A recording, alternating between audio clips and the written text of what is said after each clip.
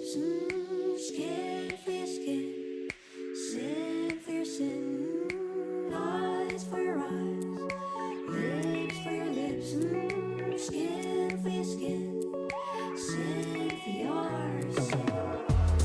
Feel it down, down, down, down. Think about it later.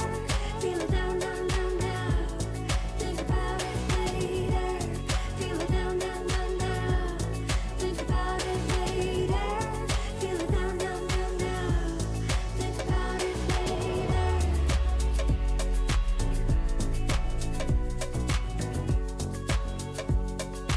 All I ever wanna be is eyes for your eyes, lips for your lips, skin for your skin, sin for your sin.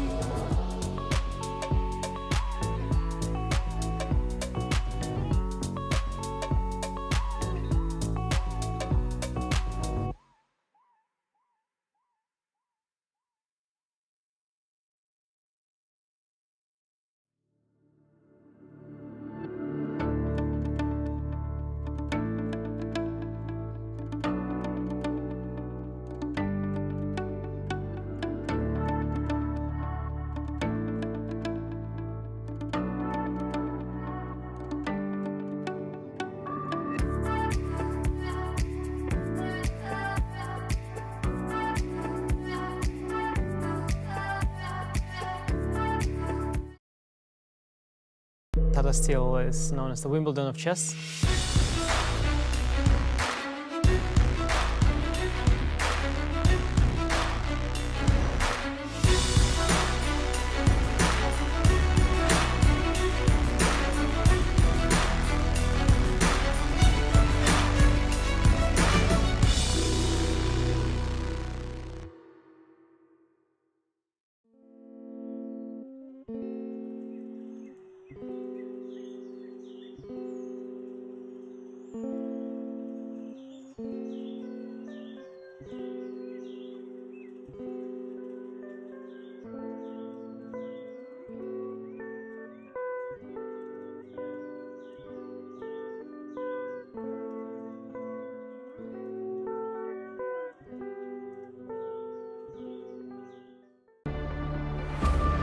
Welcome to the 88th edition of the Tata Steel Chess Tournament.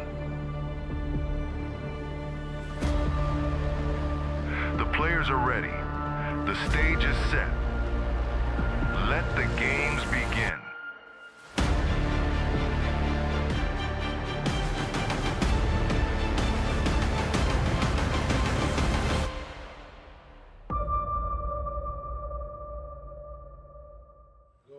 Hello and welcome to round 7 of Tata Steel Chess, and we officially passed the halfway mark today.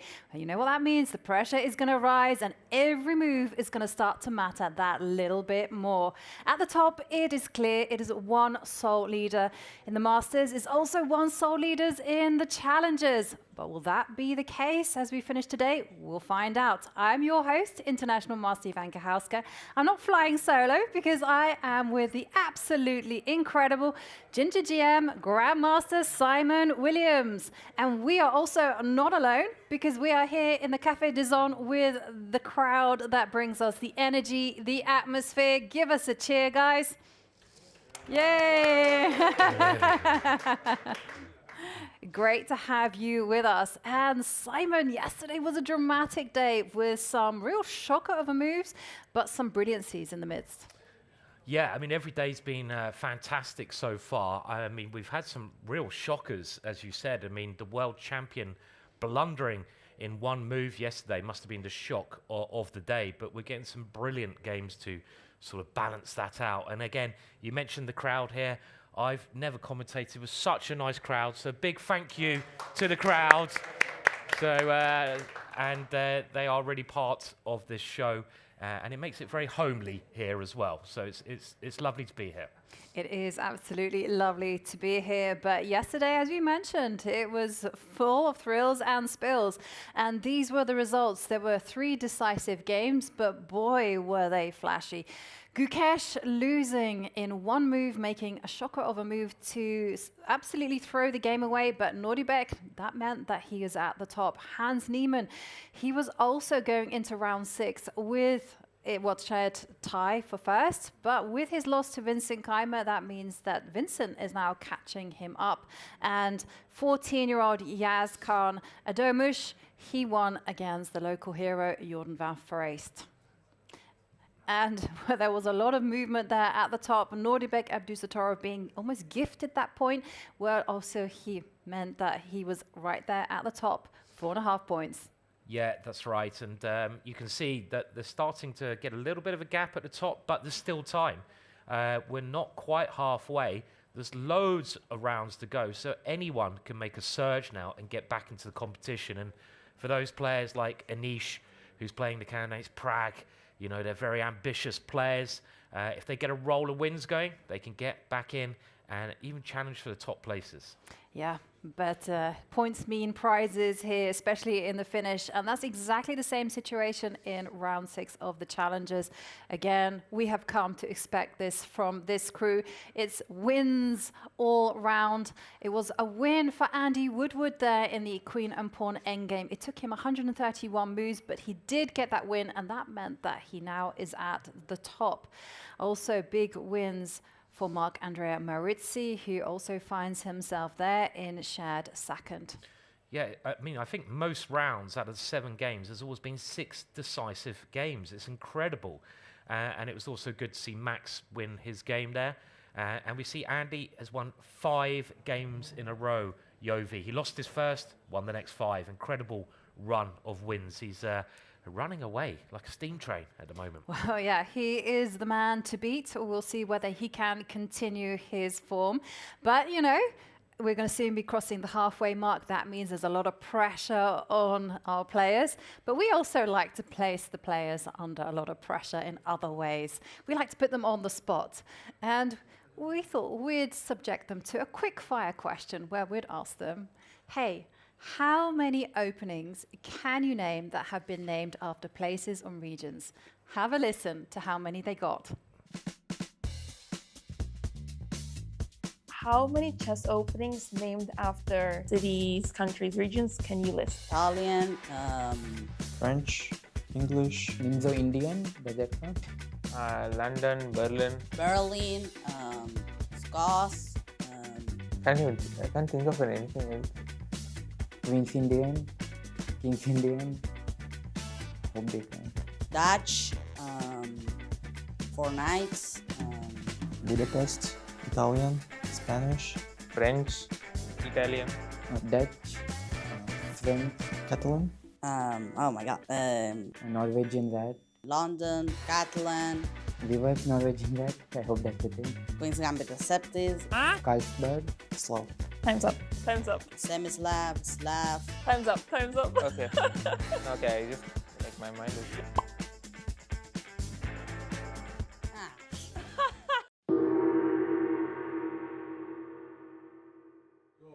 Sorry, the reverse Norwegian rats. That was crafty. I don't think Arjun really understood the question at the start there.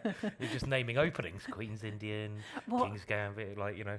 I was thinking about it, but I guess he was kind of referring to the Indian. Yeah. But It does kind of work. So, yeah, it's a good little question, that. And it's amazing how hard it is when you're under pressure. We were saying this earlier, but it's a good one to play with your friends and see how many you can get. I'm very tempted to test Jovi now, but we'll I've done this before, actually. Okay. I was put under the quick fire spotlights at the Grand Swiss in 2023, and I can tell you it was difficult because your mind kind of, you go through Berlin, and then I think I forgot the London, I think I said the Scotch, I completely forgot the Italian, I said the Carlsbad, and you know, then it's panic time. But okay, it's not going to be panic time for our players. Let's take a look at the pairings of the day for round 7. And well, we had Vincent in the studio yesterday, and he told us that he's going to be playing white pieces against Nodirbek Abdusattorov. So that is is going to be a big encounter. Vincent, having won 2 games in a row, can he continue that winning form? And for Nodirbek, can he maintain his lead at the top? Yeah, massive game. I mean, they're all massive games, as always. I mean, another game, Sindarov versus Niemann. We'll go to that one first. I mean, you've got Gukesh versus Anish. I mean, they're all big. They're big games, and they're so important. And it's really just, you want to be playing well. That's the main thing at this stage. You've warmed up. You've got to be in your sort of vibe, and now trying to push with the white pieces. Yeah. And especially important for those people leading as well, what kind of approach they take. We're going to keep our eyes on Andy Woodward, who now faces Aiden Suleimanli. Also, we're going to keep our eyes peeled on games like as Erwin Lamy, Carissa Yip, Erwin losing yesterday. Max Varmadam, yesterday he won. Will he continue his winning ways? Those are the big questions. Yeah. There's a lot of narratives. It was really nice earlier when I was walking here, to prepare, come with you to prepare the show. I saw Ivanchuk, and he'd just come back from the beach.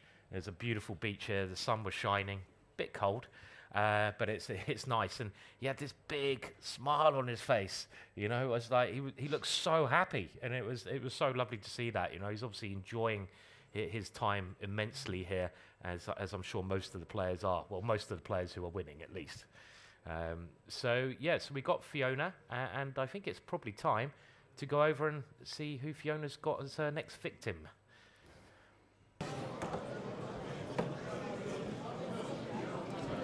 Hello and welcome to round 7 of Tata Steel Chess. I'm here in the Marianne, and I'm delighted to join by Micah and Hidde.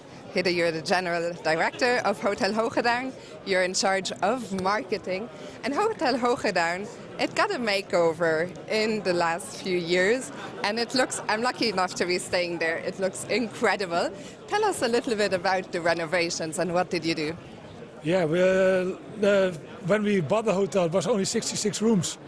And now we made 160 rooms. We make a sky bar, we make a restaurant, and we make one big conference room with view on the sea.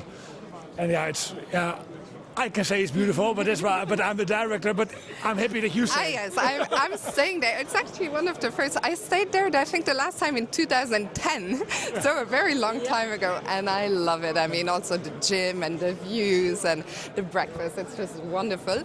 And Micah, tell us a little bit about the partnership with the tournament. It's been ongoing for a long time, right? Oh, definitely. It's almost. I'm working there for 13 years, I guess.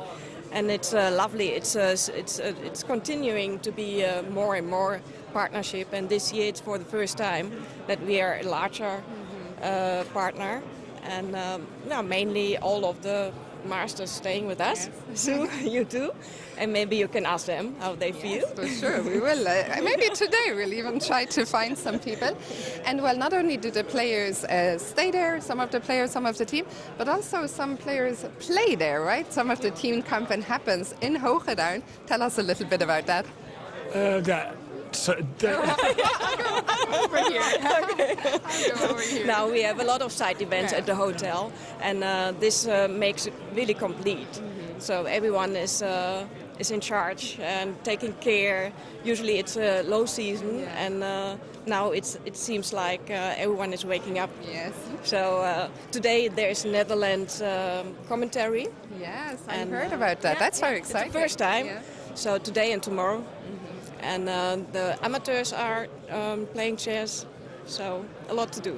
A lot of events happening. And maybe just a final question. This renovation, the fact that you're able to accommodate so many more people, just what does it mean to the hotel and for Wijk aan Zee as a community? And I want to say, I've seen the video ad, and it's wonderful as well. So I think people see it actually on the broadcast, and it's really nice. We see that a lot of people from Germany coming, and also from the rest of the Netherlands. Yeah, we see they enjoy the nature of Wijk aan Zee, because it's beautiful here. You have the dunes, you have the sea, and you see that the people spend their money also on the beach, on the restaurants there, on the restaurants in the village, and that's a good thing, we think. And that's why we are happy with the new hotel, but we are also happy for Wijk aan Zee to give all the guests a beautiful stay in Wijk aan Zee. So if you're watching this and if you're planning to visit maybe next year, whenever, even a holiday, I do think Vachier-Lagrave is very, very nice in the summer. So Hogedown is the place to say thank you so much to both of you. Enjoy your day here. I know you'll be hitting the gong soon. So are you looking forward to hitting the gong? Yeah, they told me don't do it too soft. And I was scared to do it too soft, so I hope I'm going to do it well. Do it with a lot of power. We'll be watching you. The camera will be watching you. Thank you so much to both of you. Enjoy your day. Thanks.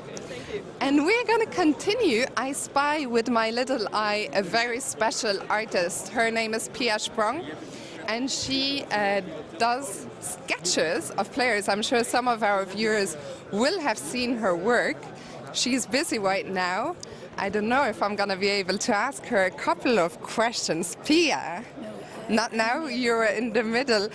But maybe later we just come and see some of your work. Would that be fine? That's okay. So Pia, you can find her work on Twitter, where else? On your website? Instagram, Pia Sprong. And yesterday I saw some of her work, really, really nice. Today there are so many fans. I'm going to see. Oh, no, we're going to go over here. Look at what's happening here. Maybe some people have seen Carissa. Some people might have seen Carissa handle Leonard's camera. But Carissa, today you've taken it up a notch. What's going on? I just want to get a cinematic shot of Vincent. But I'm not good with video like I am with photo. With photo, do you actually enjoy doing photography? Or is it just something you do when Leonard is around? No, I only do it with Leonard. It's a bit of an inside joke with us. But he's not here right now, so I had to take this one. I was like, girl, where's Leonard? That's what I'm saying. You know, there's a lot of time to kill before the round. Yeah. Now I have to hang out with Vincent. Vincent, how do you feel about this extra attention you're getting today? Yeah, sure, why not? Last few rounds she's been at my board. I can't complain about the results, it's fine. A lucky charm over here. Today you're playing. Who are you playing? I know you have a big game. I saw that. Who are you playing? Nodirbek, the tournament leader. I won't bother you for long, but it's nice to see you somewhat relaxed before the game, but it's a big one, right? Yeah, not really relaxed, but you know, I've taken a small walk before. It's like, anyway, preparation is done, so all that's left to do is, you know, calming down and playing a hopefully a good game. We are all looking forward to it. Thank you, Vincent, and have a great game. And I think we're gonna go to the fan side. So maybe, you know what, I'm gonna briefly talk to Anna Maya. Anna Maya, hey, what are you carrying? I'm carrying the Tata Steel Chess Tournament board with all the signatures of the Masters. And what's happening with that board? We are giving away this board today in a Blitz arena on chess.com, so make sure to join our club on chess.com and participate in the arena. I was gonna say, a lot of people watching this should play. When does it start? Where should they go? Can we give them exact instructions for how to join and try and win this wonderful board? Of course. So the arena starts 1 hour after the start of the tournament, so at 3 p.m. local time. And you just need to play at least 10 games in the tournament, and then any participant can win this board. Fantastic. And Anna Maya, well, we work alongside each other here, and you've been doing daily recaps. Tell us a little bit, how have you been enjoying it? And just to let people know, you can find them on our YouTube channel alongside all the interviews, all the content. How do you enjoy doing these recaps? It's so much fun. I mean, you never know what to expect of a round, but so far every single round has been so exciting, so many fun games to watch, and so many blunders have been played this tournament, so there's a lot of things to cover, but also a lot of instructive value that I think the viewers can take away from the games. We saw yesterday this Queen Endgame from Carissa against Andy, and I was like, wow, this is so fun to analyze and to explain to the audience, so I hope it's been very instructive for the audience. Anna Maya, it's always a pleasure working alongside you, and it's so great to have you. And one of the lucky people playing in the tournament today will walk away with this board. We'll catch up with you later. And I'm thinking, we have such a full house today. Jeroen. Yes.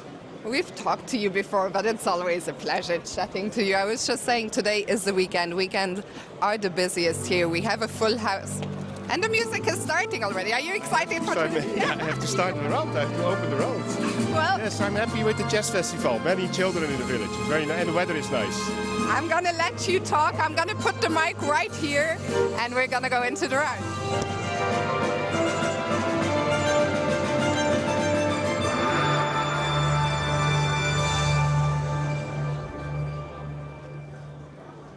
Dames en heren, ladies and gentlemen. Vandaag is het zaterdag 24 januari. Today it's Saturday, 24 January. Meaning that we have the chess festival in the village, het jaarlijkse schaakfestival. Met heel veel jonge bezoekers, veel extra activiteiten. Dus vandaag en morgen wordt heel speciaal in Wijk aan Zee. Ook omdat we de tweede ronde van de tienkampen vandaag hebben en de zevende ronde alweer in de Masters and Challengers. For the Masters and Challengers, it's already halfway the tournament, somewhere halfway the games today, because then we are at 6.5 rounds. And then the tournament will go very fast next week. This is same procedures every year. Dan, voor onze bezoekers die nieuw zijn in de zaal, ook de bezoekers van het festival, weet alsjeblieft dat de telefoons niet gezien mogen worden door ons. Die mogen niet gebruikt worden. Dat heeft te maken met wat doping voor de fysieke sport is vals spelen met schaken voor onze sport. Dus telefoons zijn ten strengste verboden. Ook niet voor het maken van foto's mag ook niet. U wordt daarop aangekeken en ook aangesproken. Please, no cell phones in the playing hall. They may not be used, not be seen. This is very important information. Commentaar in de zon is er vanaf 2 uur, dus eigenlijk nu al, door Jovanka Hauska en Simon Williams. Gaat dat zien en zij worden geassisteerd door Tom Bottema, die wat Nederlandstalige anekdotes in de pauze zal vertellen over ons prachtige toernooi. De gongslag wordt vandaag gedaan door Hidde van der Pol. Hidde is de algemeen directeur van Hotel Hoge Duin. And today the hit on the gong will be done by Hidde van der Pol. He is the general director of Hotel Hoge Duin, where many of our players are staying. Also in our midst, welcome Mr. Sven Noppes. He is my colleague from the Grenke Chess Festival in Karlsruhe, which will take place again this year. So welcome to you as well, Sven. Okay, after the hit on the gong by Hidde van der Pol, the games can start. I would say good luck and enjoy.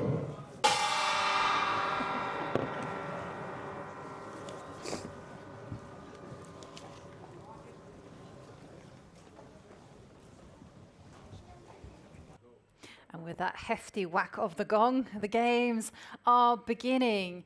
And there on our camera feed, we can see Abdusattorov and Sindarov. They're playing with the white pieces against Hans Niemann. The game is beginning, and Sindarov is one of our players. We have 4 candidates. By candidates, there's 4 players who'll be competing in the candidates tournament later on this year. And the winner of the candidates gets a challenge for the World Championship crown. And it's really tough for Sindarov, because suddenly the attention of the world is on him. Last year, he finished by winning the World Cup. Now he's playing in Tata Steel, and then later on it's going to be the candidates. And we actually asked him, how difficult is it to focus when the candidates are just around the corner? I think it's a very good training before candidates. Also time control, organizers change with time control, and it will be also, it's also with help for us very good, because I never played this time with this time control, but let's see. Because there is no plus 30 seconds, and I'm very scared to be in time trouble. But I think if I go to time trouble, I cannot write after less than 5 minutes, and it's okay probably. So I think the storm will be very hard, because a lot of strong players was playing here, and a lot of strong young generation. I think only Anish was from old generation, but all of these guys was young, and I will be very excited to play all of them, and let's see what will happen.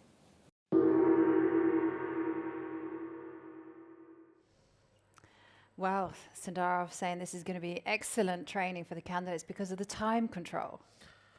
Yeah. So they've changed the time control this year, so it's a bit quicker, and we can see it here. So the first big thing that you should note is that for the first 40 moves, you don't get any increment, you don't get any extra time. So if someone gets down to like a situation where they have a minute left to make 10 moves, that is serious time pressure, because you don't get that bonus. But when you do make move 40, you then get an increment, an extra 30 minutes. So it is good practice for the candidates. You've got to try out the time limits against the strongest players, and that's kind of the big event. The candidates your chance to become world champion, but Sindarov is playing very well here at the moment. Yeah, he's playing very well. He's in second place, and Sindarov saying there that the time control is taking some getting used to. That was actually what Vincent Keymer said yesterday was the cause of all these like shocking blunders that we've seen. I'm thinking Gukesh yesterday, just making a howler of a move, really uncharacteristic of him. And it's maybe some adrenaline from the time control, because you don't get this added time. But I got to say one thing. For Gukesh yesterday, I'm sure it would have been really good to have the support of the friends and family around him. And I think that's actually super important in any event, that you got to have your network around you. And that's actually a question that we asked Sindarov. So let's hear what he had to say. Yeah, I think it's very important because in such a long tournament you should need to have a good company, and I have my coach also here. He comes to support me and Bibi Sara, and thanks for him, thanks for my friends. I think it will be very exciting next to 2 weekends or maybe 16 days.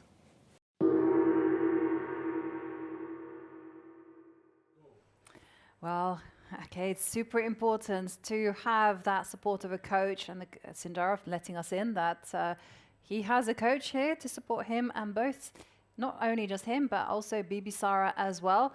And also perhaps the same could be said for Hans Niemann. This is Hans Niemann's first game after after his first loss yesterday. He's got the black pieces, and it's now developing into a kind of fairly standard Lopez position. So Hans had the Lopez yesterday on the white side, and he got, I think it's fair to say, a bit outplayed by Vincent Keymer in that game. He played to try and win. He could have taken a draw, and Vincent played a great game, showing great understanding. It is really important at chess events. I mean, I think it's a really under-talked about topic of having support, like mental support, not just an opening supporter, someone who's going to tell you what to play and tell you the moves. But I think it's much more important to have someone who's going to be like, when you lose, don't drink that third pint, just come and just have a walk instead, and just to give you a bit of confidence, really, and get you back on track. And that maybe is even more important. Yeah, I mean, I actually asked Vincent, because he had that blip earlier on in the tournament where he lost games 2 and 3, and I asked him, how did he recover from that? And he said he talked to his coach, and his coach said, just stop the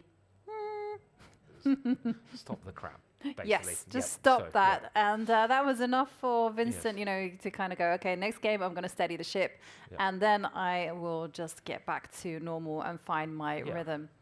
Yeah, you've got to have a lot of confidence in your own play as well, especially when you get a couple of knocks. You've got to be very self-confident to be a chess player at this level. So let's have a look at the moves. And Sindarov has the white pieces. So as Yovi mentioned, it does go into rule Lopez. So bishop b5, and now a6, this classical variation. The bishop drops back. Black brings the knight out. And it's quite nice to see Hans play this way, because there are kind of less ambitious ways you can play, like the Petrov, I'd say, is less ambitious. We've seen loads of that, the Berlin. So this is keeping the pieces on, and a more ambitious way to play for black than some other variations. So you've got to decide now where this guy goes. Does it go here, the solid option, or does it go here, the slightly more adventurous option?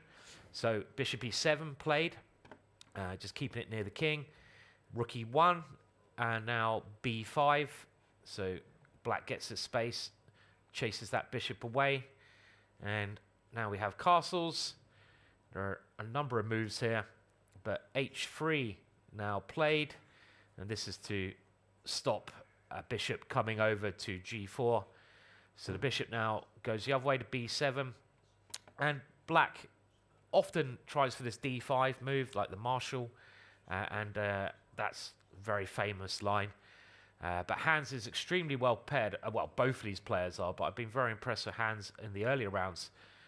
And now c3 would kind of invite that d5 move with, because this is a bit slow, but you know it's obviously a very mainline variation where you can take this now, and you get some stuff here with potentially white taking there. This is all normal stuff, but d3 is a slower approach, and this means that d5 move is still obviously very playable, but white's just trying to give his bishop some scope here already. And we have one more move. Black's got to decide how to play this. Do you push the pawn to d6 or d5? And Hans goes for the slower option, so pawn to d6. And now a move that's become a little bit trendy. I think Caruana played this first.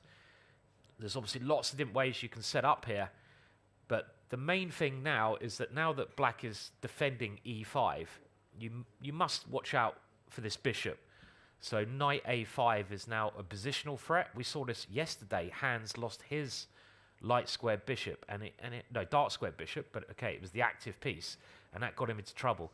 So now that you're defending e5, you're kind of threatening positionally to move your knight here and grab that very active bishop.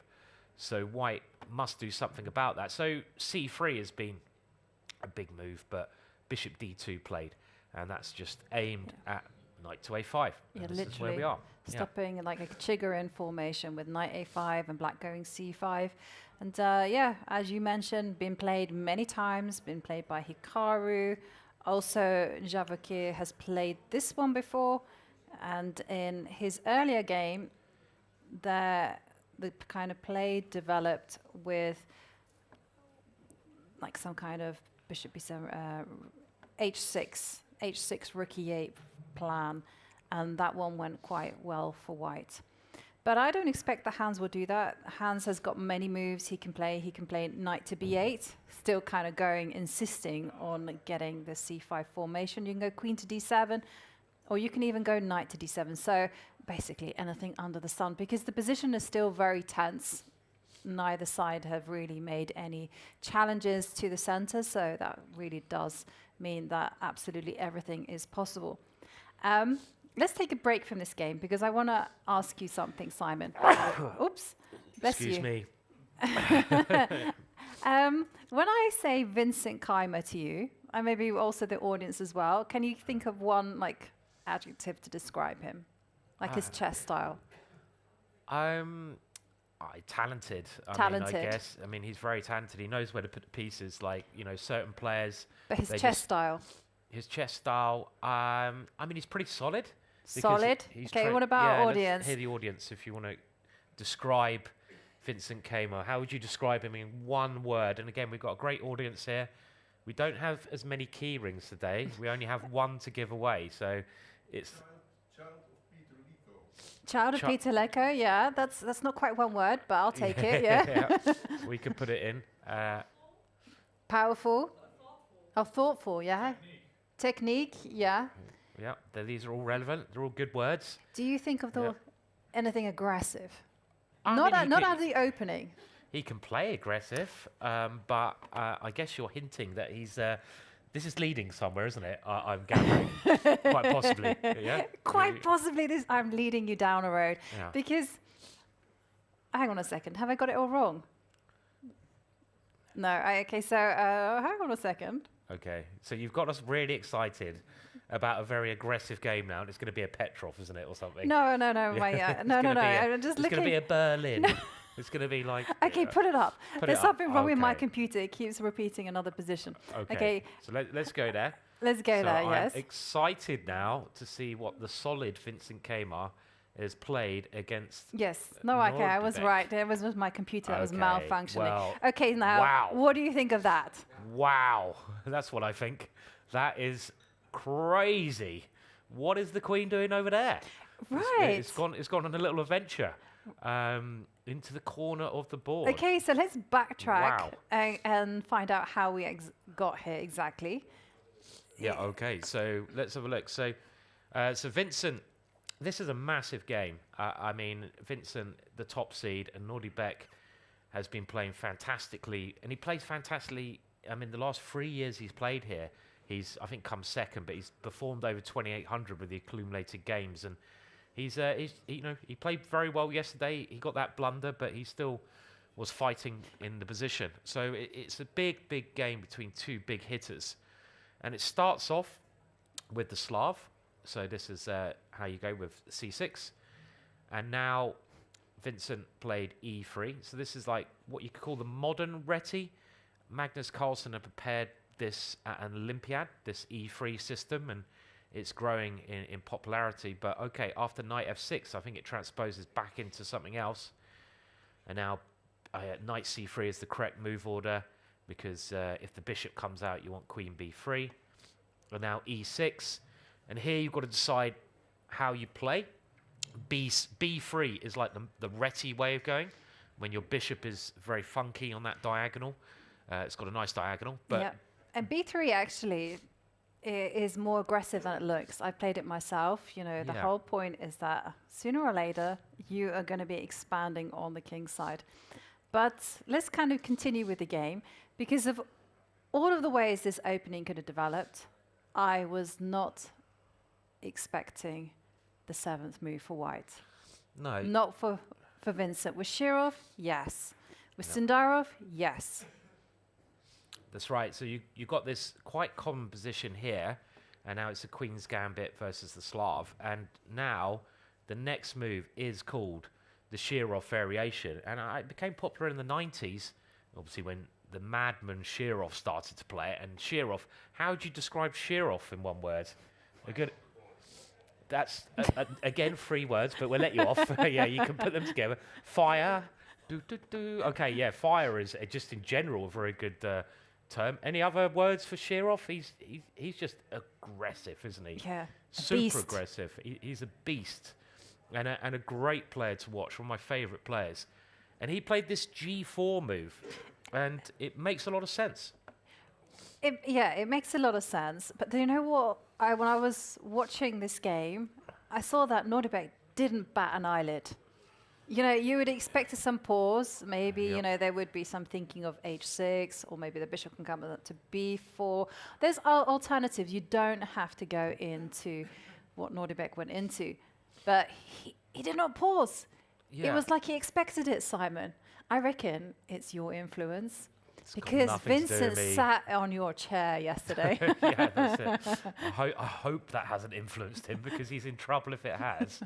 So I think he needs to keep away from this chair in future. And I mean, it has become a main line now, this G4. And it's quite logical, because now you're controlling with white E4.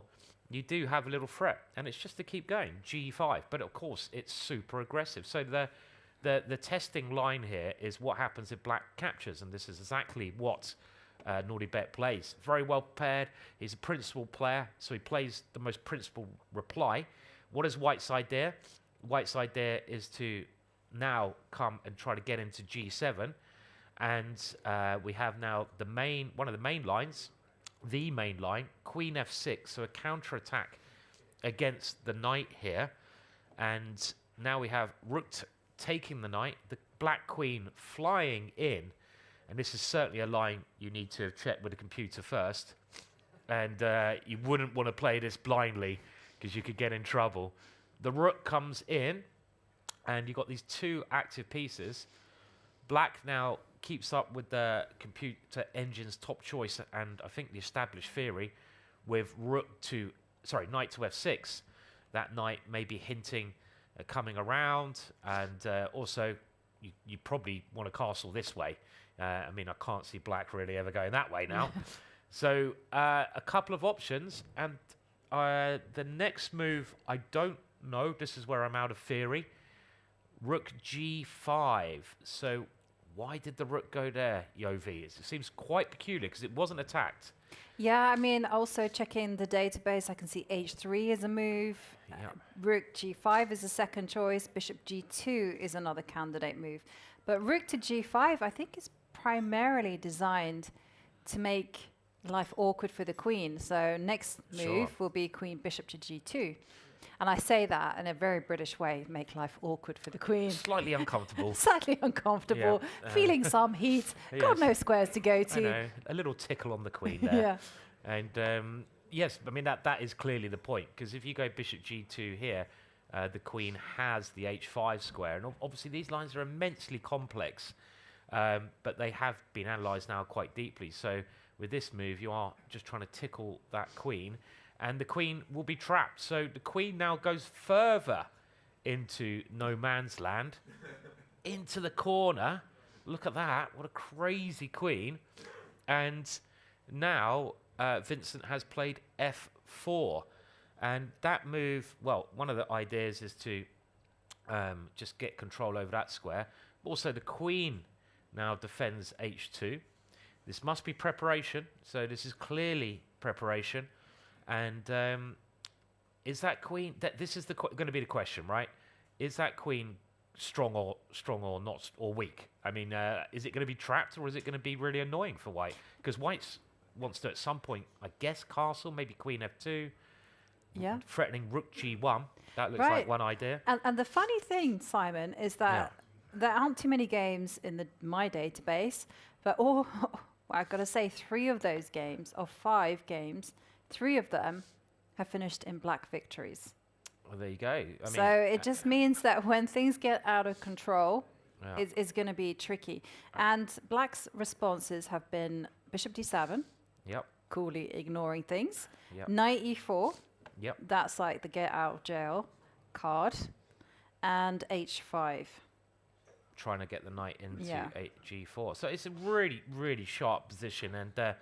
And Vincent has prepared this, I guess, with Peter, his second. And Nodirbek now having a good think, because he's gone into this preparation. I mean, look at the engine. The engine does, at the moment, slightly prefer black. So often this is the modern way to play chess. You don't always play the top engine move, but you play lines that you're comfortable playing, that you've analysed more than your opponent. And this is just really sharp. Really, really sharp. I mean, let's say you played bishop d7, just to show how dangerous it could be. I could now consider queen f2. And if you just castled here without thinking, then all of a sudden, rook g1, and you lose your queen. That queen would be, well, lost.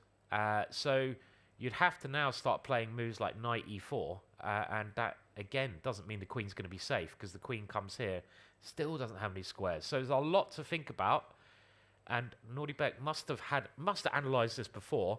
He's probably trying to remember his analysis and double-check things, because if you're going to play this line as black, you have to have had a look at lines like this, because it's so sharp. Yeah, I mean, maybe we can just explore that line a little bit longer, like bishop d7 makes sense. Yeah, bishop d7. And then queen f2, knight e4 looks like it rescues the queen. So let's have a look at that. So queen f2, and then the knight comes into e4. This is probably the only move. I mean, you could play a move like rook g8, but then black's pieces go backwards. So knight comes in here. And then knight takes knight. And queen takes. Yeah, because rook g1 again could be very annoying. Let's say you go with the queen, trying to get it out. And now bishop to g2. And is this going to be a...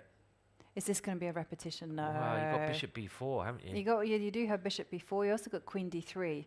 That little mouse hole for the queen. So you have to go queen d3 with bishop b4 as an idea. I was thinking bishop f1, maybe you can play, but then after queen e4, it's a weird draw. Bishop b4 is lingering. And look at that queen. It's that question. Is the queen good or bad? Is it... I mean, it's a real nuisance, but it hasn't got many squares. Right. And if the queen's... Sorry? You can go c5, but now the bishop will give itself the option of coming this way, over here. I mean, maybe I like c5, though, because that's, you know, stops possibilities of the queen capturing there. Right. And even, it's funny, like we're in a really sharp position, but if the queens come off, you feel like white has the better endgame, has the better pawn structure, has control over the center, control over the G line. I'm just thinking about that, just in case the bishop gives a check. You can go bishop d2. Bishop d2, and you block it, and you're like, well, you know, let's have some fun in the endgame. Yeah, I mean, now that you played c5 as well, you could try a move like this with the idea that you swap them off immediately. Yeah. Because this gives you that idea of pushing where you've got the most space. And this position would seem a little bit better for white. I don't think black has too many problems, but you definitely always take white because white's got the extra space. And actually, that could be the get again for white if white feels the heat. So if we go back to the position, so after queen h1, f4, I'm just thinking some bishop b4 occurs, which looks a bit scary because knight e4 is coming with tremendous power. Suddenly there's a dragon like threatening to burn down the city. So I was thinking queen g2. Yeah, you've got this back out now always, so white doesn't have to go too crazy. It's nice to have like a safe option, you know, in case you sort of change your mind. You're like, no, I don't like this. I want to get the queens off. And after queen takes, well, I mean, bishop takes, you might take on c4, but I mean, this should be fine for black though. This kind of position because of stuff like knight here. It's a bit different to the last variation because black's got a bit more active. But I just want to kind of add to the psychology, Simon. This is things that Vincent has looked at home. Yeah. Whereas Nodirbek is going into this cold. Yeah, very. Yeah, I mean, this is very dangerous in Nodirbek having this position, and it's one of those ones where if you play like one or two slightly dodgy moves, you're going to get in trouble. But of course, Nodirbek is an amazing calculator. I think we need to get the crowd a little bit involved. So we need to hear who you think is going to win this one, because this is very important for the tournament. Like I say, we've only got one prize to give away. We've been a bit generous with our prizes, but we'll do that later on when we've got a good question. Yeah. We did mess up, didn't we, Simon, when it came to the key rings? Was that you on the stall outside selling key rings? No, it wasn't you. Okay. Oh, no. No. I know nothing. No, nothing about that. And, okay, who thinks what? Let's hear a cheer if you think Vincent's going to win this game with white. Hey, okay, good. Draw? Yeah, okay, draw. Yeah, that's quite sensible. And what about a black win here? Silence. Crickets. No one thinks black's going to win. Okay, a couple of people have been brave and spoken out there. And you might have noticed on our camera there the king's chair in the middle, and we are expected that the king's going to come along. No, it's actually it was for our players. It was one idea if they want to join us, and one of the team has a bad back, so he likes that chair. So it's a special chair. It is a fantastic yeah, chair. Very interesting, Yovi, that one. Yes. So let's go to another game, shall we? Yes, let's go over to the game between Arjun Erigaisi and Edogmus. Okay, so Arjun drew yesterday, but he did lose the day before, and he was in some danger yesterday losing. I mean, it was really quite a crazy game, that one. He plays some crazy chess, Arjun. He doesn't mind rolling the dice and taking risks, and Yaz Khan just seems to be such a strong player for 14 years old. I mean, what were you doing when you were 14? You're playing a lot of chess, Yovi, but I was not in the Masters of Tata Steel. I think you might have found me in Hastings on the pier. On the pier, yeah. I mean, this is, I think it's the 88th edition this is the 88th edition of this tournament, and Hastings was the 99th this year. So I think it's one of the only other big international tournaments that has run longer than this. And we did used to play on the pier there, and you could actually see the sea from when you were playing sometimes through the wood. So it was quite an interesting and often there were storms, and it was quite a scary experience. Yeah, it was very strange. It was a weird unique one. It was interesting. So let's go through the moves here. So Arjun starts with the English, and we have e5, and you should also remember this is kind of like a reverse Sicilian. So this is the Sicilian, and the English is basically Sicilian, but you're a tempo up. And what does that mean?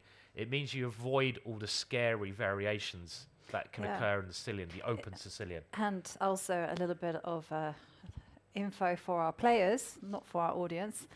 It's also named after a place. Because they seem to struggle a little bit with that. They did, yeah. The English is certainly named after a place. And so is a Sicilian. Yeah, and the Sicilian as well. Yeah, there's a lot of, yeah. And okay, so G3, and this is the standard English idea. You get your bishop on this diagonal. Black develops the knight. Bishop comes out, and now a very ambitious idea, C6, and black is trying to go D5, and this is a bit like the C3 Sicilian in some ways. But okay, now this is the main move, because if black gets 2 pawns in the center, it can be better for black already. So you've got to do something about that. So knight F3 is the main way to test that. You ask the pawn the question. The pawn comes on, and now the knight comes into the center, and now black does take over the center with D5. So it kind of looks on the surface that black's doing pretty well here, because he's got a lovely pawn chain. But white can attack this pawn chain very quickly, which he does with D3. And now black's got to make a decision, because white's kind of trying to prove that that pawn's more of a weakness than a strength. You want to take it and bring your knight out to attack it. So the queen hits the knight. The knight has to decide where to go. And knight b3 is again And the main Simon, move. this next move that Erdogmus played, do you think it was his youth? It's a very tempting move. It's not. It's not the main move. It's not the main move. Bishop b4, d takes c4. I'm just joking. I mean, I like the idea, because it's the most aggressive move on the board. Yeah. He goes knight g4. So clearly, he has a little idea, but it's not the main move. I mean, I've done a course on this from the white side, and this is a very rare idea. But I think there was some interesting, concepts with the knight coming here, which we're going to see on the next move. And you've got to deal with this threat. So the obvious move is the castles, and it's already very interesting, because this center again is what white's aiming for. White's ready to attack in the center, and now black continues with this kind of idea, playing e3, and this is very unbalanced. We're going to have some great games of chess today.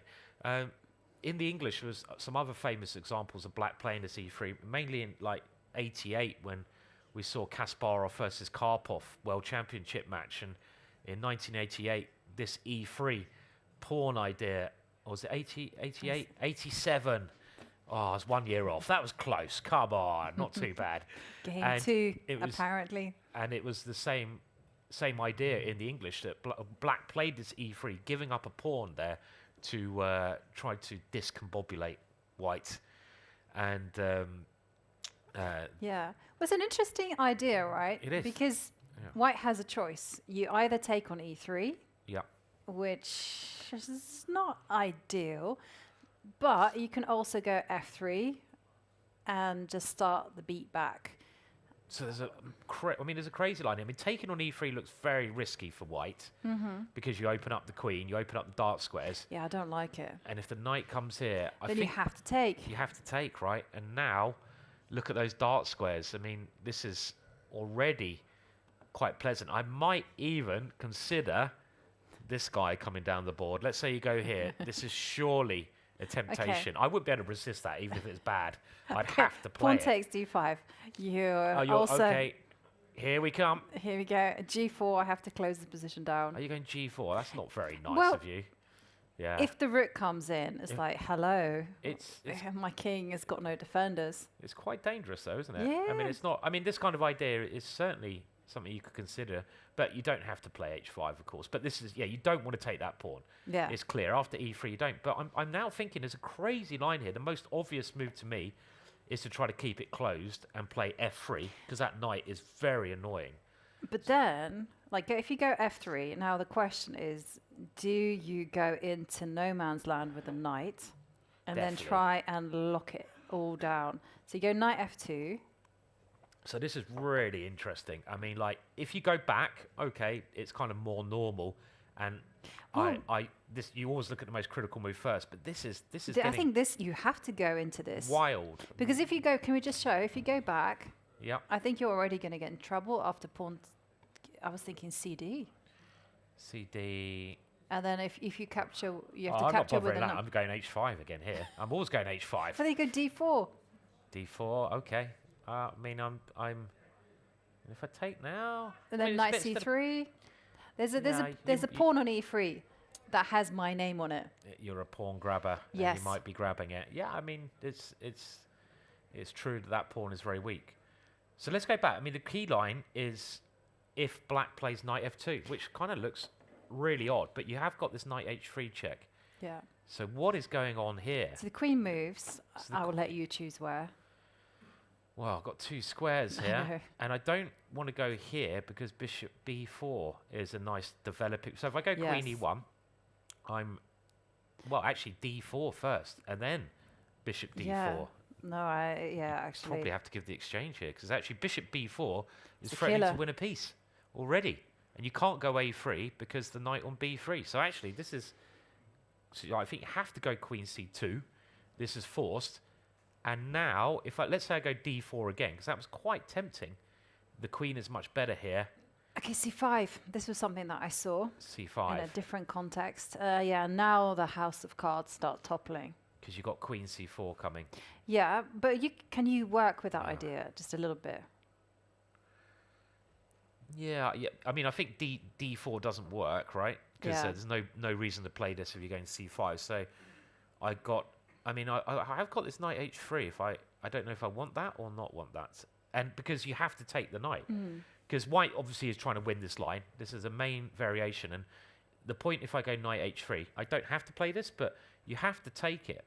Because if you go king here, well, I'm going to get a draw immediately. And you don't really want to draw with the white pieces straight in a theoretical line, which you've looked at before and you know shouldn't be good. So if you did have knight h3, this is forcing. You have to give up your bishop around your king, which feels very risky. Yeah. Because now, certainly these h5, h4 ideas are quite scary at some point. And the white king looks really exposed here. Like, I I'm mean, really worried. Like, if you went rook d1, yeah, let's keep the rook d1. can you do the lockdown now? D4 is C5. So let's go c5. Then queen d8. You want to hold on. So I'm always going queen c4, right? Yeah. I mean, this is still a bit unclear with some knight move, but Yeah. I don't know. It's just a really interesting position. I mean, It's messy. And yeah, it also, you feel like it could go wrong for white. why is my hand always going? My mouse hand always going to this pawn? Jovi? I don't know, Have I got Simon. some medical condition? I think so. Harryitis. Yeah. So, God, just drifting that way. No, but it's literally all the scary time. as well. It is scary. It is because the pawn Okay, goes F3 being played. Okay, so we're knight going to get F2 this. And at tempo. and this is Yazkan's preparation as well. And you know who's coaches, Simon? Rajabov. Yeah. No. I thought Yazkan's. Oh no, The other one. Oh right, yep. Sorry, that was in the. Yeah, I don't know. No. Suleimanli is working with Rajabov. That's right. Yeah. I And got confused. Shak Mamajarov. Ah, well, Shak Mamajarov would love this stuff. Yes. Shak is one of the most aggressive players in the world. He got to world number 2 or 3, didn't he? And he's gone in. So this is getting fascinating. And now. And now Queen C2, I think, is forced. I mean, you don't have it. I mean, you could go here, but I don't like it. Well, So- hang on a second. If you go Queen E1, and if you were to hunt down the Queen, I Well, I'm was. going to go D4. D4 just locks everything It's also, down. if you go, I'm going to go C5 next. Next. And that is quite a weird. Let's say I did miss this move originally, but let's say you go there, and then just to show how. I mean, this is all. Look at the bar. The bar basically says you're completely lost. And how many moves is it? It's 11 moves. 11 moves, and you're lost as white. I just want to show this because it is Yes. very amusing. You don't see a pawn structure like this very often. No. And how can white ever get in the game? There You was can't get in the game here. It's ridiculous. So But the funny thing is that there was something much better. There was, Even there though was, this yeah. looks like Yeah. superb. well, yeah, there's. Is it just I think it's just maybe queen I don't takes know. queen? So queen takes queen, knight takes. Oh, I know. Maybe this is in even. I just want to show Yeah, this. I would have to play this. No, but wait. Because No, you can't do it though. I don't care. I have to play it. Even if I lose a rook, I'm going to play it. I don't care. I really don't care about the rook. I just like the look of it. I like my pretty patterns. It's only a rook. You know? It's only a rook. Come on, please let me get a pawn there. Okay, go for it. I let you do it. That's my aim. And like, okay, yeah, it does lose, unfortunately, to that. Yeah. But it's very pretty. Mhm. So, but not the best line. So what's the winning? Okay, this is going a little bit in fantasy world, but the best line here, there is a winning line, and the only option I think White's got in these positions is to go rook takes f2. That has to be played because these pawns are too strong. So I expect it's just knight h3 here, and then you can do this kind of at some point do the c5, and because the white pieces you can't bring this one out. The pawn structure is too strong. So let's have a look. Arjun has to. Well, he's got decision time, so we reckon he has to go queen c2. And now there's another option here as is well. there? Yeah, there is another option. Bizarre option. Could you go bishop takes e3? Yeah, you can. Yeah, bail go. out. Okay, let's see the bailout then. So if you're not prepared for this line, and you want to try to do a bailout job, then this move is quite tempting, and this gets quite complex because if you take the queen, I'm going to take your queen, and now I've won a pawn, which you can win back, of course. So let's maybe have a look at that. If you take my bishop, I'll take your knight, and I should be safely better. If you take this pawn...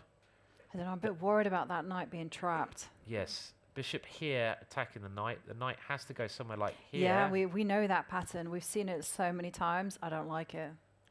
I might have even had this position in the course I made. You can go dc4 if you have time. After bishop d4. Yeah, okay, so here you can go dc4, that's right. Good suggestions on our crowd. But Let's can just you say, take- I'm just going to be very sensible, and we get this kind of position. Equal on material, but probably a tad better for white, right? Because it's quite hard to develop your bishop. And I've got more central pawns. I quite like these central pawns later on. Maybe a bit of a, I'd say a bit better for white this. But I think so too. but let's go back to that knight takes bishop takes e3. But you're right, that was a good idea. You could take it on c4. So And in this position, hang on a second. You can go knight h3. you can. You So can this you is- can get the knight out of dodge like that. So knight h3, and now you have to take the knight because, and then you have to go king f2. Is that right, or something? So Take. I take here, And then queen takes bishop, and then king yes, g2. king g2. I mean, yeah. So so this is forced, right? So your queen is now on pre, so you can't take on h3. So you have to take here, and now you have to defend your bishop. You have to go here. Is that king coming to h3 again? Oh no! Not again. It didn't go well last time for Aravind yesterday in his game against Sindarov, but he got away with it. But yeah, okay, feels a little bit better for white in that respect because the king is only going to come out there for one moment. Although then I would be tempted to do your Harry and Gary. I'm just told I'm sorry about scaring people at home. I have a bit of a cold here, and I'll make sure the mic is pulled away next time I blow my nose. They're like, it's a monster. Yeah, I mean, this is maybe playable, but you don't normally want to play with your king here. And again, why am I going towards Harry? Yeah, you mentioned the Harry pawn. Yeah. This is certainly an option here, but it's probably all right with the king coming back. Yes. Okay, Well- so very exciting games today. And yeah. And it seems like everyone is a fighting move right off the bat as well, because I'm also looking at Jordan van Foreest against Aravind. Aravind's such an exciting player. He plays really combative stuff, and he could have gone for d4, d5. And this is interesting because Jordan normally opens with e4. You know, he opened e4. He was in earlier rounds in this event, and here he's like, no, knight f3.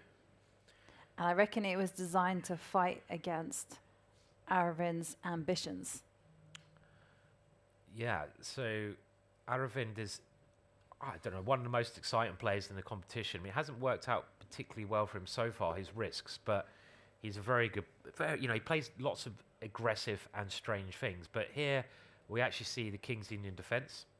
And we've seen this many times before, so we don't need to explain it too much, except for the fact that White has the centre and Black has the counter-attacking chances against the centre.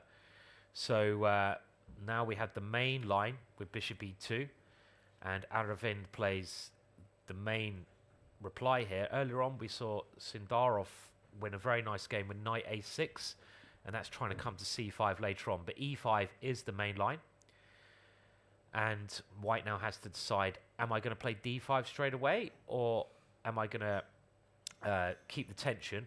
And White keeps the tension, so just castles. Knight A6, so again, similar idea to what we've seen before. The knight often wants this square. I would have, the other things you can do is obviously put the knight on one of these two squares. So that's knight C6 is the sort of old main line, and knight D7 has been made popular by an English grandmaster, Gawain Jones, because he was playing that.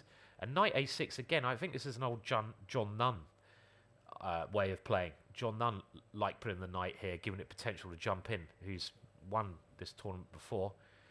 Bishop E3, trying to hold the centre. And now, I think a bit of a rare move, bishop to G4. Just developing the last piece and indirectly putting pressure on these guys. So White now closes it down. This bishop could be a little bit misplaced. A3, D5, C5. And this is something Bobby Fischer used to do a lot in this structure. And look at the it's really interesting to see the evaluation bar, because it hates it. It hates it. And no one has played it before either. No, I mean, the computer in general hates the King's Indian defence. It's quite funny. I wonder if it hates the King's Indian defence more than the Dutch defence. It probably does. I think it completely hates it. It's because it gives up the space, with E4, D4, C4. Yeah. And as soon as you get D5 in, it's like, oh my God, what are you doing? Why are you doing this type of stuff? This is not how you play chess. This is what the computer says. But of course, for humans, it's completely different, because... Definitely. It just shows you... What do you think of this next move by Aravind? Yeah, C5, because this one was the one that had been never... Yeah, I mean, it's like I say, it's a Bobby Fischer idea. Bobby Fischer used to play this with the knight on D7 in pretty much, well, I say the same position, but Bobby Fischer's had it with the bishop on C8.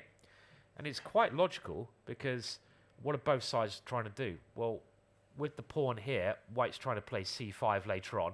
This is the main break. We saw Mateus play this in a previous round. This is how White breaks. This is how White makes progress. Without this move, it's quite hard to do anything. So White prepares that, gets ready to do it. What's Black's main break? Black's main break is F5.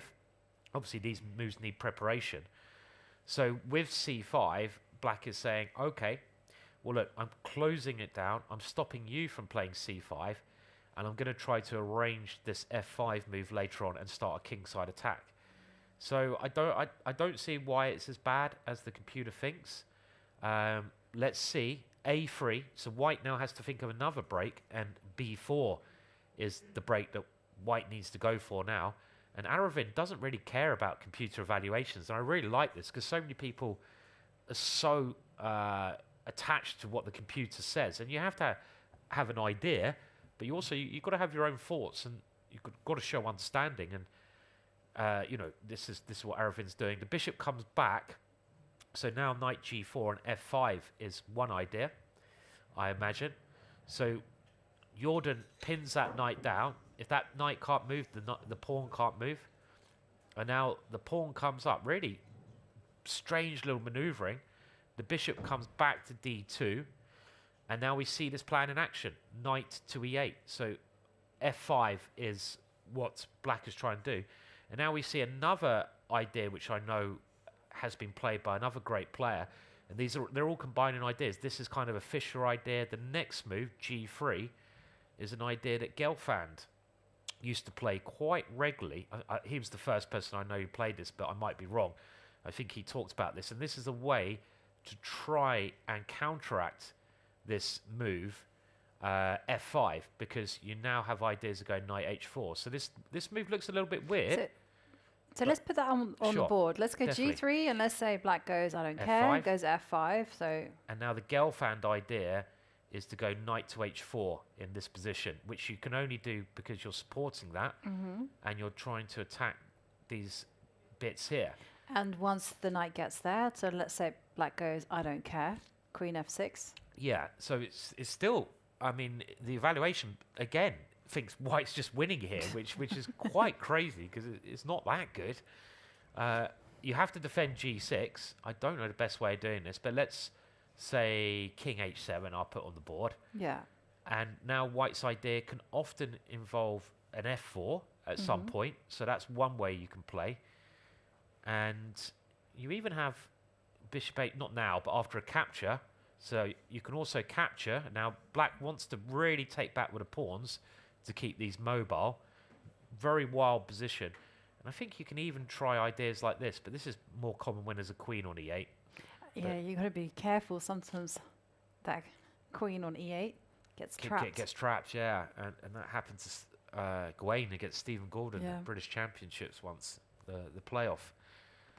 But this is, I mean, even though the computer basically says white's winning in these positions, but practically it's not as easy. I mean, Well, we can test our audience here. Yeah. We can ask them, what do you think? Do you think that white is winning, like our good friend the engine is saying? No. No.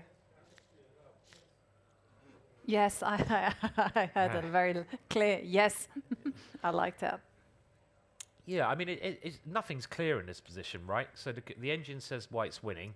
I think it says plus, what's it do? It's plus nearly 3, but nothing.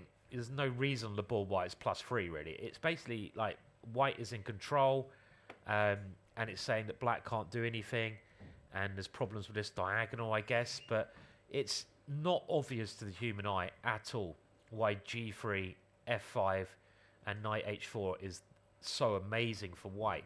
But it generally this plan that Gelfand came up with, I think again, I think it's Gelfand, could have been somewhere else, is known to be quite problematic for black, because if you can't play F5, you're in trouble. I mean, let's just put the queen here and try that again. So takes. How else do you do? You can also play F3. That's another way, and you just want to stop black doing anything active, and then you're going to go B4, and white is nearly always winning on the queen side in these positions, because it's white's much better on the queen side. So black, how does black play? If black plays like ever F4, then you give away the E4 square and this diagonal. It doesn't really help the attack. And You if can kind of continue as normal, right? Because nothing is happening. That's right. On the king side. If black can't break here, black's in trouble. So Yeah. this G3 is a Very clever. very clever move, and it's. If black's not playing F5, does anyone else see a plan for black? It's very hard. White's plan, rook B1, B4. But if you're not going F5, what are you playing here? Well, it's great news for Jordan fans there, because rook B1, B4 incoming, and he's going to get a nice advantage on the queen side. Yeah. Okay, so we'll come back to this one. The opening has most likely, I say most likely, well, according to the engine, it's gone Jordan's way. Jordan's showing good knowledge with that last move we saw, the Gelfand plan. But it's a King's Indian defense. And one thing I know about the King's Indian and also Aravind, he's very imaginative, and he can often get activity out of nowhere. And that's what happens to the King's Indian defense. But how does he do that? What's he going for? Okay, when we see the bishop coming on the light squares, a logical move there. Yeah, but there's been a lot of movement with that bishop. That bishop has gone backwards. Yeah, and he's forwards. breaking the opening rules. You know, when we teach our students, we're like, no, don't make 3 opening moves with the bishop. But we'll see whether Aravind can break them. Rules are there to be broken. And of course, rook to E1 was the response there from Jordan. Let's move on to the game between Win against Vladimir Fedoseev. Win won. That's won the Win won. Win won the challenges last year. And let's see how he is faring in the Masters. Now, it's interesting because one of the great things about the challenges is you have all these exciting players. They're young, they're talented, they're hungry. And it's really interesting to see actually that after they win the challenges, how do they perform at the Masters? So let's take a look at the most recent winners of the challenges. Let's see how they did in the Masters. And here we can see the scores. Oh, well, Vidit did very well in 2019 with 7 points. Adiban got 7.5 points, but it feels like it's mixed fortunes. Yeah, very, very mixed there. I mean, it is a step up, and this is why you've got to admire the players in the top section so much. They are so good, and it's, you know, quite subtle differences that put them into that top section and help them do so well. But yeah, you can see no one's won the Masters from qualifying for from the challengers there. And the best challenger to master performances. Wow, we're going quite a way back. Definitely, yeah. Onishchik in '97 won the Masters in challenges in '96. Got 8 out of 13. Good to see English Grandmaster Julian Hodgson at the bottom there. Very talented player. So okay, yeah, interesting to see. Yeah. And let's see how Win is getting on. It doesn't seem like as much action in this game, so we'll go through it quite quickly. And Win is playing very solidly so far in this competition. He's not taking any risks, which is wise because he's stepping up in the class here, and he's playing against Vladimir, who has been a little bit up and down, but played some fantastic moves. Probably played the move of the tournament. There's a rook c3 that Vladimir played. It's a 2 keyring move. That was definitely. That's a new definition. Yeah. Not 2 exclamation, 2 keyring, and we see Bishop b4. We're still waiting to find a good question to give the keyring away, but you have to wait for that one. We will have to wait, I'm afraid, because we only have 1 keyring left to give away. More will be coming, but today it is a bit sparse. This is a very solid line of the Rogozin that White plays. This is kind of a risk-free, so it suits Win's style. You force the knight to this square, and what White is basically saying by that is that your knight is misplaced there, because generally, you, as Black, you prefer a pawn on c6, so you have this nice solid structure. This knight not greatly positioned, and now again the main line, Black aims to go for e5 to try and prove that knight is not so bad. And White simply develops. The bishop gets out of harm's way, going all the way back, and we have more development. The knight now comes here, and this has a particular idea in mind, and the idea is to play c5. So Vladimir playing very actively here. D takes c5, and we get to the current position. We'll have a look at it. Castles. The knight comes back. Rook d1. Queen e7, and this is kind of a standard Queen's Gambit structure. There's been some exchanges. White always has the option now of creating an isolated pawn, but that would allow Black's pieces to become very active. So you could take here, for example, and now after pawn takes, you're playing against what is a weak pawn, but Black has great activity in a position like this with the pieces about to fly out. Yeah, and one of the problems for Black, and it's a small problem, but it can be a pesky one, is that this bishop on c8, there's no natural home for it as we speak, and Black has to give some concessions to get it out. Either you're going to have to accept this isolated queen's pawn, or you're going to have to do a lot of maneuverings, you know, go your bishop d7, rook d8, blah, blah, blah, to kind of get it out. And it's a small. It's basically a game of small margins. There's nothing of the fireworks about it. Not much though. I mean, like, so if you didn't take there, which I don't think you would, because you don't want to allow that bishop out, you might try something like a3 to try and advance. If Black ever took on c4, so you should always look at the exchanges first and just try to work out who they favour, because then you can sort of calm down and you'd be like, okay, that doesn't favour me, I won't do it. What if my opponent takes it? Well, here, this is absolutely okay for black, but the one reason white tries to claim an edge, again, is that bishop. Okay, this bishop's not great, but it is better than that one. You could try e5 in these positions to get it out, but there's a knight g5, and this... Do you know, I had a position like this once. Should we set up a question here? This is quite standard, so there's only one way to... sorry, yeah. Yeah, I know. I had, I had a position exactly like this once, and I was walking around the tournament hall when a grandmaster, who shall remain nameless, came up to me and goes, "There's a lot of pressure on f7, ha ha ha." And I was like, why? First of all, you're talking to me about the game, and then you're stating like the most obvious thing in the position. What are you trying to do? And yeah, but there was a lot of pressure on f7. Come on, you got to tell me who the grandmaster was. No? No. This cheating grandmaster just pointing out to you that you're in trouble on f7. No, well, I was white. I was literally white. You were white, so okay, I was That's gonna better. be winning. Yes, but it Okay. was like the most obvious comment to make. Yeah. It's And like, yet, if someone had overheard us, yeah. You could have been, in I serious could trouble. have been in trouble. Yeah. Yeah. I It's was a bit like, unfair that someone can come up to you and say something that's not really your fault, is it? no. I mean, okay, while we do this, quite a simple question for the crowd. There's a threat here. This is a quite simple idea. If black defends that, what does white play here? What is the winning move? Knight d5, hands in the air. It's too easy to give a key ring away. You're not winning a key ring yet. Who said that? Just so we can see where the knight d5. Because this knight is defending that one. And look at this little hidden piece.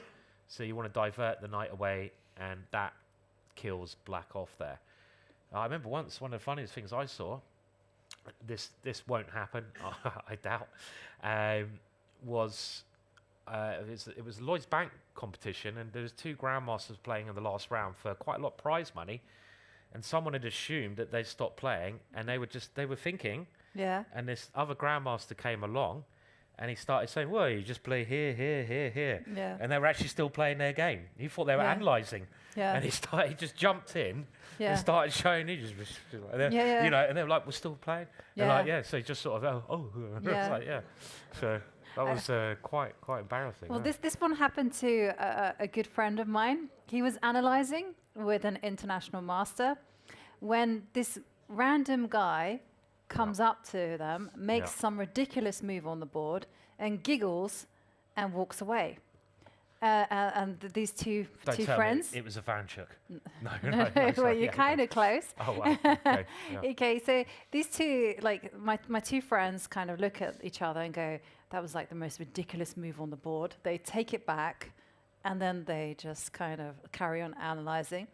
This person, this weirdo, still comes up to them, insists on making this ridiculous move. This is an analysis, right? This is an analysis, right, okay. yeah. It's a ridiculous move, Yeah. giggles once more, and walks away. And once again, my two friends are like, "Can this weirdo stop doing this?" And then they reset the board, and they come in, and then for the final time, the weirdo I just comes know in. who the weirdo is. I'm calling him the weirdo because that Yeah. was their interpretation at the time. Comes in and makes the move, and then proceeds to back it up with analysis. And they're like, it was good. And you know who this person was? Iranian. The famous, dare I say it? I mean, if they didn't know who he was, how could they not know Well, who Iranian it was a is? long time ago before I mean, Iranian got famous, but yeah, I mean, it was. They've been living under a rock, you know. Like it's like if Carlson comes over, it's like, who's that guy? You know, like it's like, how can you not know Rodian? Well, it was a long time ago. Iranian hadn't quite made it to the world's top 10, but he was getting there. So I agree with you. I mean, there's some great stories like that. I remember one Stuart Conquest Grandmaster was telling us, and when he was playing in Russia, and he was playing the German. Yeah. And he had the German out in his a rook and pawn ending in his room at the hotel. And I mean, it sounds so ridiculous, but the cleaner came in, like some old Soviet, woman, and she just looked at the position, just made a move, and then went back to cleaning again. Yeah. And then he was like, "Oh, that's a pretty good move." And it's like, it was the best move. So this cleaner had told Stuart Conquest how to how to play this rook and pawn ending. Yeah, there's lots of weird stories like that. But let's have a quick look at one more game. Not so much to report here. Let's have a look at. Yeah. I'm looking at Erwin's game against Carissa. So Okay. Erwin had a tough time yesterday. So did Carissa. You know, losing in 131 moves. Let's have a look at how Erwin is doing. Oh. Okay. So Looking at the camera, I can tell you. yeah. Body language 101. Carissa's in trouble. So I'm going through it very quickly. So we just get to the current position. And it is a pawn up for Carissa at the moment. But White has this lovely pawn position. And you're just trying to displace this knight. So Carissa's like, no, I don't want you displacing that one. Okay, now that one is threatened to be won. So Black decides to give it away. So Black goes bishop d7, and Erwin says, okay, I will take it. And rook a8 played. And it's equal material, but what is happening? And this was Carissa's idea, I assume, to win this pawn back. But the move that strikes me first is, okay, what if I go now? I can keep the queens on, but I'd love to get my knight to this square and open up the bishop. So what if I do play this move? How is this going?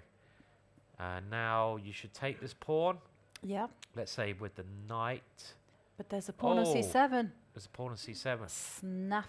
And then I got this one. Knight d6. So I have to take on a4 with the bishop. So that one's guarded. And doesn't look that bad for Carissa, wait, to be honest. it does feel like there's some kind of tactics in the air, right? Yeah. I was like thinking knight d6, but that. Oh, knight d6. Yeah, but that might be just more flash than anything. Yeah. Yeah. And if takes, Because it takes, doesn't queen achieve takes. much. No. The d5. I know. Ooh, Oh dear. And Black's improved the structure. Yeah. So you could maybe. I don't know. I Maybe really just want to move- take and go knight here. I mean, this has been my first thought. Can I do this and just put the knight on this lovely square? But it's not. I mean, I'm not really threatening. Well, you're too threatening the b7 pawn, much. and Yeah, as a it's pawn an grabber, idea. Yeah. that gives me some joy. Yeah. I could even try this one and just swap some off. Ooh. If you take. Triple pawn, so I can take on b7. You can, yeah. And then if I take here, lots of exchanges happening. And I was thinking, how good is my knight? He wants to go some way into the game, but with rook b8 coming, yeah. I mean, it probably is a bit better for Erwin. I mean, but he's got to now decide whether he goes for the queen exchange or does something else. Because your knight d6, if you went knight d6 now, you could pawn. Maybe now is that playable? Is that a No, but crazy it's the idea? same idea, right? You take. But now b7's on pre, so this is a bit. Yeah. Okay. Let's try. So if I go here, so if you go queen takes. Oh, queen takes rook. Yeah, and I win material, so you can't do that. So you have to take with a pawn, and now I get the same thing we looked at, but you haven't grabbed on a4. I'm threatening 2 pawns, so this is a forcing line that Erwin's clearly looking at. So I think we go d5 again, and my first thought is, oh, my queen is getting in some trouble here, though. I don't know if I want to grab this castle. one, or a queen c5 as well. Oh gosh. So I would love to grab this pawn and then get my queen out of dodge city, but But you can't go anywhere. so because I think you check, Yes. and that just stops the queen going anywhere, And king e7, you don't castle because the bishop's hanging, and then whoops. there's no way to stop the queen Okay. being lost. Well, danger for Yeah. So Erwin. Don't get greedy, Erwin. no, I mean, so you wouldn't grab this one, but you still have moves like e4, f5, kind of ideas, or even a5. Mm. So yeah, okay, Erwin's having a good think there, and he's deciding about what to play in this critical position. And this is one thing you've got to do in chess. It's very important. I found this, that there's only really probably 2 or 3 critical points in a game of chess. Most of the time, your moves are relatively, not straightforward, but you should know what you're doing in the opening. You don't have to take a lot of time, like 20 minutes on every move. That'd be silly. In the middle game, you kind of have thought of a plan. You want to follow that plan, stop your opponent's plan. There's only really, especially at this level, I think, 2 or 3 moments where they need to have a big think. Mhm. So they need to calculate deeply, where it really can change how the game goes. Right. So that's you know, like this is a moment where if I make the right decision, it might give me that half point extra, and that's you know, when they do go into a sink, I think. Yeah, well, that's the thing, though. There is that cliche in chess that goes, long think, wrong think. Yeah, Because, as well. Yeah. I mean, they're saying, I think it was the Grandmaster that said, you know, 20 minutes is the optimal thinking time. Yeah. Magnus Carlsen said that, yeah. He said that if he thinks ever over 20 minutes, then he makes a mistake generally. Yeah. But that's because he's such a natural player. You know, I think, like, I need longer to calculate lines sometimes than 20 minutes, you know. So it depends on the position, I think. But, yeah, quite greatly. Wait 1 second. Did that actually happen? Can we save that for later? We're going to save that one for later. Okay. The stage is set and the players are preparing for the middle game battles. And there we see Erwin giving a to the crowd. We are going to go on a short pause, but don't go anywhere, because during the break, we have young Edogmus explaining his win over Jordan van Foreest yesterday. You don't want to miss that one. And in the meantime, we're going to step aside and see you in a bit. Yes, congratulations. A nice win against Jordan van Foreest. And I imagine it's especially sweet to win this game after a couple of days. We saw you a little bit disappointed. So a nice way to bounce back. Yeah, I feel very good. It's my first win in this tournament, and I was actually very sad after my game against Sindarov. It was a draw at the end, but I couldn't defend well. Now I'm very happy. I hope I can win more games. Yeah, is it a special moment in a career to win the first game at Tata Steel Masters? Yeah, it definitely feels very good. It's very special for me, yeah. So let's take a look at your game against Jordan. We're jumping here into the opening. Okay, H3. I prepared this in rest day. Yeah, I worked a lot this line. Bishop b4, bishop d3. Yeah, but he played a5 here. I think the best move was d6. I don't know. Maybe a5 is just unnecessary move. Okay, I didn't push a4 because I thought it's an unnecessary move. Yeah, I played bishop e3. Knight d2. Okay, I had some idea with maybe c4, knight b1, knight c3, but that was too slow. And then, okay, I start to attack here with f4 because I thought, okay, the c4 idea is very slow. Yeah, he played knight d7. He was also playing very good here. And this idea, it was actually a bit strange for me. He played a4 and then rook a5. I actually didn't understand the point. And okay, I wanted to play c4 here, with the tempi and go queen c3. I don't know, maybe this was wrong, but okay, I wanted to play strategically also. Yeah, I pushed b3. He pushed h6. I mean, this h6 was, I think, a bit unnecessary. Maybe it was better to take on b3 first. Yeah, but now, he played h3 and after knight b5. So overall, you felt like your opening had worked out quite well, I imagine. Yeah, I mean, okay, I just wanted to play chess. This opening is, I mean, I didn't get anything out of the opening, but it was very playable position. So yeah, I'm actually happy from my opening prep. Yeah, he took, okay, queen f3. And here,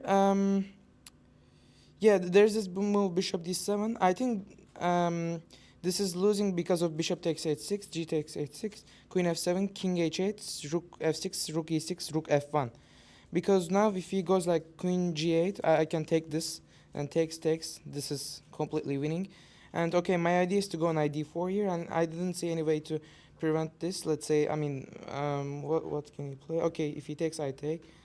I think he doesn't have any move. Okay, if he takes this one, I will take, and then, yeah, if he goes with the bishop somewhere, check, and rook f7, it was just winning. Can I just say, I've never seen someone handle the iPad as fast as you are. Do you use iPads a lot, or? No, I don't use it usually. Yeah. Bishop, okay, this was losing, and he played f6, which I think is the best move. I played knight c3 because his idea was to go bishop d7 and bishop c6. And I was thinking bishop d7 here, but probably afraid of some bishop h6 stuff. Yeah, he played queen e7. I think This queen e7, queen f7 was very bad because this e4 pawn is very weak. And after queen g3, I can push this pawn and then trade with his f pawn. He played queen h5. I played e5. Probably he missed this move. And after this, I think I had some little advantage. Yeah, a queen g5 takes 6. This I think game is better because of this g5 pawn. It's a bit weak. I played rook e3, knight b4, knight b5. Yeah, I think this knight b5 was a very good move because he wants to take on a2 and he wants to go knight c2. But I'm preventing both of them. And knight b5, bishop d7 takes. Yeah, rook e2. I think I played very good here. A3, knight c2. Bishop f2 is important because he always wants this bishop c6 stuff. Yeah, bishop f2, knight a3, rook d1, bishop c6, rook d6, rook b2. And here I calculate this line, knight e6, rook b1, king h2. But he has rook b2. And if I take this, he can take. And then he has rook f8. That's the problem. And yeah, and if I play here, rook d8, he can go king f7, knight g5, king e7. And here I didn't say anything. And yeah, probably this is not winning. So I decided to go rook g6. And what I was calculating is that king f7, my idea was to take on g7. Yeah, because if he takes, I have bishop d4. Then I said, okay, he has to play rook b1, king h2. And then he has to go king f7. Let's show it very quickly. Yeah, okay. Rook b1, king h2, king f7, rook g5, rook b3. This is his best moves was, I think. And okay, I mean, and he played king f7. And okay, I mean, I forget that I can take on g7. I thought he played first rook b1. Yeah, I forget that I can take on g7. And after this, I thought, okay, maybe I lost my advantage here because after rook f5. How do you deal with it? Because in that moment, surely you understand, right, that you just forgot to play rook g7? What goes through your mind in that moment? Yeah, okay, but after rook g5, I'm still pawn up. I thought, okay, I mean, I missed the series winning chances, but I still have pawn and I can try to win.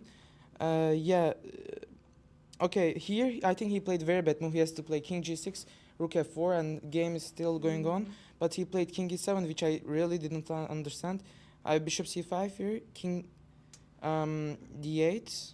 Yeah, I played knight e6. Probably rook f7 was much better because I missed this idea, king c8, bishop a7. But later in the game, I realized this. Yeah, okay, I can show. Knight e6, king d7, knight d4, rook b1, king h2, knight c4, rook f7, king d8. Okay, now I realize that normally I was thinking I have to take on g7 and then try to push h4, h5, h6. But okay, it's still game is going on. He can maybe defend. But then I realized that I can actually give check and go bishop e7 and he cannot prevent this. If he plays bishop d7, I rook f8, bishop e8 takes, and then knight g7, and I win the game. Bishop a7 must be a very nice move to make over the board, right? But I forgot this. I was thinking to take on g7, but then I realized and I was very happy. What a great game. Yes, congrats once again. We almost at the halfway mark. You're on 50% and you're saying overall you are very happy so far, right? Yeah, I mean, I'm happy with my performance overall. Okay, I will try to give my best after for the other rounds. Yeah. You mentioned you spent quite a bit of time yesterday on the rest day preparing this H3 line. Did you also get to see anything in Wijk aan Zee, or what did you get up to? Yeah, after my game against Sindarov, I was so sad. I didn't go anywhere. I was just working this H3 move because I need a lot of time because he can play a lot of moves. Yeah. And I wanted to ask you, I believe your last interview with Aravind is the most viewed interview we have done so far. There are so many Turkish fans cheering you on. Do you feel and appreciate their support? Yeah, it feels good that a lot of Turkish fans are supporting me. Sometimes I watch the Turkish streams and I saw that they're supporting me a lot. Yeah, it feels very good. Yeah. Well, yes, thank you so much. Congratulations once again and best of luck for tomorrow. Thank you. If there is one thing that chess players can agree on, it's that queen endgames are extremely difficult And that proved to be the case as well in this game between Carissa Yip and Andy Woodward. This game actually lasted more than 6 hours, and I want to highlight this position. Until this point, I mean, the players fought very hard. Andy was pressing for the win the entire game, and Carissa defended super well. And after 127 moves, they got to this position. Let's dive into this position. So here, if we take a look at the position, we see that White has 3 pawns. So Carissa's up a pawn, Andy has 2 pawns. So you might be thinking, hey, Carissa's up a pawn, that looks good, right? Well, the problem is that Andy has this passed a pawn, and that pawn is very dangerous because it's queening very quickly. And this h-pawn, on the other hand, is not moving that fast. Also, White is in check right now, and there are moments where the black queen can simply capture this pawn with check maybe even. So White has to be very careful here and make the right decision. Unfortunately for Carissa, she did not make the right decision because she played the move king to g2, which turns out to be a losing move. Because after a3, queen a check, king c7, she was simply giving checks here and there, but the problem is that the king is now in the perfect position, setting up this queen d5 check, and she tried to defend with queen a2, but now queen d5 check, and Andy forced the trade of queens, and this is when Carissa resigned. So that went south real fast, and it makes sense because after 6 hours of playing chess and being in time trouble as well, the players were pretty low on the clock, especially Carissa was low on time. It makes sense that at some point the position just falls apart. But now you might be wondering, how was Carissa supposed to defend? Because the defense was actually not very straightforward, especially during the game. It's really hard to imagine this defense. It was quite counterintuitive. First of all, the king was forced to move because obviously queen e2 check here would allow black to queen after the queen trade. The pawn promotes first, and the king is too far away to catch up to the pawn. So that is why queen trade is out of the question here, and that's why the king has to move. Now there are 2 moves that make sense here, or rather are good here. The first one being king f2, the logical move to also defend the pawn on e3. The other move is king to e1. And this move is very counterintuitive because you're giving up the pawn with check. Because if black takes that pawn without the check, then the white can capture this pawn and there's a fight happening. But this comes with check. The idea is that white is okay to allow this because after king d1, white's plan is to get as close as possible to that a pawn of black. So if black keeps checking here, the king gets closer to the black pawn. And this is in white's favor because the closer the king gets, the more difficult it is for black to make any progress. Because as soon as black captures the pawn g3, the pawn on f5 falls. And it's really difficult to defend the pawn f5 anyway without the queen.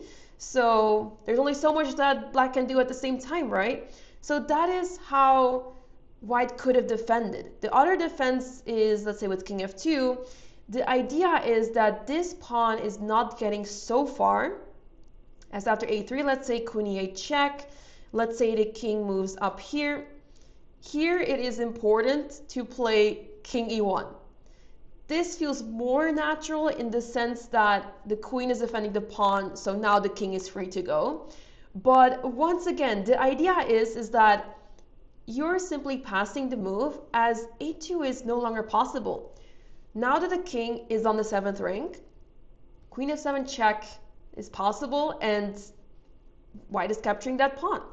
So that pawn is unable to move forward, and because of this, it's actually really difficult for black to make progress because let's say king b6, white can not play any move. White still has to be very careful, but basically the next move is not possible to play a2 because then there's queen e6 check.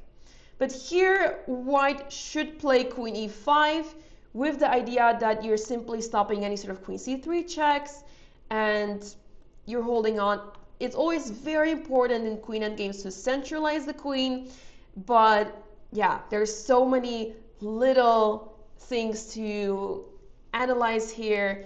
The Queen Endgames are so rich, and there's so many things that can happen still. But the main idea is centralizing the queen and keeping threats in a position. Because by playing the move King E1, where once the queen moves from D3, you're trying to get as close to the pawn as possible, and at the same time, you keep the threat of this check where you're trying to capture that A pawn, so the A pawn cannot move forward. And at the same time, you try to centralize the queen as soon as possible. And once you do that, then this H pawn can start running, and then it can get very interesting, perhaps. So yes, there's a lot of things that are very important to think about here. Also, one thing to take care of here for black is that they cannot just move the queen that easily. If they play queen c2, they might even lose, because now after check, queen b5, the next move is going to be a check that picks up the pawn. So let's say king c8, queen a6 picks up the pawn, and white might actually win here. So that goes to show how tricky this endgame is. This king e1 move is so crucial, whether that happens all the way here or a few moves later. This move is very important. The king is very important to stop the pawn in this specific endgame. There's a lot of queen endgames where the king has to go the opposite side of the board, but in this specific situation, this is where the king was supposed to be. And with such little time on the board in this game, it is only understandable that this was difficult for Carissa to find, and after the sequence of moves that we saw earlier, this is how the game ended. So a very tough loss for Carissa, but a very instructive endgame, and it's always fun to try to understand what happened in this endgame, what was the way to try to survive here, what went wrong, and what are the ideas of black to try to win here. And remember, you can catch up with Anna Meyer's recaps of the day on the Tata Steel Chess channel on YouTube. It's well worth checking out some of those highlights. Very instructive, just like that queen and pawn endgame. And going to our bird's eye view, we can see that there are all sorts of comings and goings happening on the board. And Simon, do my eyes deceive me? Like, what is happening in some of these games? What is the king doing? What is the king doing out on f3? Like, some little walk. I mean, yesterday we had a king on h3. It nearly got into trouble. And Jordan is saying, actually, funny enough, against Aravind, does he kind of go, anything you can do, I can do better. That's right. King f3. I mean, first up, how did that king get from g1 out there? Well, let's go and have a look. Yeah. So back to Jordan's game and against Aravind, and we last looked at this idea from Jordan of playing the knight to h4, and this is aimed against f5. So this is a clever idea, and I think if you didn't know about this idea, you wouldn't play it, right? Because it's very hard to play the move g3 in this move, because you weaken your light squares. But Jordan, of course, knows about it. Black threw his bishop in, hitting the rook moves, and now realizing that this might be a little bit premature because of knight h4, he first defends the g6 pawn. So he goes king h7 first, and again, makes a lot of sense. Now f5, let's say you go rook b1, for example. I go f5. If you go knight here, it loses some of its effect, definitely, because you're not attacking this pawn. So if I was black, I'd certainly be thinking about going f4 and forget about the evaluation. This is some action for black. Black's getting a little bit of action over here, and you know, this is more dangerous than the other lines we looked at. Jordan therefore puts his bishop on d3, and everything is aimed against the move f5. This is his whole idea. He's saying, if you can't go f5, I'm going to get b4 in at some point, and I'm going to be a lot better. So now it gets weird. It goes bishop g4. Pinning the knight. But not kind of winning. Makes sense. Not winning as of yet. The king comes up. Yeah, getting ready to go h3 makes a lot of sense. trying to kick the bishop away. So black says, no, no, no, no. You're not going h3 because I've got double power. So now queen c2. And that's saying I'm out of the pin. I'm getting ready to go knight g1. So this is what white wants to play. White wants to play knight g1. But you can't do that now because your queen's on pre. But you can now. Next move will be knight g1 and then h3 or f3. The knight there covers these squares. So, but what's the problem with this? The problem is, look at the white king. Out comes Benji. I call my kings Benjamin after Benjamin Button. Okay. Well, you're looking at me like I'm really strange, which is fair enough. You should be used to that by now. Oh, Simon. Trouble. Little burn there. Only a little one. Just a little one, yeah. Yeah, Okay, why Benji. Yeah. Because the film Benjamin Button starts off with an old man, and he gets younger and younger. Yeah, I like it. And so that's exactly what the king does. You know, he starts off old man, nervous. You have to always reassure him, look after him. As soon as you start trading off more pieces, he gets younger, and he tries to steal the show. He does, yeah. And he gets more powerful, right? Exactly. I mean, so in the ending, the king is a great piece, and you want to throw Benji around the board. Yeah. But in the opening, he's a little bit. He shouldn't be coming out to play. No, he's coming out. He's coming out to play now. Like the Steinitz. He is. Do you know Steinitz used to believe in like the power of the king? He would like go actively. Oh yeah, I do. I mean, Steinitz is. I mean, we won't show it very much, but Steinitz's King's Gambit was this line. I think didn't it? I think it was D4. Maybe it was. I think this is Steinitz. Yeah. With the idea after check. Yep. Let's get Benji going straight away. Out you come to play. No point messing around. Ready for the ending. Just need to get rid of 100 pieces first. Yes. But if we go back, this is quite bizarre.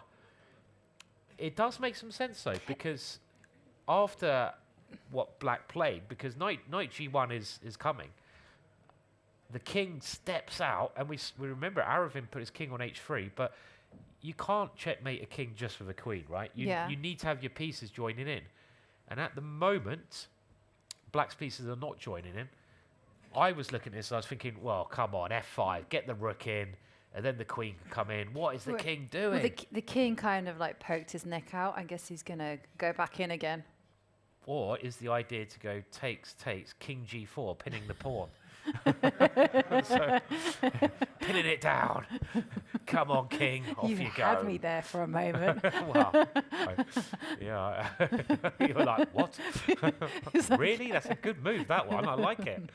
You know, no way to defend f5. Yeah. You know. Well, I mean, you could. I'd probably take it first, unless e4 was coming. Yeah, I would take it first. So the only thing I have to calculate. I mean, I want to open up the light squares. That's why I'm taking. And then we come back. Exactly. Be a bit boring. And the only thing I have to watch out for is this one. Because actually, I do want to play g4, and I really want to open up my bishop. Mm-hmm. So the only move I'm a little bit concerned about is white is this, but now I'm thinking, come on. Just come on. Come on, Simon. Live up to your reputation. Take it. And here, rather than going for the check... No, go for the rook. Yeah. The rook. And this one's coming. This one's coming. These are coming. Those are coming. This one's coming. This one's maybe coming around maybe here. Coming around there. This one could be coming up. Possibly this one. And if you're very lucky, you could even get this one in. Looks good, yeah? Looks fantastic. Looks great for white. So can't argue with that. No. And even though white is piece down, I don't think there's any way to stop a rook coming to the 7th rank, and that would be... Well, it looks horrible. Well, the extra pieces on a6 it ain't involved in anything. So f5 doesn't achieve anything because you can't get to the white king. So if you can't go f5, what do you do? Wow. Wow, you're thinking like Aravind, the super grandmaster. So if we had a key ring, we would give it to you, but we've only got one. And it is queen h3 was played. So a good idea, trying to keep the king stuck there, and now maybe f5 is on the horizon. So queen h3 was played, but well, there's a good question here. You can probably see it on the board, so it gives it away a little bit. But white would love to get the king back. And this is very clever play from Jordan, because it's clearly risky. Not many people would put the king there just out of principle. And Jordan now plays, well, I guess you can see it on the board, bishop f1. Which is inviting black to actually take the pawn on h2. It is. So this is what Jordan had to have calculated. And now, I think he was going to go bishop back to d3 with the idea of rook h1. If you check, then I can go here, right? And then the queen is embarrassed, right? I think so. I think the queen is just You have trapped. to go queen g4 to get her out. Then I'm hoping this is just going to be a massive attack. Very good band, that as well. Very, very good band. So the bishop coming here if you go h5 and just grabbing. Yeah, I mean, or you could go bishop g2. I was thinking, knowing Jordan's kind of, he's got this kind of sense of humour when he plays. He comes up with really sort of quite peculiar but brilliant ideas. That's why he's, won this tournament before. I would have thought his kind of... but it's still really gutsy, because if you go bishop g2... it's very gutsy. So bishop g2 is the like other idea. f5, come on. Because now rook h1 is a major threat. And if you go check now, you don't have queen h3. So bishop g2 makes a lot of sense. Rook h1 should be winning soon. I mean, you can get the queen back this way, but as you said, Ivanka, the key move is if bishop goes f1, the queen grabs this one. You go bishop g2. What about f5 now? Yeah. And that one... Whoa, there's really there's only one move here. This has got to be a key ring time. Okay. We've only got one key ring. This is your one opportunity of the day to win a key ring, because we only wait until we finish the question. People are so desperate to win the key ring here.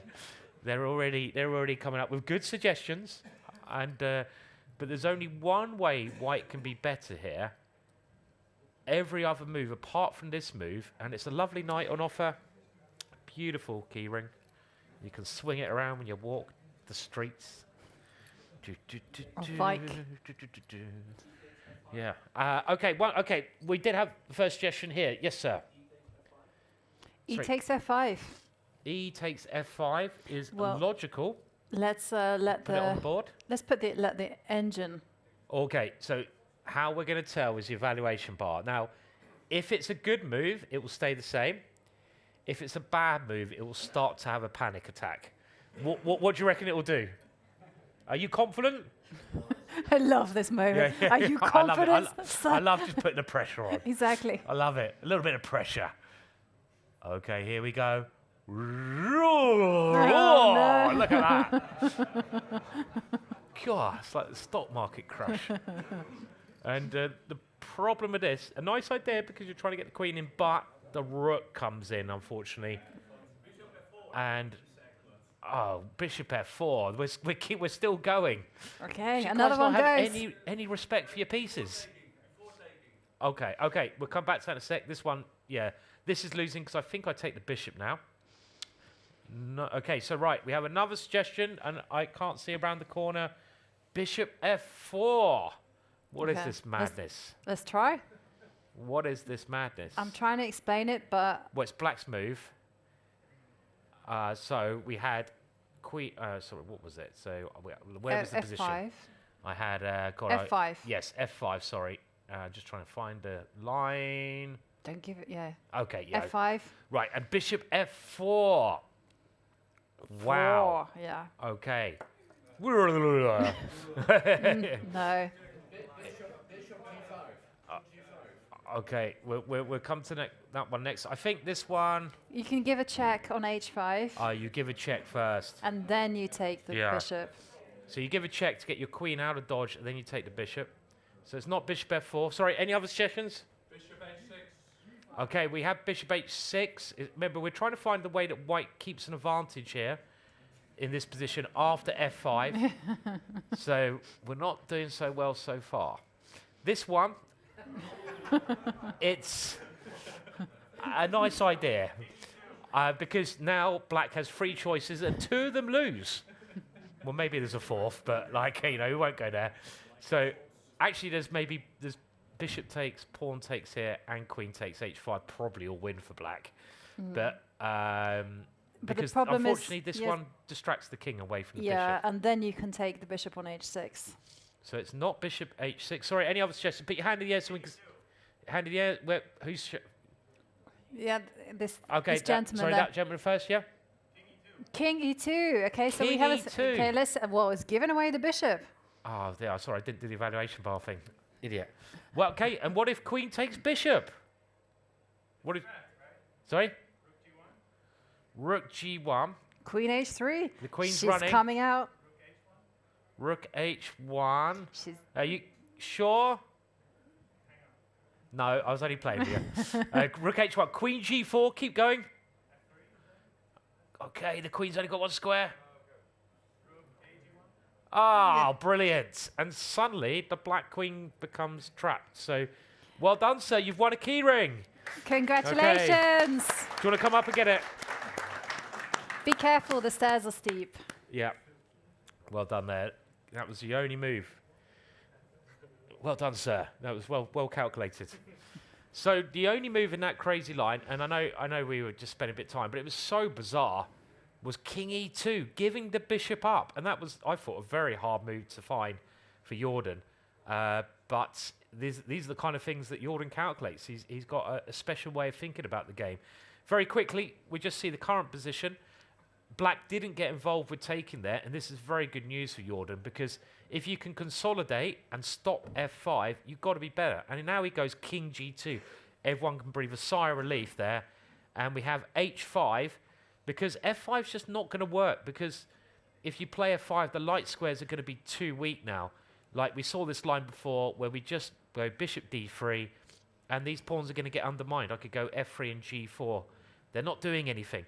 So black played h5, but I really like white's position now, because this bishop stops a lot of those breaks. So it's looking good for Jordan out of the opening. It's looking great for Jordan there, especially with his creative king f3. It seems to have worked a treat. But let's go and check in on our other Dutchman in the Masters, Anish Giri. He's got black against Gukesh. Gukesh yesterday having that heartbreaking loss. Anish hasn't had the best of starts, so wants to get motoring. Let's check in on these two players. So Gukesh with the white pieces, and he had that very strange blunder yesterday, but it's happened to so many players blundering like that. I mean, chess is hard, and you have moments where the brain just malfunctions occasionally, or more than occasionally for some of us. And we have another English, Gukesh with the white pieces. He's put the knight here rather than gone g3. That's the only difference with this and Yaz's game. g3 now, and d5 is the reversed Sicilian variation, because this is, you can get this position the other colours the other way around, but the point of the English is that black can't really maintain the knight here, so black has to play a bit passively. Well, I say can't maintain the knight. This line that black plays here is a bit of a modern interpretation. The old main line used to be knight b6, and normally a long manoeuvring game. Bishop c5 first played, I think, by Grishchuk as an idea.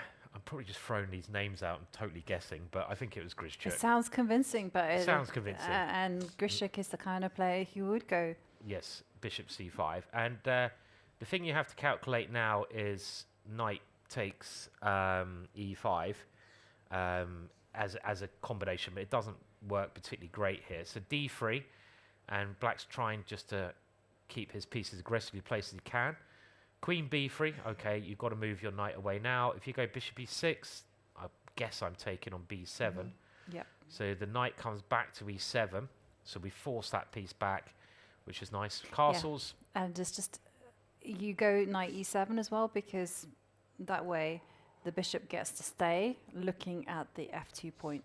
Yeah, that's the main idea, isn't it? And this knight also wants to end up on this square. That's the route it's going to take.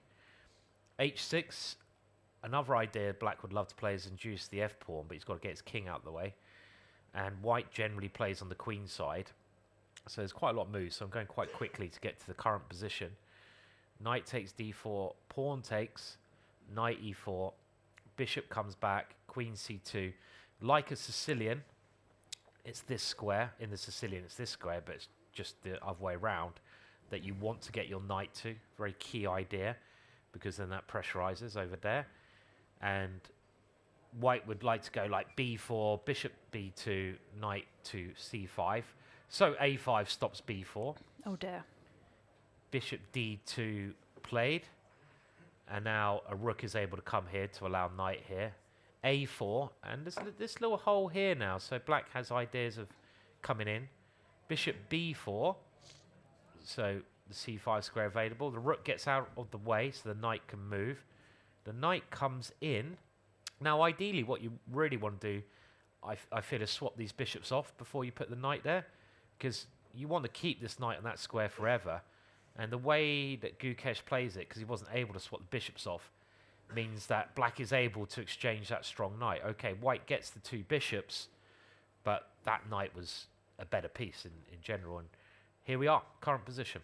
You can see the Stockfish evaluation chart here. It slightly prefers Anisha's position, slightly, very, very slightly, right? Yeah, that's a bit unusual though, because usually it likes the bishop pair, but here it's kind of saying, okay, there's something in the air. I guess it's because this bishop has done a lot of moving and it's not really looking. Sorry, with this bishop, I mean the bishop on c5. Yep. So there's also a backward pawn on e2. Is Anish having a little kip there, or is he meditating, or is this? It's asleep.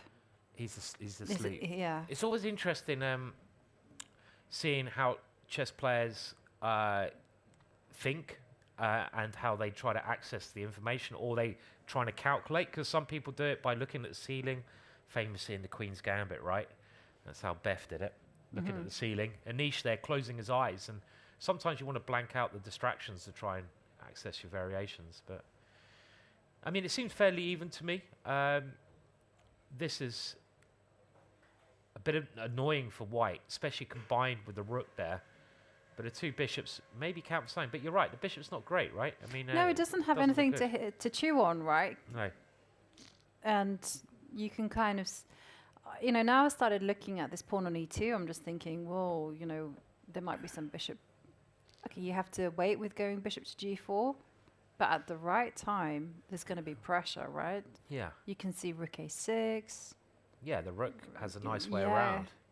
You can even, I think, very humans to move the knight to f5 and just immediately open up the rook, because the knight, quite nice, defends our strong point there in the center.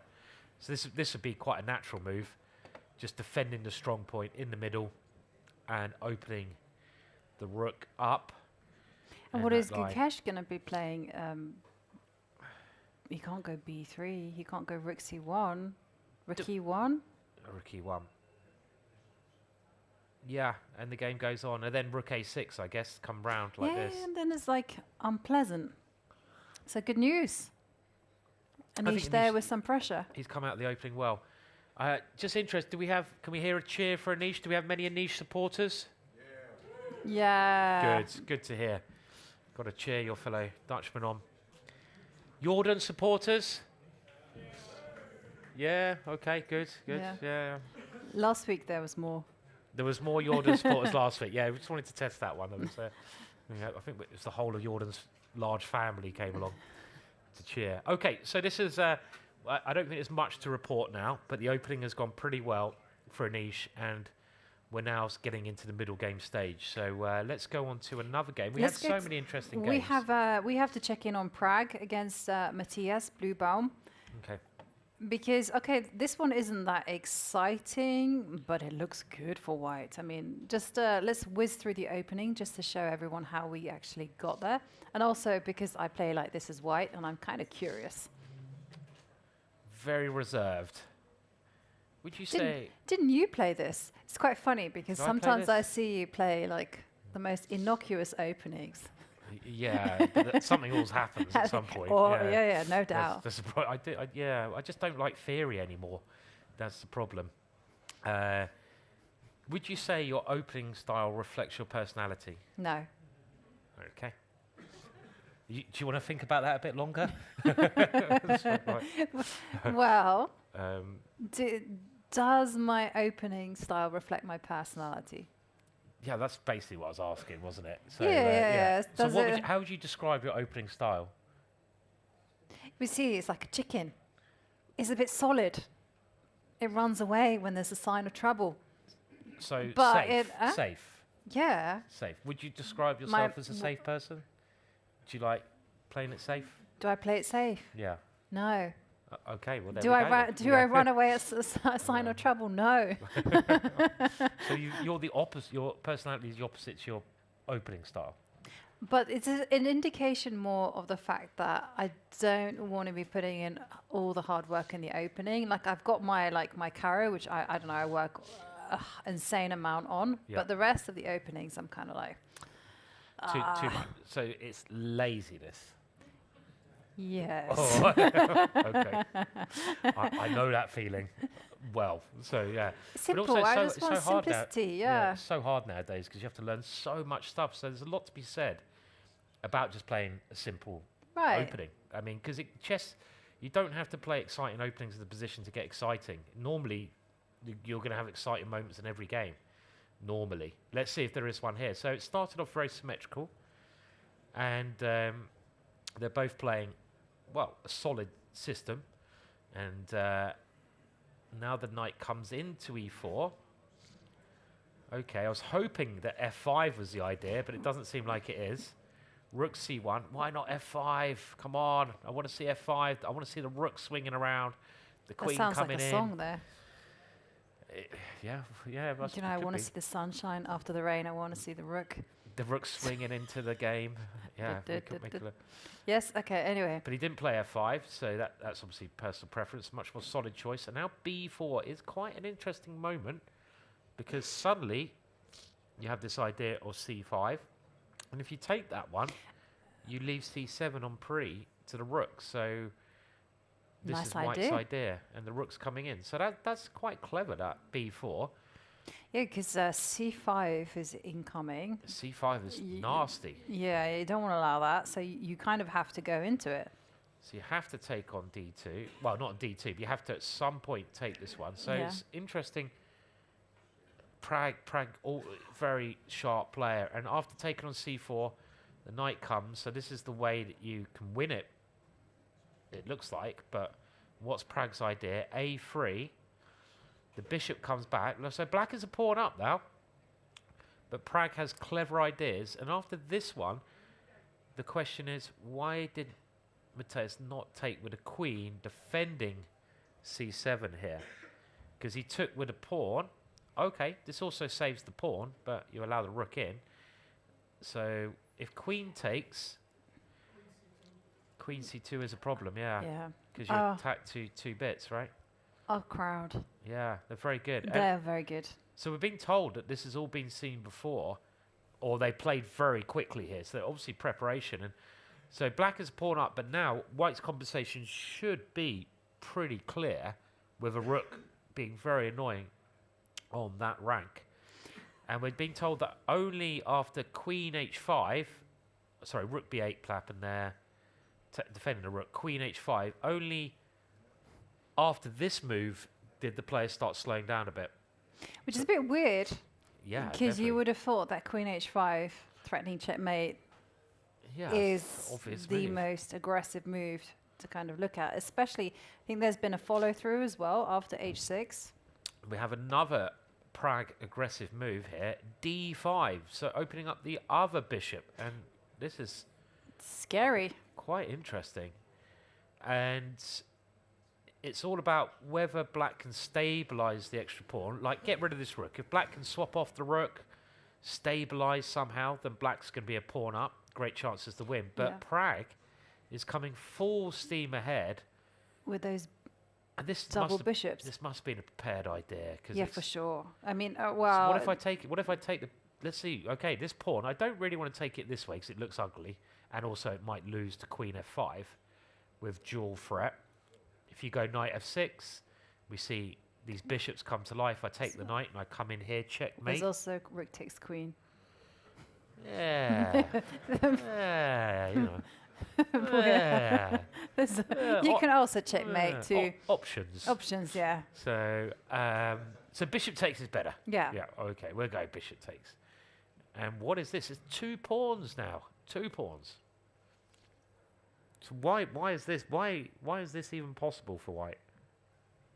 I'm gonna. What is White's idea here? Well, Bishop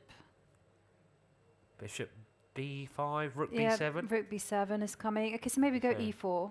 So e4. Let's say the bishop goes back now. How's this helped me? How has this helped me by doing this? I'm 2 pawns down now, and I like sacrificing, but yeah. oh wow, isn't it? Okay, there is a move here which does seem quite sensible and good.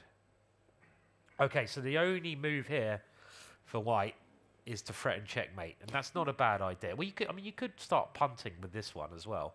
But go queen g4. Queen g4, because there's no easy way for Black to defend this. We can get, yeah, there isn't, is there?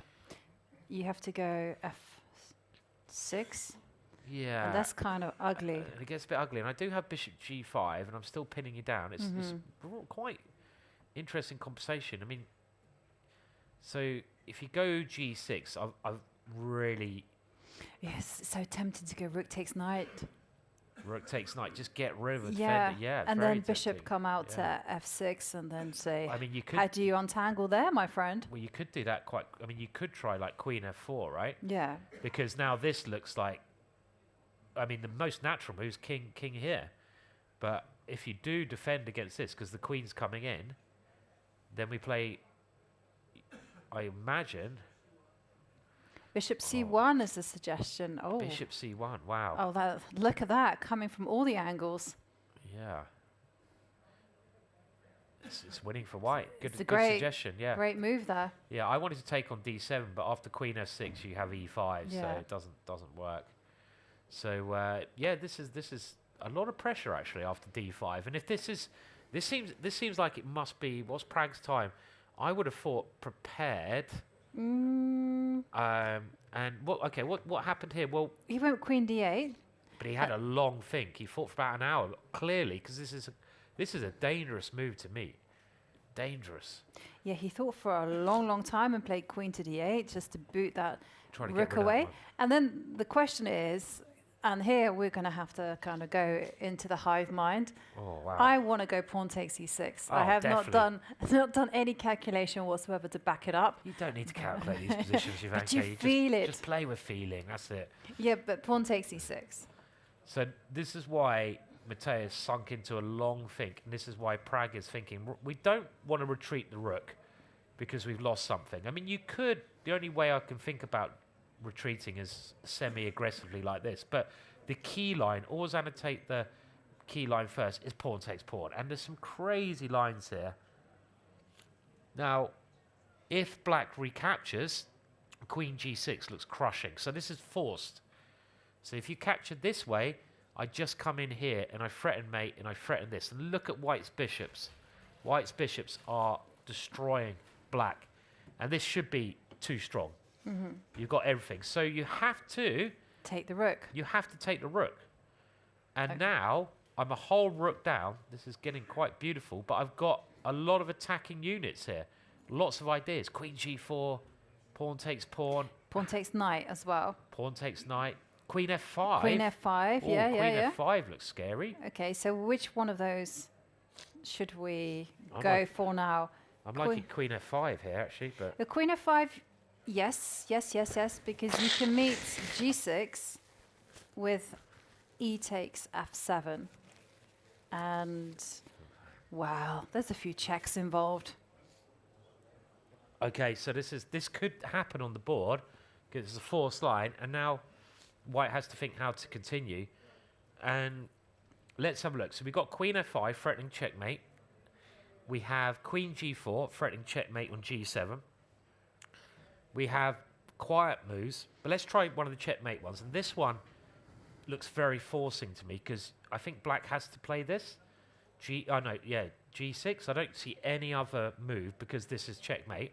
But you go knight f6, you can throw some material. So if you go knight f6, I will just grab that one and keep the same and threat. then g6 was the kind of plan, but I can see that.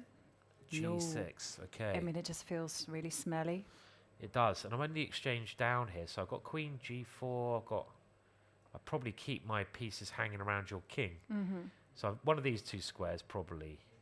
Let's go queen g4, because I'm threatening bishop g6 now.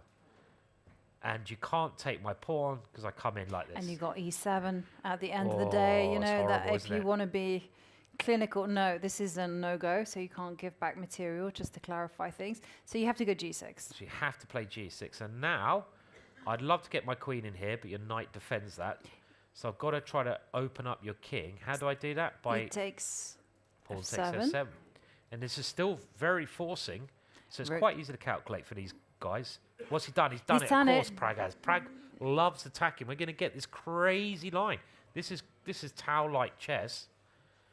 So, Yovi, sorry, rook takes here, you mentioned, yeah? And they're playing these moves quickly. Who's calculated better? So this is forced. And now, obviously, we take on g6. And now the next move is forced. King to f8. You have nothing else to do. And we get this position where it's a whole rook up, but white is attacking. Wow, what a variation this is. What a variation. Okay, so we've got to be concrete about this. Let's have a look at queen takes h6. So queen takes h6 check. And again, the king has to move to one of these two squares because of queen h8 if it goes this way. Yeah. So where do you step? Let's go to King e7. Just e7. Maybe it's just the draw. Just the draw. Maybe you have to Well, go I queen don't know. h4 check. And I don't know know. whether you even can go queen h4 check because the knight blocks. So I have a rule when attacking. So I think we're seeing all this queen f5 play. The other move was interesting as well. I have a rule. When you're attacking, you know, look at your pieces that are doing the attacking to start with and ask yourself the question, can you do any more damage with them? And I can move the queen with check, but I don't know if that really helps me too much. And then if I can't do anything with the pieces that are doing anything, try to bring in reinforcements. And the only piece that's not doing anything is the rook. So I'd love to get the rook in somehow. Okay. So I'm thinking rook c1. Yeah. Okay. Let's do that first. So first up. Maybe I can bring it around later on. Yeah. Okay. So let's have a look at what happens if I go queen to d8. So queen to d8. And look at the evaluation bar. It basically says it's a draw, which is unfair. No, it says it's slightly better for white. So it's changing, isn't it? A little bit. Yeah. So how do we keep going? I mean, could I play this slowly at some point? So let's say, I mean, this is really calm going h4 now. It's a bit too calm. I think I should be a little bit more respectful to the. Well, I don't know. The bishops control all the squares. It's so hard to calculate his position. I've got bishop g6 as well, trying to win back a little bit of material. Got these checks, but now your queen's quite good to deal with them, right? I don't know if this has helped me, because now if I check... Knight f6. Yeah, or king here, the queens are... Is this... I don't know if you want to tie yourself up. Let's have a look. I don't know either. Because here you're a bit tied up I was just now. trying to avoid the draws. That's all. Yeah. I think if I were playing black here, I'd probably go king f8 and go draw. I would imagine in this position, if white, let's say, before rook c1, this is forced. This position here, I think, is pretty much forced. You can see Erwin there, very interested in this game. If you want to get a draw, could I just go here and just... Because when we go into any crazy combination, if you've got a draw in hand, it's so nice, right? Because you know, okay, I can rethink in that position. Would this just be a draw? Knight f6. Yeah, maybe not, yeah? Yep. So if you go here, it's a draw, but knight yeah, f6 knight is played to win. Yeah, that's the big issue. Yeah. And this is... It's quite funny. Matthias is quite a solid player. But he's found himself on the sharpest battles we've seen. Like yesterday's game against Erigaisi was so crazy. It was completely wild with his king being attacked all the way on the king side. And now, yeah, he's a rook up, but Prag is coming for him. He's like, I want revenge. And it's often the case, you know, that when you're a solid player, the people who have aggressive styles feel entitled to come at you. They're like, no, Yeah. you're not gonna play your solid brand of chess. Face this one. Yeah, I mean, this is really wild, right? This is just really wild. Yeah, it's completely crazy. What I wanted to do, Yovi, just to show, after this one, I wanted to play for a win with white, and I wanted to play for a win with this calm move. Yeah. I just wanted to... yeah, okay, don't go too far. Yeah, but it is... No, it's... I mean, just... Yeah, but considering that it's not so... white is a rook down, yeah. but here I would be going knight e5 and just shutting out one bishop. And also that move scares me. Yeah. So you can't play too slow. Because if I can get it all the way there, obviously it actually supports my bishop. So that was a case of Harryitis again. God, that disease. The rook c1 looked quite interesting. Okay, so let's have a look. So rook c1. Let's first look Rook at C1, queen takes c1. Let's look at queen takes c1. yeah, it will. Black is a rook up. Yeah, you don't want to give your queen up, though, do you? Hang on, what has happened? No. Okay, let's just check on the live board and just. It's gone g6. It's got. So this is all happening. Literally, this is all going to be happening. Yeah, this is all. So queen takes c1 is a bit of a no-go. Just very quickly, if we go back to g6, I just wanted to check that I can't move this queen. Okay, it's taken on f6, f7. The rook has taken, and you have to now take on g6, and the king has to go here. And very likely we're going to take here, and the king comes here. And we get this. And the rook should come to c1. Rook Invite c1. everyone to the party, and now... You also have knight c5, but that knight might be needed on this side. To work this out, it just requires... This is what, really... I mean, you're kind of gambling, because if you're playing this with both sides, because you don't know the evaluation is just equal. You know, this can tell us that the computer thinks this is all okay, but the players have no idea. So they're really going on instinct to work this out. It's just instinctive, what they think. And they've got to say that Prague is going to be super comfortable in this type of position, because it's literally the Indian school of chess. They've been doing this since they were 3 years old, calculating. 3 years. So, yeah, it's probably true now. No, did you not see that kid who got a did. rating at 3 years old? Wasn't there some question about that? There was some questions. Okay. But let's not delve too deeply in. Let's not let facts get in the 3-year-old, way I of mean, a that's good ridiculous. story. 3-year-old with an ELO rated. I mean, When did you start playing chess, Simon? 1 year old. 1 year old. Your first word, English. My first word was H pawn. H pawn. Harry. Push. Yeah, I like it. Okay, so Prague is having a good think here. Let's have a look at. Okay, let's get into these lines. So rook c1. So there's two choices: knight c5 or queen d8. I think queen d8. Queen d8, keeping the knight for this side. So if you go Yes. queen d8, now I want to go back to this bishop g6. Okay. I mean, I'm not. I think h4 is just too Just slow leave here. it in. Let's try to win a bit of material back. Let's try to take that one, and also that kind of is a barrier, so I can sort of work behind it. And if I get my pawn there, I've created a nice little thing. So And can you be flash about this? So queen to f8. Queen to f8. Okay. No is the answer. It's not obvious though. I mean, I guess it's because of a check, right? Yeah. So if I check here, you Rook. have to probably go rook Yeah. here, because you'll be stepping into a pin. And now I've got ideas with this one as well, which I don't need to take this straight away. I most likely, again, without spending a lot of time, we're just playing logical moves. And here I'm threatening to win most of my, all my material back with these two. Yes. So, and black is completely tied up, so you can't go. So we're going back to this bishop g6, attacking the rook, and queen there doesn't work. I thought you might try queen here. Yeah, let's go that one. But the problem is always rook c7, isn't there? So if I go queen g8, another way to try and defend by doing a counterattack, I expect, again, rook c7 is a good move. No, it's not. Well, you can throw in a check first. Not a good move. Yeah, so, yeah. And, okay, so we throw in a check first. On g5, like before? Yeah, Yeah. okay, this check is often good, isn't it? And then the king goes Yeah. to Yeah. f8. Yeah, because if your knight moves, then the rook comes in. I mean, it's I always, prefer playing white here. Let's hear what the audience has got to say about this. So I think I know what the audience will say because Well, they're all Dutch. They're hackers. They like attacking. Dutch players love attacking, but you're a whole rook up here, and if you can defend it, then you're going to be doing all right. So in the position that we have on the board, which we're very likely to have, we want to hear a cheer if you'd like to be white attacking.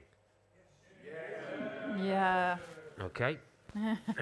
And who wants to play black? Your extra rook up. No. No. Well, you heard it here first. No one here likes defending, but it's quite miserable. I mean, are they in it? I think you have to be a particular type of person if you prefer being black in this position to white.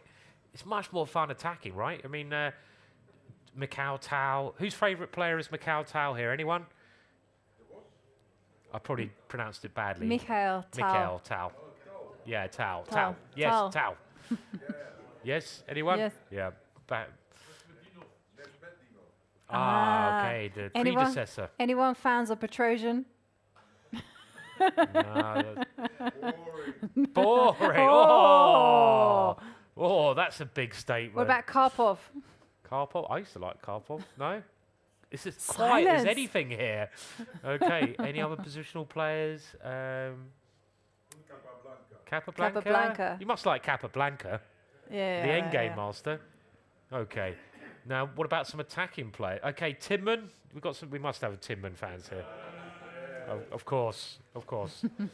So I think we're getting a feel that the audience and probably chess players in general prefer attacking players because the games are always very entertaining. But I think, Simon, there's Yeah. a lot of talk behind these words. Not our audience, obviously, because we all like playing.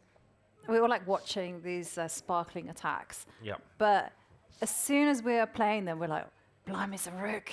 I just given a rook. I And if love this it. doesn't work, I love we're losing. I love being a rook down or a Really? pawn down. Yeah. I mean, Seriously? yeah, You don't 'cause- feel any stress whatsoever? Like, well, I mean, just the normal amount. because Tal, he's famous for his attacks, but he had Yeah. to be like a magnificent defender too, because so many of his attacks went wrong. And then then there's a book where you see all the times like Tal held the point, like 2-3 pawns down. Yeah, I mean, if you look at most of, I think is most a fair thing. A lot of Tao's games nowadays, a lot of his attacks were just unsound. They according to the engine would say that Tao was just not a very good player in some positions, even though that's completely untrue, because he played very practical chess. He went for the attack, and he created chaos on the chessboard, and that's why people loved him. This position is very Tao-like, a whole rook, but it's clear that White has compensation. The players don't know how much, but I think you can instinctively, It's with scary. these checks, you could be like, yeah, I'd rather be White. I mean, I'd rather be White. Would you rather be White here? I mean, most people would rather be White in a position. I would also rather watch White play. You'd rather watch White play. Yeah. Yeah, it's good to watch. Yes. And talking about Tao, we also have another Tao-like move that was played in a different game, and that's between Vincent Keymer and Nodirbek Abdusattorov. Let's head over there because that one started off in rather creative fashion. And when we left it, we saw that f4 had been played, move 12. Yeah, so this was another crazy game. So we're getting some really good games today. And let's catch up where we were last time. And it was after f4. And here, Vincent had clearly prepared this. I think I saw in the break that actually this Queen H1 move, if we go back there, had been originally prepared by the team of Peter Heine-Nielsen, and when he was a second for Anand. That's what I saw on the break. So it's an interesting idea. So let's go a little bit forwards. F4. And now bishop d7. So there were other options, but this made sense, give the possibility of castling, but it seemed a little bit slow. Queen f2, the big threat now, rook g1. We had a look at all of this. Knight to e4, the only way to get the queen out. So now Vincent took this one, and the question was, do we play bishop g2 here? Do we play c5? The audience suggested c5, which looked very good, but another move which you can't fault really is bishop d2. You stop these checks and you develop a piece. That queen, is it okay? Is it feeling all right? Or is it going to be trapped? Bishop e7. The rook now has to move, and this is one way to try and get the queen out. So the rook goes to h5. And now the queen gets out of trouble. Queen g6. Vincent plays queen f3, keeping that rook protected. Peculiar position. Queen comes into c2 now. That queen is like a beginner's game this. Where's it gone? It's gone h1. It's gone like, let's try to track the route. It's gone f6, f3, here, back again, back this way, back around here. It's zipping around everywhere. But it gets, wow, really crazy now. Queen d1. So Vincent's like, okay, I've had enough of this. That queen is a pest. Let's get rid of it. Queen g6. Is this now black saying, okay, do you want to draw? If you go queen f3, we'll take a draw. And yeah. This. Can I just point out Yeah. that instead of queen to d1, it's just a little Scandinavian trick. Yeah. So if white had gone bishop c3, there's a little Scandinavian trick, bishop b4. Bishop I just b4. wanted to, yeah. And yeah. you see this in that opening, which is very, very nice. Bishop takes bishop is going to be met with queen takes b2. Attacking. Yeah. Both of them with a good position. Yeah, it's yes. nice. Maybe this is why Vincent went queen d1. But the next couple of moves here, well, Vincent doesn't go for a draw. His next move, I'm like, how did he come up with this move? Because I don't understand it at all. I suppose Vincent wants ideas of king f2 and bishop d3. But I don't know. He goes bishop a5, and I'm like, which is a bit weird. It's really I didn't weird. understand it, but then okay, It's really stopping weird. queenside castling. Yeah, stop it. But I mean, what is that? What is that crazy move? It's a very peculiar way to turn the draw down. And here, black's next move is, it's a beautiful move. It's a pity we can see it on the board, because this would be a great challenge. I mean, it looks beautiful. It has quite a lot of sense to it. There were even potentially stronger ideas, but black now breaks and black plays e5. Now, I actually think this could be one of the games that decides the tournament, just because these two are two of my favourites to win the tournament, because they've been playing such strong chess over the last year or two. So this is, I think, a key game to decide. And this move is just trying to liberate the bishop on d7. So you're trying to bring this bishop to life, g4, but you've got to work out what happens if rook takes e5 for a start. Let's put it on the board, because, you know, I'm taking that pawn. Yeah, rook takes I don't e5. want to be taken with the pawn, as Simon's explained, because you weaken the dark squares, but I'll take it with the rook. Thank you very much. And so now here, I guess you have to start harassing the rook. And, I get his point. He wants to harass the rook, and he wants to go bishop to g4 at the end of it. That's a sneaky move. So if you just show, if the pawn comes to f6. So f6. Yeah. And the rook is now trapped. Right. And so after rook h5, as Simon's pointed out, that's going to be met with bishop to g4, and it's sad days all round.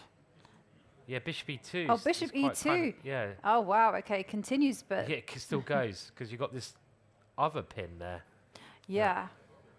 Okay, but you do have... Okay, so you got bishop takes bishop. You also got queen takes rook in the air. And what is happening here? Queen takes rook. Bishop takes bishop. Queen that's all right. takes h2. So this is Let's all go forced. full Let me go in. hungry mode. And what's the scenario? So point-wise, we have... I'm trying to read that sign there. What does it say? I don't know. I can't read it. You want us to say Harry or Gary? Harry or Gary? Okay. Okay. Harry. Gary. Are you gonna? Can we hear you shout it? Good stuff. We have some Harry and Gary fans here. Harry the H pawn, and Gary the G pawn. maybe we can actually show that on camera because that is a quite cool sign. That is quite a cool sign. Yeah, let's. It's not often we have a little sign in our audience. Harry, Gary. Yeah. And I have another one as well. What's your names? What are your names? Do you want to shout your names out? Hello. I don't.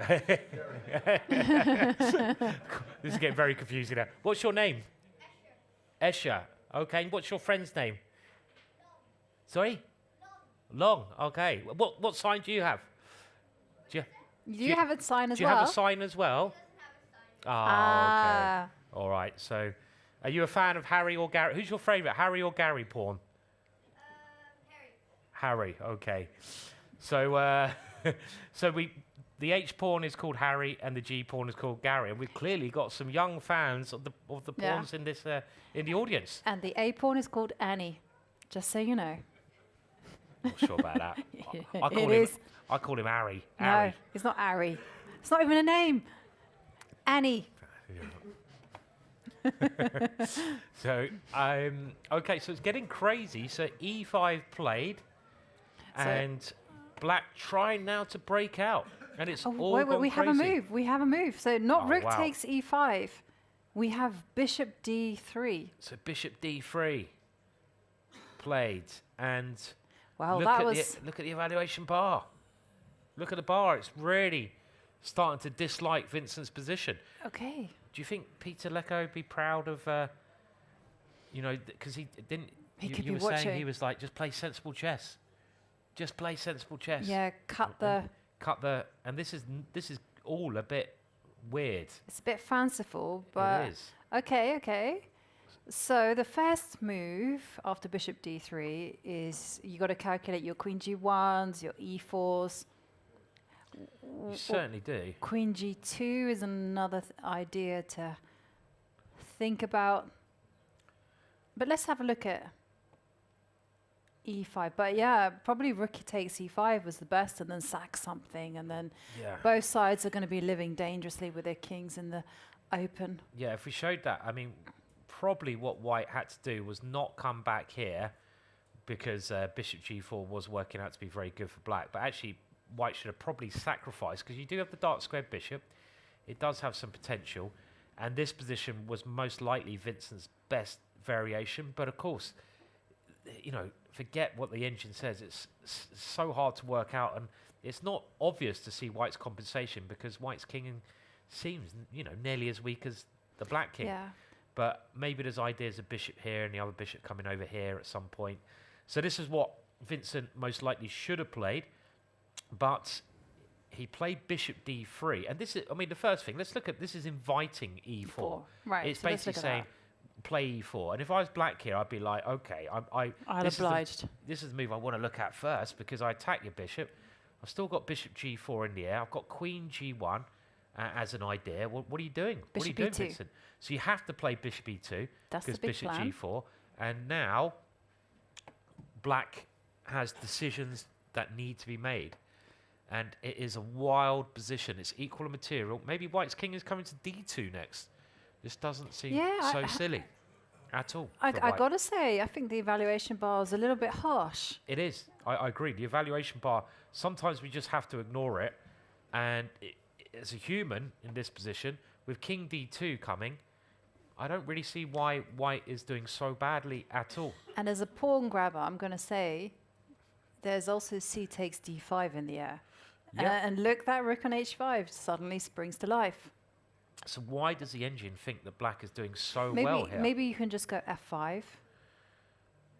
Yeah, I don't like the idea of trapping this bishop in, but let's try.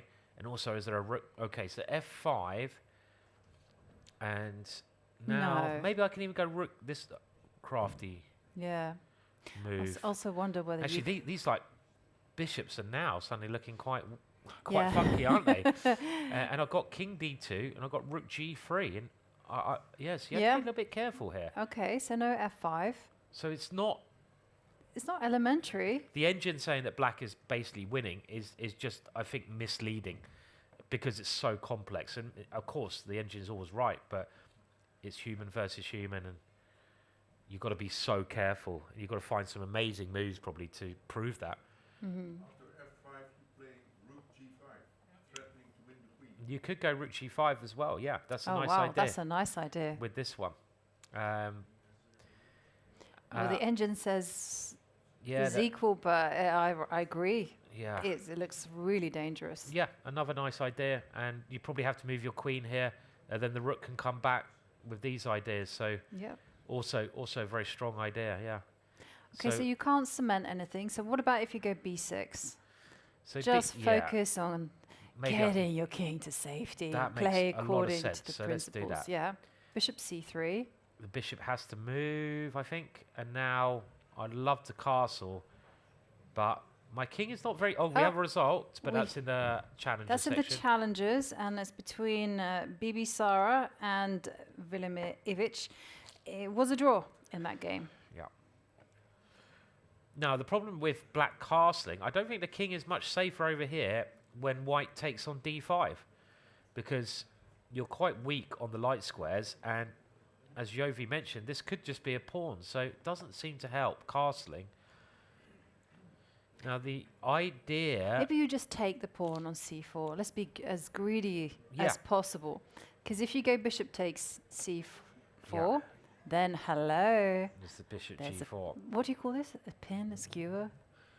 A fork, maybe? A fork. Forking two bits. I guess, yeah. Yeah. Probably. I don't know. I don't know. We should ask those kids at the front then. Yeah, They probably know better the than kids us. will probably know. Yeah, so. A fork. Yeah, I mean, so this does keep the evaluations bar up in black's favour, and because white can't take it back, and maybe you're just going to play b. Oh dear, bless you. Excuse me. b5 and b4 later. Okay. Yeah, and this one looks pretty dangerous for white, but I gotta say it's not obvious, because in the thick of it, you have to... Okay, he's played something totally different. He's played queen to g1. So this was interesting, and the other idea, which is clearly critical, is queen g1. Now, the reason I didn't go for this immediately is that I assumed it would involve an exchange of queens. But maybe exchanging queens hang on a second. is just good. Yeah, because after king goes to d2, you got queen takes queen, like elementary, dear Watson. And So then bishop to g4. So you have to go king d2. Yeah. You've got no other option. The king goes to e2, there's bishop g4. So this has occurred. So king d2, and now, oh, you just got bishop g4. Yeah, I know. Just that simple. Just that simple. Uh-oh. Just winning material. Because whatever you take back with, I'm probably... Okay, so let's take back with the rook. Yeah. So I'm not because sure it's that simple, because I've got bishop b4. So what I'm thinking is bishop here. Okay, let's do rook it. takes here, bishop takes here, bishop b4. Okay. And I take this one. So Yeah. let's have a look. So you go bishop g4. Rook takes. And I'm going to be funky here, and I'm going to go f6, because you Okay. kindly showed me your plan. Yeah, so if you take on d1, I'm not maybe taking this one back. I'm going to try a counter-attack with this move, and both your bishops on pre, and white actually might be doing quite well here, funnily enough. So Jovanka, and let's see, do we have this being played? This is actually occurring on the board. White has to play rook takes e5, and Jovanka is suggesting f6. There is a rumour that you like grabbing material going around. Is that true, Jovanka? Grabbing the material? It looks like good chess. Is that true? Well, Yes, it of looks- course it's true. Definitely. I- And why I'll not? Offer me a pawn, and I'm going to take it. And the black within reason. The black king seems to sit nicely on f7 here. Like, Yeah. Because where does this rook go? You can't go anywhere, so you have to sack the on e7. I mean, you could think about rook g1. We'll come to that in a minute if we get time. But this is the obvious line. And now, what has White got for the exchange? White has got... Did White play that? He's played rook takes e5, and now Nodirbek has to find f6. Yeah, f6 this is a key move. You look at the Look, bottom. he's and reaching for he's that. There found you it go. immediately. So this is going to happen. So White's got one pawn and the bishop pair for the exchange. Is that enough, Yovi, in this position, which we're likely to get after f6? No. It's not. And the reason I'm being so assertive with my no Yeah. is because of the open G line. Yes. And that's enough for the two rooks to start infiltrating. Yes. So a rook will start coming in on that file. So Vincent's in a bit of danger here, and Nodirbek is keeping his good play up and his mini. Well, they're both on a bit of a mini run. So this could occur. Yeah, this definitely You've got could to move the occur. rook. Let's look a little bit further. So rook c1 trying to come in Okay, so to this square. So you obviously got to stop c takes d5 and this rook infiltration. Don't like it, don't want it. So I have two options. I can move a rook to c8. That's option one. Or I can take on c4. Of the two, I kind of like rook a c8 better. Okay. Because if I go dc4, then I allow you some kind of funny business with e4, and the two bishops could torture me for a long time. And another plan that Black simply has, when you material up, you want to make exchanges. Another very simple plan is king e6 and bishop f5. If I can get those two moves in, then I'm thinking that it's going to be a winning advantage for Black. I mean, let's just say, again, you played some bad moves. Getting this exchange in just seems completely crushing. You know, your rook is now ready to come in, and this is dominating on the light squares, and on the exchange up. So there's some little problems here for Vincent. Well, I don't know how little they are. There might be major problems. So saying that this was one option, what if we go... Can we try this one? Is this different? This is the only other move that he's considering at the moment. Yeah, I think the little problems are quite big issues the more we're seeing this. I think Vincent's in trouble. He is in trouble. Sorry, which? When e4? Earlier. So, so we have, well, after f6 takes. After this one, rook c8. And then e4. E4. Here? Yeah, it's definitely idea. I mean, you need to at least activate the dark square bishop. Yeah, no, that makes sense. I guess what Black would do to meet this is take on e4, because otherwise your pawns are very strong. And now, if I go here, you have the advantage playing d5 check. So that's makes sense.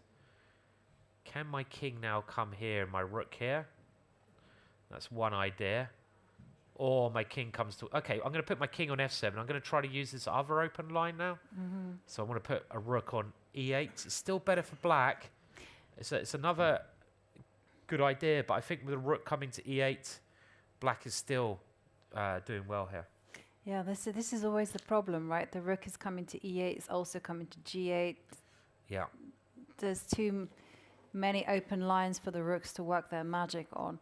And this means that Vincent is in big trouble, and he feels it, shaking his head. It was a risky opening. He went all in, and one slip with his bishop to a5, and that's it. e5. Brilliant move there from Nodirbek. Shall we quickly just go to the bird's eye view, because I can see fireworks happening almost everywhere. This is a super sharp game. Erwin Lamy. Okay, definitely. We got a request to go to Erwin Lamy as he plays white against Carissa Yip. And, well, it's not a sharp game, but it's very interesting. Okay, so let's go down. Let's see how Erwin's getting on. And... not much. Well, I say we had knight d6 from Erwin last time we took a look, and the queen came in d5. You got to try and break these pawns up. So e4, pawn takes, bishop takes, And let's just have a look at the current position with rook c1 on the board. And equal on material, but Erwin is getting ready to take the pawn on c4 and go a pawn up. And visually, it looks like White's doing, you know, very well here. There might even be ideas of taking and going a6, but Black has some resources. And the first thing I'd like to try is Black, because, I mean, the White king is maybe Erwin's issue here. It looks kind of safe, but now your pawns have gone quite a way forwards. There's a bit of air behind it. So can I try to get into that, even if I have to sacrifice a pawn or two, by playing bishop c6? I want to open up my b file. Nope, let's stick with the game. Instead, the rook has swung over just to defend c4. Another normal move. And bishop c6 in the air as well. Yeah, coming up next. This is what Carissa would like to play, and take with a b pawn and come down here with a rook. So this is, yeah. Yeah. This is double-edged. I mean, White, if they lose control, it can seriously go wrong. What do you need to do? Rook d1. I just think that you should get active with the pieces. So let's have a look. So rook, if you go rook d1, and that looks like a nice square for my rook or even my queen, I could try play it very safe. So let's now try bishop c6. I really want to get rid of this bishop if I can. And the downside of this particular one, okay, rook d1 has been played, is maybe just rook takes c4. And I don't know if I'm proving enough compensation for the pawn. I wanted to try bishop takes bishop and rook to c2. And I thought this is a bit dangerous for White, but after White's next move, it's dangerous for Black. Just rook d4. And there's no threats to White's king, because the queen is just not active enough. I need to get the queen on a much better square. Do you know, this is actually a really crucial game for Carissa, because according to our calculations, she needs 5 points out of 9 if she wants to get a 9-round GM norm. If she wants a 13-round GM norm, she needs to get 7.5 points. And for Carissa especially, there's so much on the line, because obviously becoming the USA's second female grandmaster would be sensational.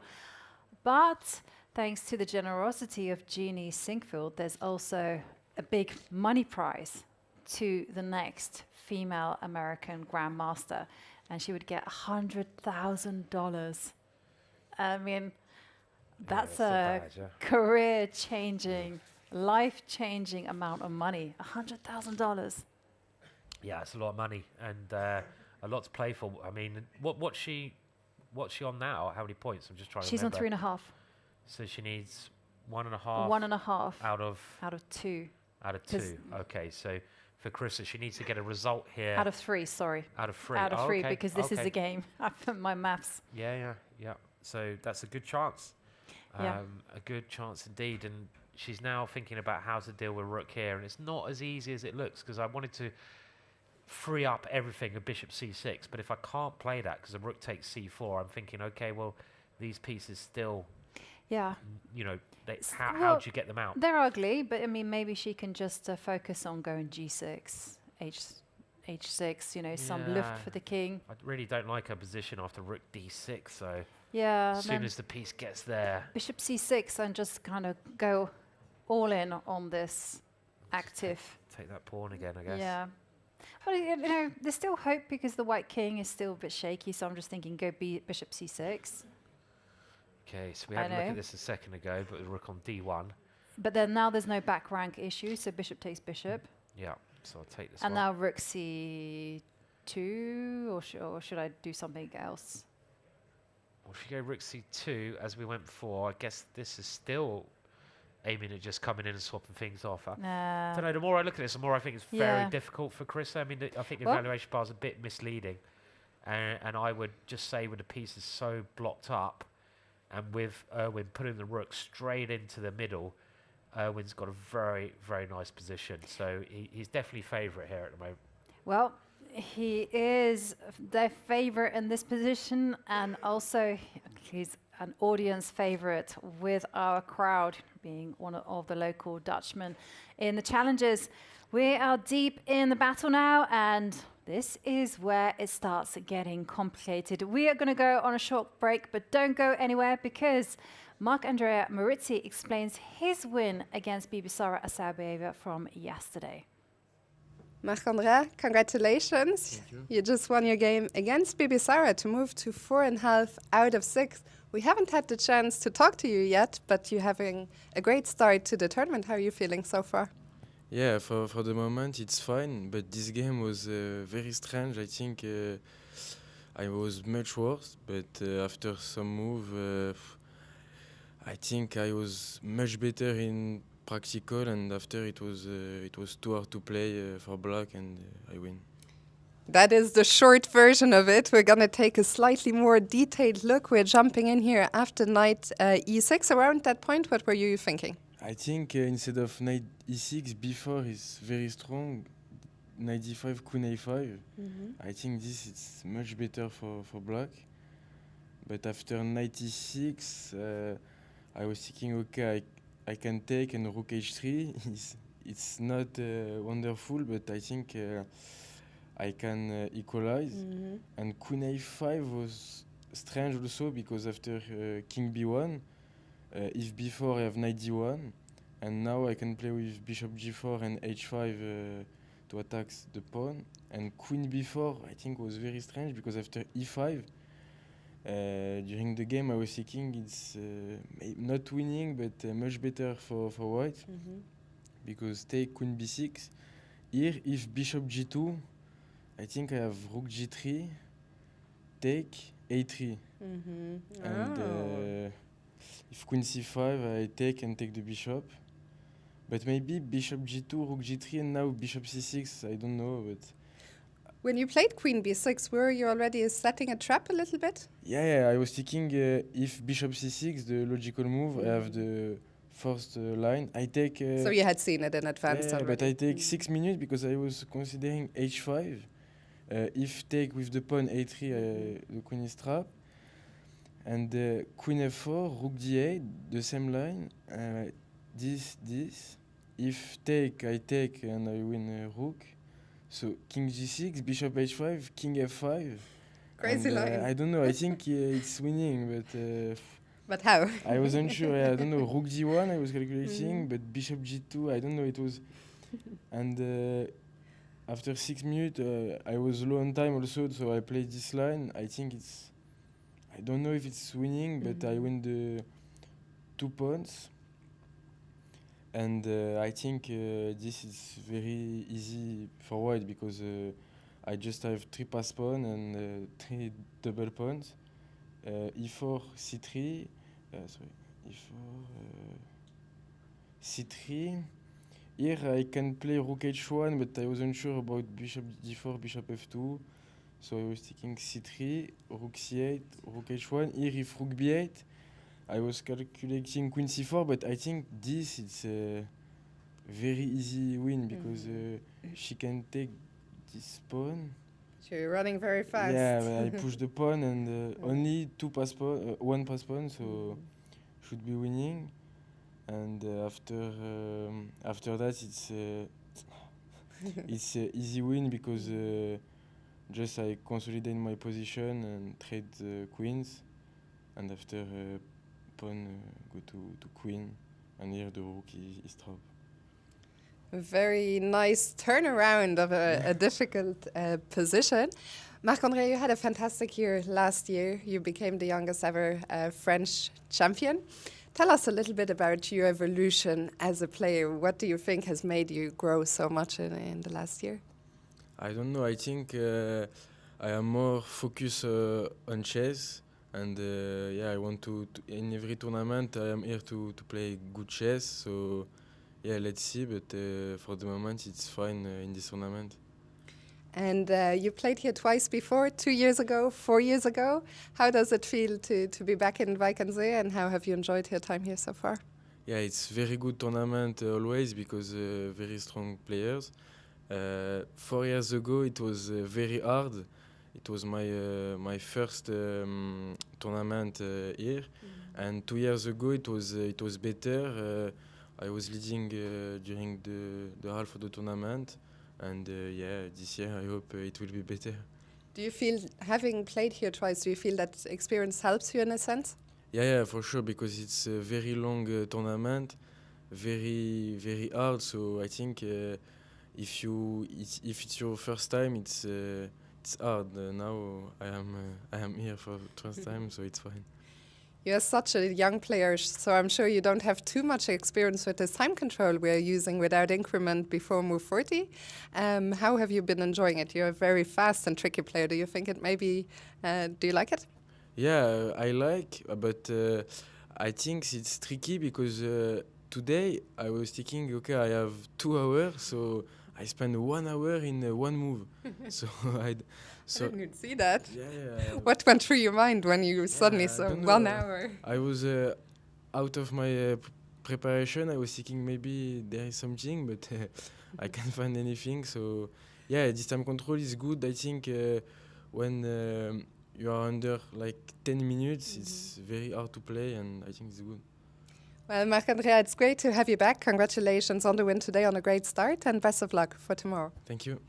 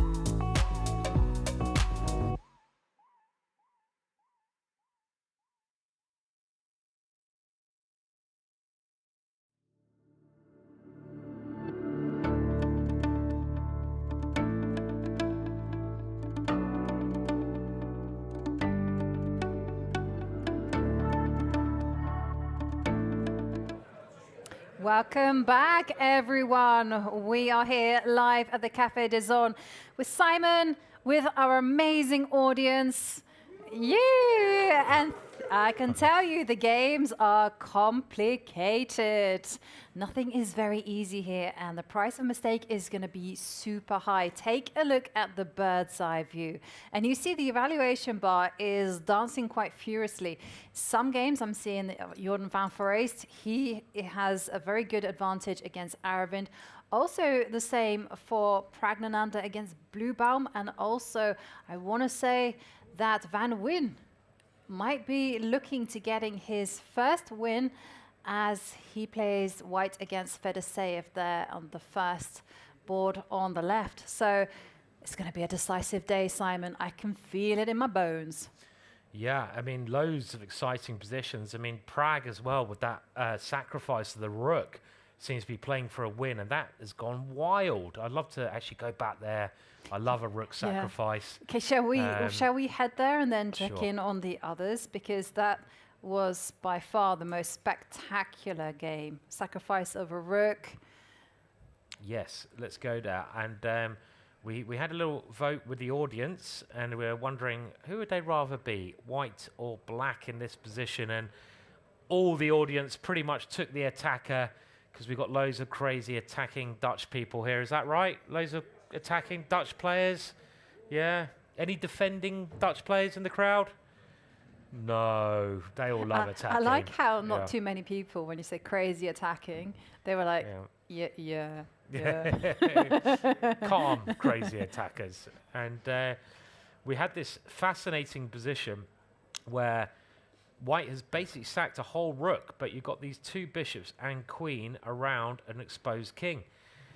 White did move the rook to c1 without taking on h6. That can kind of wait. Probably comes to a similar thing. Knight c5 was now played instead of bringing the queen back. Now, this had negatives and positives, and the negatives of this move for black is that knight can't come this way to help defend. So it's kind of going the wrong way. But of course, it blocks the rook and puts a stop to that one. So the bishop, now rather than trying to go for any draw, this could well have led to a draw now, because I think there'd be multiple checks. There's no knight coming here to ever block. I think Prag's playing for the win, and Prag plays bishop to c4. Another fantastic diagonal. It's so hard to play these positions. It's so easy to make a mistake. And according to the evaluation bar, the next move from Mateus, very logical move, d5, blocking the bishop, was a slight mistake. Very hard to see why, though. Prag captured a pawn with check. The king comes out, and now queen g5 check. And this is the problem. When the knight was there, you had options of blocking. You can't do that anymore. The king comes back. Draw, please. Please, I'd like a draw. No. The bishop flies in with now even concepts of getting the bishop to that square. So queen d8, offering an exchange of queens, which is never going to happen. It goes back with a check.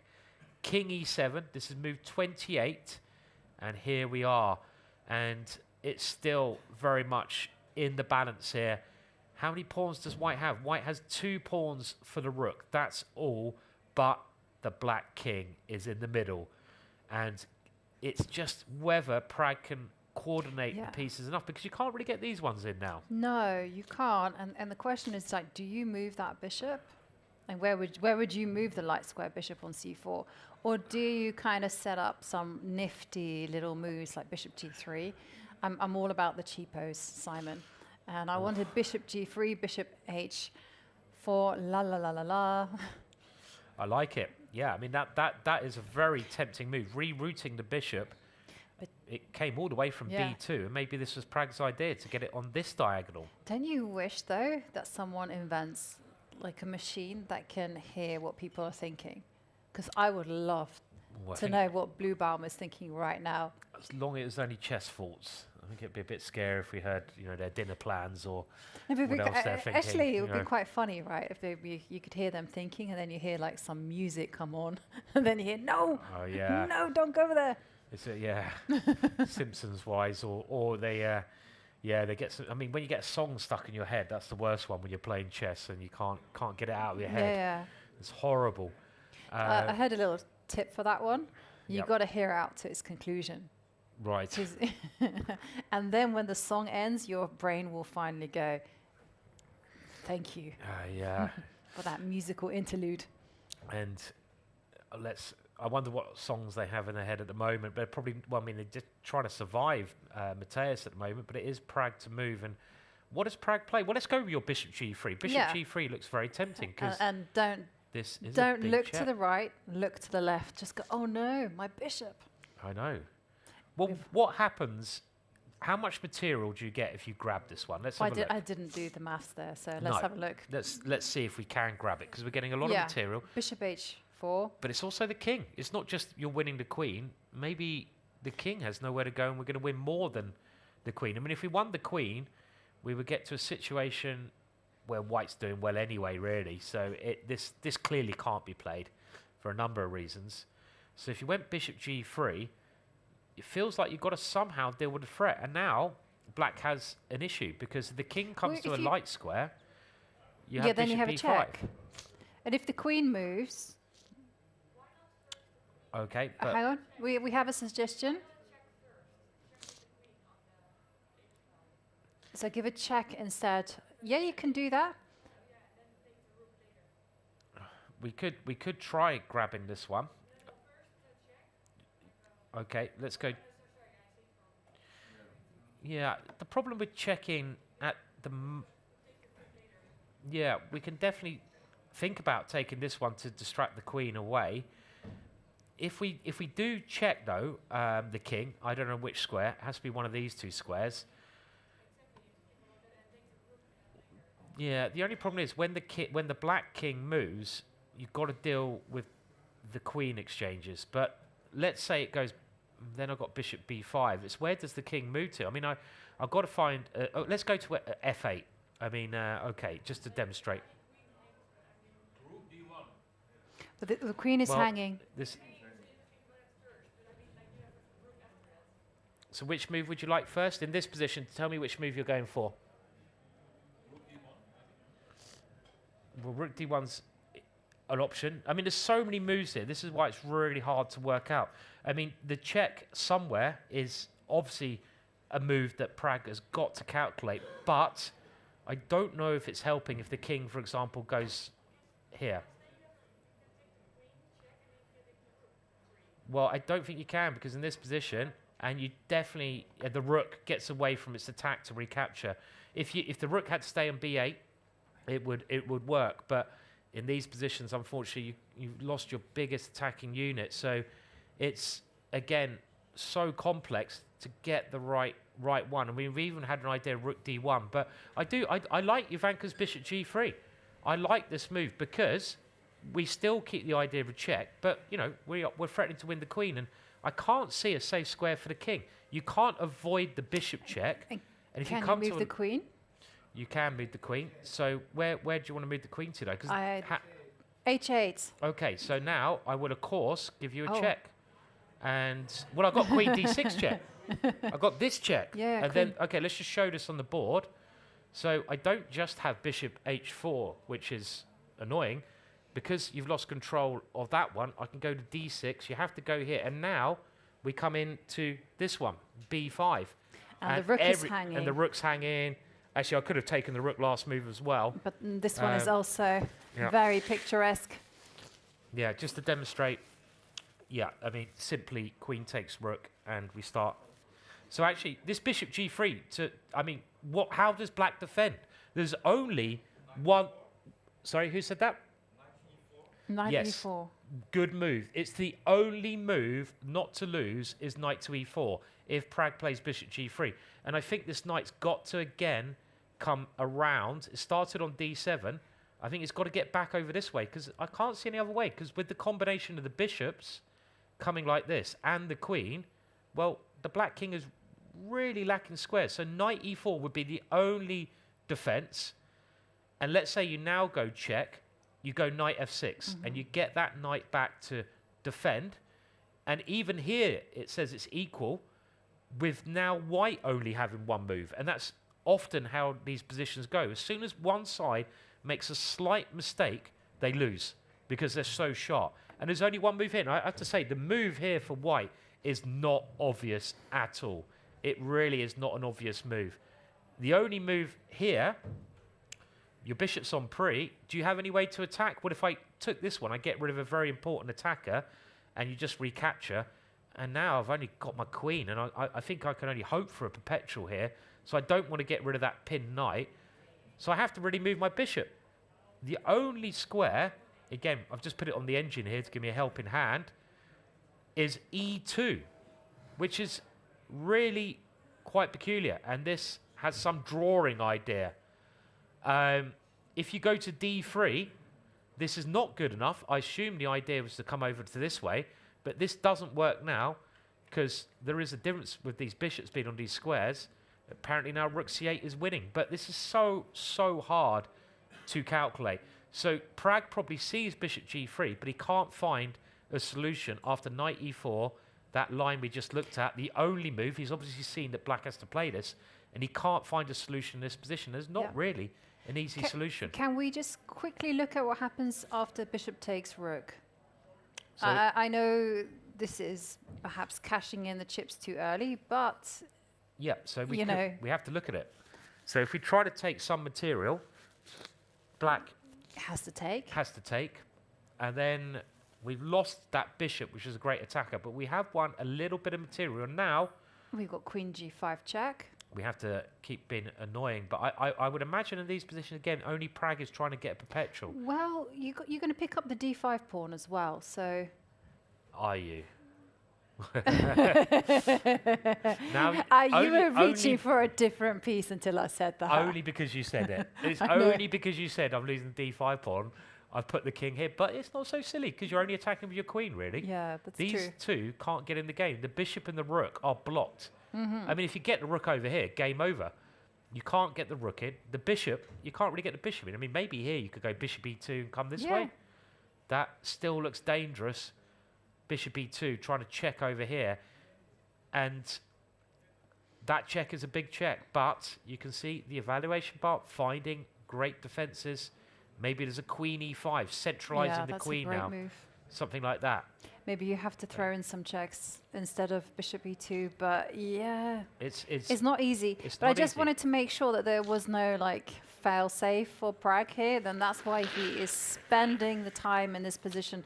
Got so many options. Bishop takes rook, bishop retreats to G3, bishop to B5. Those are all moves that he could be considering. I mean, one of those very complicated. Definitely, one of those moves that we can look at just before we move on quickly is the obvious move, because we'll always have to move this bishop, and all these lines, no matter what we do, at some point we have to move this bishop. Let's move the bishop now and take away from squares for the king. So let's go bishop B5. And this keeps the idea of bishop G3. In a lot of these positions, you want to keep the threats until they gain you something really tangible. We still have ideas of bishop takes rook, we still have ideas of this, and we still have these checks. So this move could be the way to play. Just ask black the question, what are you doing now? What is your next move? Because I might play bishop G3 now with a much improved version. I think this is where we should hand it over to our audience to see what moves that they suggest as black. I know this is a big... They want to be white. They don't want to be black in this position. I know they want to be white, but I kind of feel like, let's see, how easy is it to play black? Not easy. No, that's my feeling as well. Okay, who wants to defend this position? Anyone? Yes. Oh, we had a yes. Yeah, we have a volunteer. We have a brave person there. Okay. Come on, shout a move out then and put your hand in the air. Where are you, defender of... Okay, but I'm going here, too late. You can't be white, you're black. Sorry? Okay. A6. A6. So let's just have a look. A6, a logical move. Now, watch the bar. This might change. I mean, it's a logical move. You attack the bishop, but it shows you how dangerous. And now, I'm going to go back to Jovanka's idea of bishop G3. Because this idea... Let's say you do the same thing. I just want to show the difference. If you go knight here now, well, look, I've also got a rook. because in the previous example, my bishop was in the way of the rook. So by playing bishop b5, I now have even this move, and this is curtains. This is game over. You have to give your queen up. So bishop b5 has this idea of going bishop g3 when both of these places take part in the game. So this is really hard to defend. Anyone else want to try defending? If you put your hand in the air, we will be able to see you, but maybe no one wants to defend this. Anyone else want to try defending? Doesn't no matter other if you're brave wrong. souls suggesting a move. Any brave defenders out there? No, you're telling me no one in the Holland likes we got defending. someone at the raising back. the hand, yeah. Yep, got rook c8. C8. Okay, so rook c8 is a good move because you stop that rook coming to c7. So I assume good defensive move there.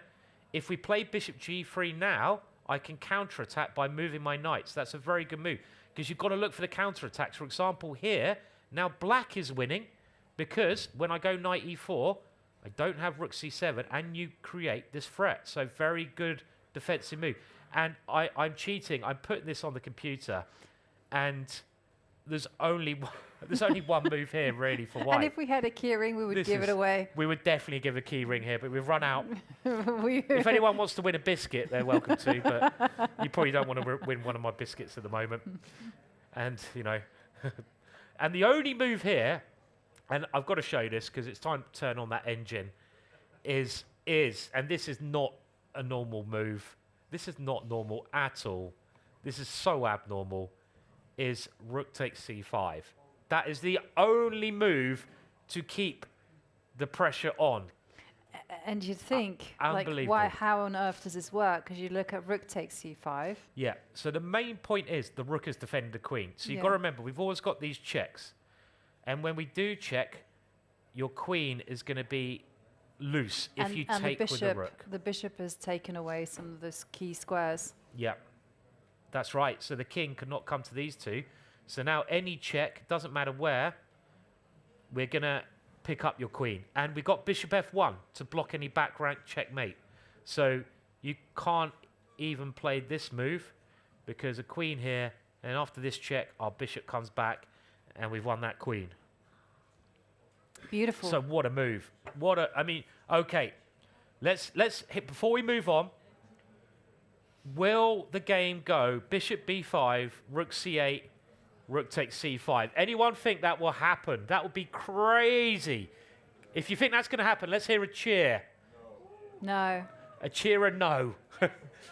Yes, we have a confident person over there saying, yes, it will happen. I think it might happen. I think it might.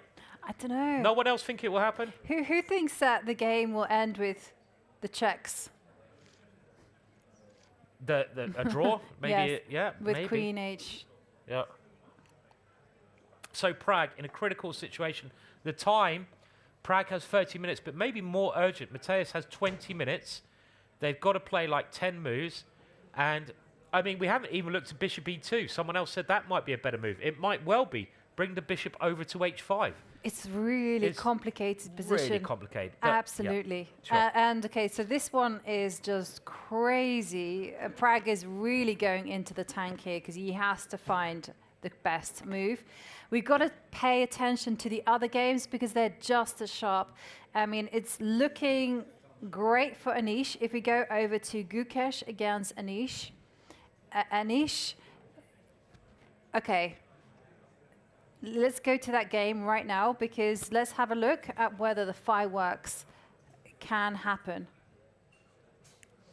I just made the mistake of having a bit of a biscuit, Oh, which might have been a bit loud, so that was my mistake. I apologise. We need our energy here. So, current position only? Yeah, current position. Okay, current position only. And Anish with the black pieces and the evaluation bar is looking good for black. Okay, well, it sounds good. It looks good. But is it good? Well, we had this... Anish now in this competition, he had quite a slow first half. He's obviously one of the strongest players in this competition, and he needs to now get into winning mode to have a chance of scoring well. And it looks like He's doing a very good job of that in this game. I mean, look at the pieces here for a start. They are gathering around White's king. And White's king is a little bit weak because he's lost the f-pawn. Right. So you can already start thinking of ideas like knight takes g3. I mean, that'd be the first move I'd look at. And everyone is saying, yep, we're all pounding the table for knight takes g3. Simon, let's put it on the table. Okay. Now, will the evaluation bar change? I haven't calculated this at all. Okay. No, but that's what you said to me. You said you don't need to calculate. That's right. You don't need to feel calculate it. chess. You just feel the moves. You look at the opponent's king and you open up lines. Look at the evaluation bar. Here it comes. Boom! It works. And this is, therefore, the best move. We're just forcing our way through. Okay, so let's work it out then. H takes g3. And now you have a big choice. Yeah, you can because go. this bishop defends the king, right? Yes. So we could consider sacrificing even more to get rid of that bishop. Well, we should put it to the audience. Queen takes pawn or rook takes bishop? Okay, yeah, let's have a vote. Is the right move here queen takes pawn, check, or are we going to throw more wood on the fire with this? So if you vote for queen takes pawn, say yeah. If you vote for, come on, more wood on the fire, I'm a crazy attacker. Rook takes e4, say, okay. Okay, well, all right. it is. Rook takes bishop. Come on, Simon. Well, let's have a look. So which one do you want to do first? Rook takes bishop. Okay. They got the biggest It got round the biggest of share. applause. Let's have a look. Are you confident? Are you confident? Wow. Look at the evaluation bar. Yeah. Who needs pieces? You don't need pieces. Give them away. It's Christmas again. Okay, so let's take. The Dutch attack. Yeah. Yes. Yes, that's it. We've got all the Dutch crowd here wanting to give up their pieces. And let's just show this, shall we? Yeah, absolutely. So pawn takes rook. Yep. Thank you very much, guys. And now you're a whole rook down. So, you know, you're doing a Prague here. So now we come in with the check. Okay. And now, because I don't want your bishop coming to h3, I feel that I'm going to go king h1. So. And I'm going to tempt you with the draw offer. Okay. So the draw would obviously be this. Yeah. And that would be a draw. But I don't want a draw. No, you don't want that. I can know that. I'm Do also. you guys want a draw here? No. No, definitely not. Okay. Oh, not that one. That was a mouse slip. Okay, what about rook? Rook e5. Rook e5. I love it. Doing a Sindarov going rook. Coming around the angles. Uh-oh. It's a nice idea, though. It is a nice idea, but what is the defense? There's only one defense here. Because that rook, we should have mentioned, was on pre. The only defense is to cover that square. So you have to go. Yeah, but then bishop. Okay, so queen here, only defense to stop the rook swinging in. And then the bishop can't. Oh no, the bishop can't come in because you got queen takes. Yeah. Everything's covered. Everything's covered. And next move, I'm going to bring my queen over to defense. So it's not that move. I would love, for example, here as black to play bishop g4 and you know maybe try to get that, but just to demonstrate that is a whole rook. And if I go bishop to h3 at any point, I take the rook first, but there's always this rook g1, and that would cover everything. Everything is covered with these two rooks. So you've got to be very careful how you play this. This is what Niche is thinking of. How much time does the Niche have? It has 20 minutes. There's only one idea here that keeps the initiative for black. And so queen h3 and bishop d7 is a nice idea. Let's have a look at that. So queen here, check.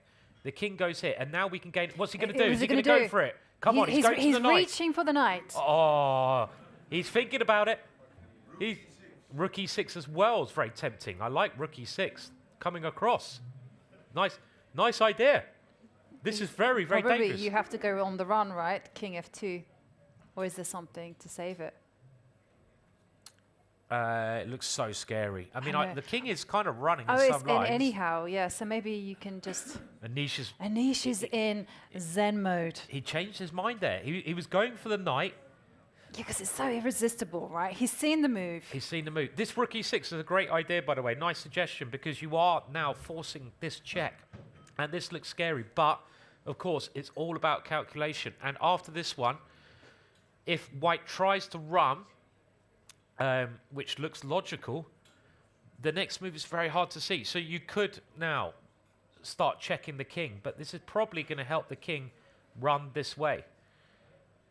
You could try to bring the rook in, but that will give White some time to defend. With rook f1. And rook f1 with the king Building coming the here. shield. And then rook coming back is defending. So it's actually very hard to see the winning move here. And the winning move is actually changing the direction of the rook here. And that doesn't make much sense to a human because you're looking at coming the other way. It doesn't make any sense at all. Yeah, I mean, you're like it literally doesn't. going bishop c3. Hello. Yeah. What's happening? So what's the idea after bishop c3? Well, now you play rook g6, which is... because there's no cover. And you're now got the extra idea of taking on e3. So you have this, but this is so hard to see. So that was one line that Anisha's got to find, and that is not a normal sequence of moves. But there is even a better idea here. And I think the better idea here, well, let's first of all look at this bishop d7. I think this is going to help White, because White's queen wants to get back to defend. And with this move, you're basically forcing the queen to come back and cover the king. So that's not quite quick enough, so you can't do that one. But what you can do, maybe we do it in this position because the king's in the corner. We could actually go rook here now. And this is just trying to come to d2. But we saw the idea of taking on e3. What's he going for? Oh, no, he didn't. Boo. He did not play it. Yeah, but actually He changed going his mind. into the variations, I can see that you have to spot some really difficult moves. So yeah, he moved the knight back. Okay. Oops. What was that? That was our analysis, I think. Okay. So this was a little bit disappointing, but let's see what's happening in the game. It didn't happen. So he could have tried this attack, but he's gone for another approach. Knight d6 with eyes on the queen and the bishop also makes a lot of sense. Now, Gukesh had been analysing this. He played very quickly. He grabs this pawn. And now has Anish moved? He's taken on e4. And White's recaptured with the pawn. And this also looks very scary with the light squares being exposed. This is a less risky way to play the attack. And maybe just as good. Yeah, So, as you mentioned, the light squares are really vulnerable and it's looking good for Anish. Rook takes e4. Yeah, rook takes e4. Kind of feels like a very natural move. Definitely. Rook takes rook. Rook takes rook, so we come here. Take everything off. And now, like, Gukesh has to play so precisely to hold the balance. I don't even know how. Yeah, and this position is actually equal on material, so Anish is not risking much. And or you can see this bishop at some point coming in could be a killing idea. You know, you've also got Harry-itis going on over there as well, with that pawn coming up. And the bishop just has to anchor itself on e6. Yeah. And as you mentioned, lift up Harry. The white king, very, very weak. Shaky. With these two pawns only protecting it. So great for Anish. Looking good still. He didn't go for the other sacrifice, but this is a good plan he's played. Yeah, and also just to update you, if we go to our full board view, I just wanted to show you Vincent Keymer. He is going down against Nodirbek. And and we also have a result in the game between Pragnananda and Matthias. And I hate to say this, the position was so complicated that Prag just simply repeated moves with queen h6, queen to g5. It was understandable. We saw how fine the margin was, you know. Yeah. Bishop to b5, a really difficult move to spot, because you have to see that this rook takes c5 is the continuation. So a fair result there in the end.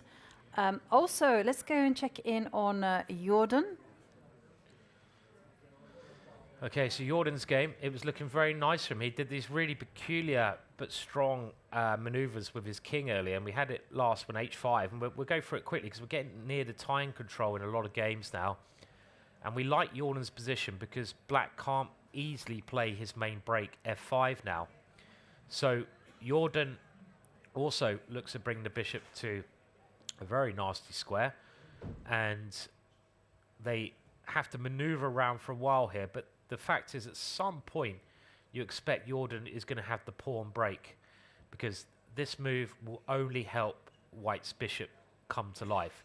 So they do dance around a little bit. And there you go. That's break number 1, the b4 break.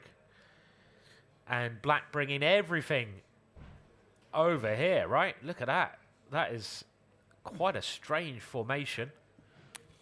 Well, maybe it'll uncoil itself like a spring or a jack-in-the-box. Certainly going to try. And now he gets rid of the bishop trapped behind those pawns. That's a good exchange. And there already I hear on move 41. So we won't spend too long because we want to get with those time control games. But it looks all Jordan. Everything is Jordan. Black is so cramped here. This is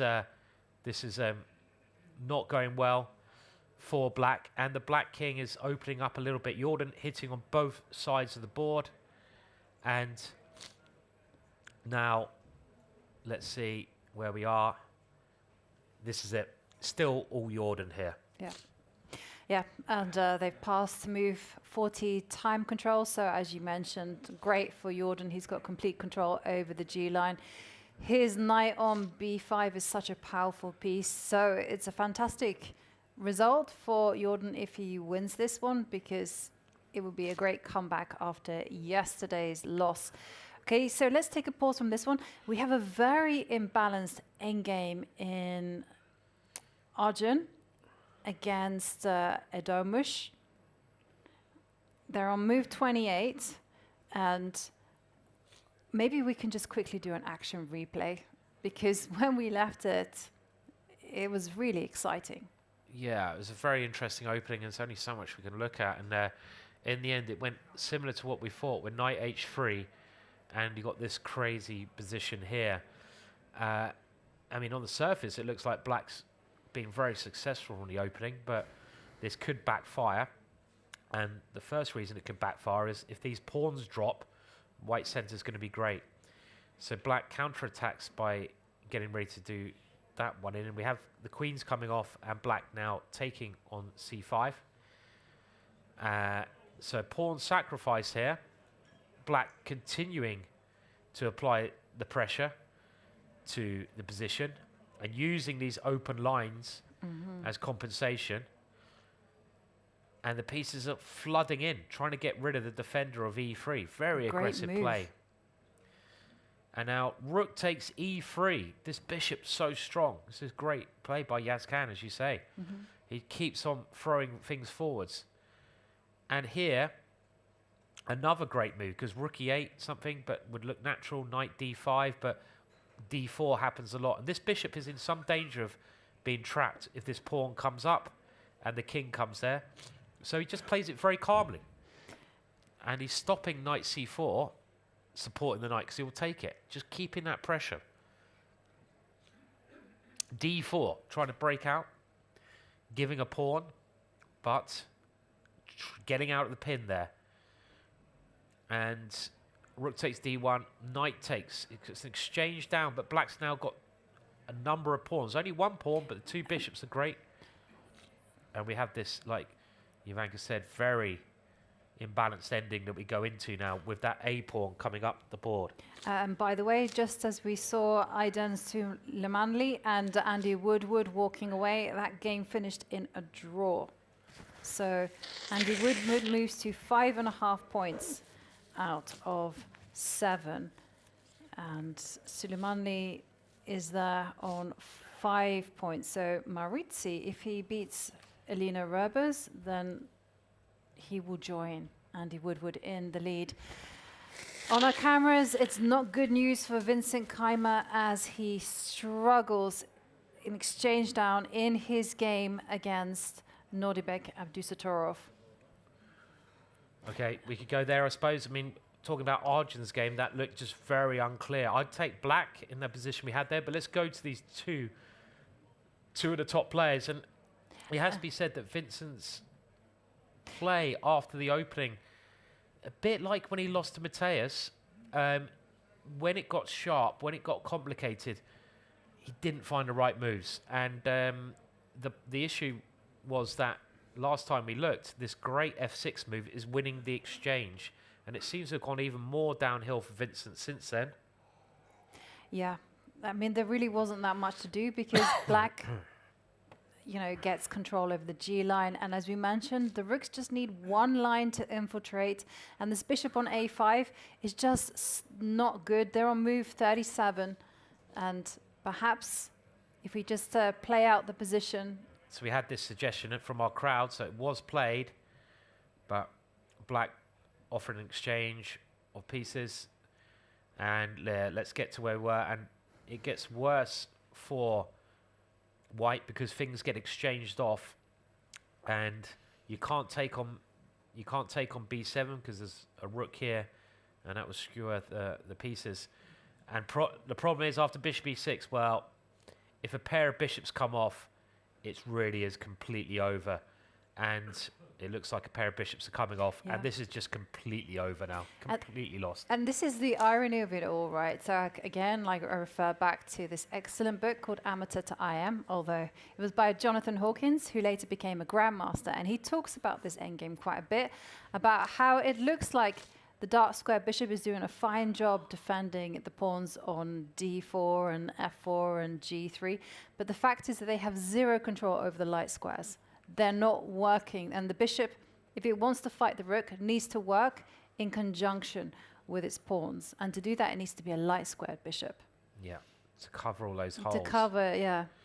And the way black normally tries to win these positions is just, as Yovi said, use those light squares. And what we talked about the king improving, the Benjamin Button king getting better as it gets older, and that king coming in on those light squares, and I think this is just going to happen. And if we play on to the live position, you can see it actually has happened. Yeah, and all you need to do is now get the rook in. This is like really quite easy. The rook will at some point either come round the back and start making the king even easier. That's the thing. The king has to give ground, right? Yeah. At some point, as you mentioned. So A5 played by white, and that is move 40. So Nodirbek just has to make a move. He can just go rook h6. He's doing the Simon plan of mobilizing the rook. And this one.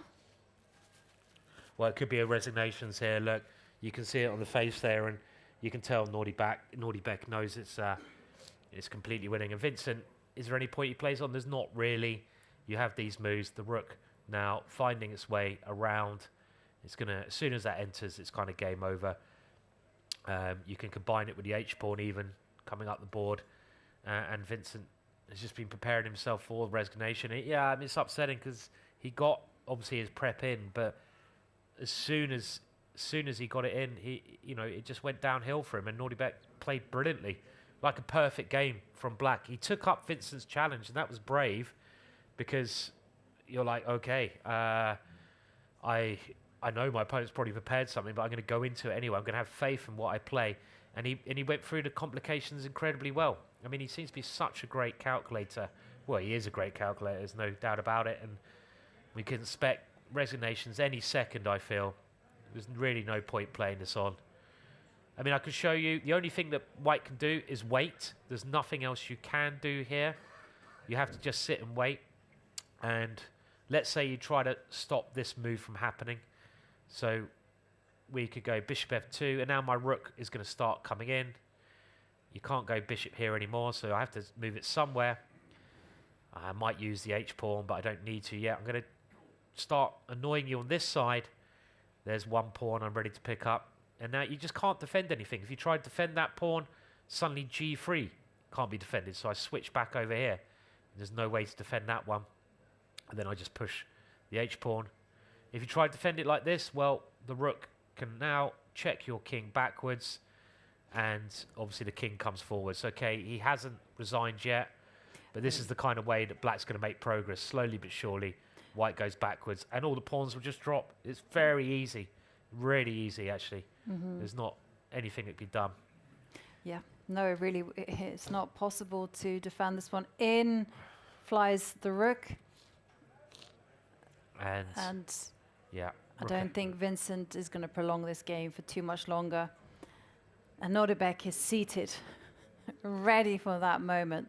Yeah. Vincent decides to end this game. Yeah. we see Oh, there we go. Resignations has happened. And Vincent shaking his head, the two sharing thoughts, you know, the dramatic moment happening earlier on when Nodirbek found that breakout move, e5, that completely changed the momentum of the game. And great result for Nodirbek, who preserves his lead, moving to 5.5 points out of 7. Okay, so we have a decisive result there. Let's check in the games which are hovering around the move 40. Let's go to Van Wyn against Fedoseev, because they're move 38, and the clock is ticking down for Nguyen. It's down to 27 seconds. It was looking good, especially because black has these crippled pawns on the king side. 39. And Nguyen must not forget that he only has 12 seconds, now ticking down to 10. He's not reached move 40 just yet. Okay, he plays king e3. Anish Giri is winning, we're being told. Yeah, let's head over there. They've completed move 40 in Van Wyn. Let's have a look at what's happening there. Okay, let's go there. So it's looking really good for Anish against the world champion. And he did, in this position, grab that pawn on e4. And it's a big exchange there. Queen c6, hitting the rook. Queen g4. And the queen can also try to get in on the light squares. I mean, one simple way to win this is just queen, if you can get it in, queen there, and bishop to h3. And there'll be no stopping some nasty, nasty things happening. So white thought it's a bad position anyway. I'm going to grab a pawn. But now Anish played rook c4. And this frees up the queen to move because you defend your bishop. And the queen comes into d6 and we're waiting for Anish to move. And they've still got enough time to play this. Where's that queen? The queen to f3, bishop to b7 looks incredibly strong. You can go queen e4 queen as e4 well. even do better. it. Queen e4, stopping that move. Yeah. And everything is protected. That's so important in modern day chess. Yep. The bishop's defended. The king can come to h7. Bishop b7. Next move, game over. Is that right? I think that's right. Well, the white king has to go walkabout. Yeah. And you can't escape this. This is just too strong. And you're only one pawn down, Anish. This move. I mean, maybe bishop h3. You've got to work out which one's best, but it looks logical. Get everything on this diagonal. There's nothing that white can do. That's the problem.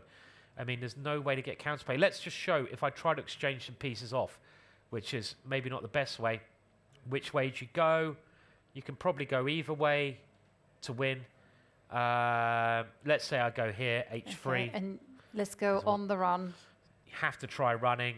And now I just come in, and it's actually quite easy. With the bishop here, I cover f1. Yep. So we got checkmate on f1 here. This just demonstrates one of the problems that white has in this position. If you maybe tried this one, this would be a decent attempt, because white would love to exchange queens, but we're never doing that. So I've got to keep the queens on, and I still want this idea. So this seems like a better move, but what about I go here, because now I gain a tempo on here, and this is probably just the end. The only way you can defend both pieces is by playing something like queen to f2. But now you go the other direction. And now you go the other direction, and queen to h1's happening. If you go e4, I can just take it. And rook c2 is coming. Queen h1 is also in the air. And if you go king f1 to try to run away like before, yeah, rook c2, this is what I was talking about. Rook c2. And that's horrible. Yeah, I mean, rook d1, we can. Well, we've also got bishop h6 at the right moment. Isn't queen h1 going to be a killer? Yeah, queen h1. You can't come here because bishop a6 is checkmate. So you have to go here, and then obviously we don't exchange. Queen f3. You have to go here because I'm threatening d1. And then almost bishop a6. And then bishop a6, yeah. And I'm threatening this one. It's a nice finish, because if you go here, and we come back, and checkmate, next move. So Anish's very, very nice win there for Anish, Yovi. Fantastic. It's his first win of the events. If he So wins. If he wins, If but he wins, I think he will do this. very likely to win this one. Ivanchuk is there in the background watching this game. And for Gukesh, it's 9 minutes and 38 seconds. It's ticking down, but it really is mission impossible. Yeah, there's nothing Gukesh can do. I mean, he's trying to find some hope here. You've got to keep fighting to the end. He's one of the most resourceful players I've seen. He gets himself out of many tricky situations. When he beat Magnus last time, Magnus was completely winning, but Gukesh managed to turn it around. The problem here is that he can't get any counterplay. There's no way of doing it. And okay, so whilst Gukesh can spend a lot of time here, let's go back to the Erigaisi, Edogmus. Okay. Just because Gukesh can spend some time just desperately trying to find some defensive resource. And these two, they're on move 34. Edogmus is making big progress. He's got the bishop pair. He has the potential of advancing and creating a queenside pass pawn. He also has got destabilizing moves such as g5 in the air. Would you find that off-putting if your opponent was swaying like that? I mean, I know it's just natural energy, but it's just. He's a kid. You can't say anything. He's 14. He's a kid. Yes. So, are you allowed to do anything you want if you're a kid? More or less. Okay. Fair enough. Yeah. All right. I mean, I would be annoyed if it were an adult. I would be like, come on, guys. I just find sometimes when you're trying to concentrate in your field of vision, if something's off-putting, it can affect you a little bit. I'm not saying, obviously, he's not trying to do it on purpose or anything. It's just. But you know, I once played one of these prodigies. Yeah. Again, will remain nameless. But I was struggling big time, and I was thinking for ages and ages. And at some point, you know, he showed that he was like 14 years old, or 13 year olds, or whatever it was, and he had too much energy, and he started running up and down. So and he was wearing a red jumper, so he was like zoom, zoom in my eye line, and I was like, this is not fair. He's not only crushing me, but he's also distracting me too. Okay, and there's F5. Okay. Well, now you can take. Is that good? Yeah, I mean, I'd love to get two pass pawns with b4 as well. So yeah, and also bishop g5 is also a way now. Bishop getting this is actually very dangerous to Arjun. Even though he's got the rook, you can never really, unlike we saw Nodirbek do, activate this rook because the a-pawn's too strong. So his rook has to remain passive. And this is a very logical move when you're short of time. Just activate your bishop, get it on the other side of the pawn. And if this knight ever moves, the king can also come in. You don't want to allow that. The bishops kind of cover everything. If e6, I can take it. And the rook on a1 is so passive. So passive. So this is tough for Arjun. Yeah. Tough for Arjun to hold here. Edogmus. Yeah. Maybe about to get his second win in a row. King steps up. Got to get out of the pin there. So at least now the knight has the option of moving. And is Edogmus's idea to come into f4? This, you know, could be an idea. The more pawns I grab, the happier I'll be. E4? I'm not normally a pawn grabber. Okay, let's grab it. Let's grab it. I'm just going to try this. I've never tried it in my life, so we've got to... You've never grabbed a...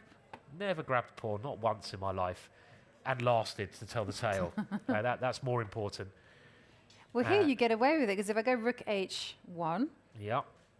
You can't take on... You can't take this one. And this is the thing about the power of this pawn. If I go bishop g3, you can never play this move, because you can't allow this pawn to get further up the board.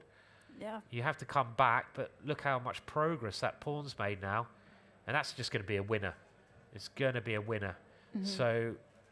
I would have thought this is just losing for maybe losing for Arjun. That bad, this position. Yeah. So e6, we have a suggestion. After this one. Yeah, good idea. Yeah. So after this one, we had a very good suggestion from the audience. So after this, White could try to get a pass pawn, and I like that idea with e6. And if I take it, then f6. Yeah. So this is the idea, and this would be a very nice idea. Funnily enough, the engine still thinks this is winning for black, even though you've got this very dangerous pass pawn. I guess we're covering it at bishop d6, but I guess that's just the move, right? We don't even worry about this, and then we can go h5. Is that right? So let's try. Let's say I put the bishop here, so I cover that square, because you can still not activate this one. You can't get your knight. This is very important. The knight has no squares it can move into because it's being controlled by all of the black army. So this knight is a really bad piece. And actually, yeah, with h5 coming, you won't be able to deal with both the pawns. So it's a nice idea, but doesn't quite work. I mean, it just goes to show the power of the bishop. Even the bishop on b3 could do all the heavy lifting as well and cover the f7 square. But I think this has happened. This has happened. So is he Yazkan going to just take the pawn? Well, he's rocking backwards and forwards, and that suggests that he is. There you go. Sorry. Dr. Yovi tells you. What if he takes it? If he goes backwards and forwards, it means he's going to grab the pawn. He's yeah? excited. He's clearly excited. He's very excited, you know. Yeah, very excited. I mean, why go bishop to f4 if he's not going to grab the pawn? Yeah. Oh, no, he goes g5. Okay. Positional approach. Yes. Which is also probably good, because he's kind of saying, well, okay, h4, natural, get rid of that weak pawn. And now I expect h6 just to keep things tight at the back. Yeah. Well, I mean, is this a winning idea, just to start coming here? Like, I mean, that looks natural. Not now, but at some point, b4, a3. Yeah, you can do it. Just h6. I'll go h6 first. Yep, we'll do that. And next move, I want to go b4. I was also wondering if you could do some funny, like bishop takes knight as well. Okay. I've been wondering this for a long time. And then go for take that one. Okay, and then go for this one.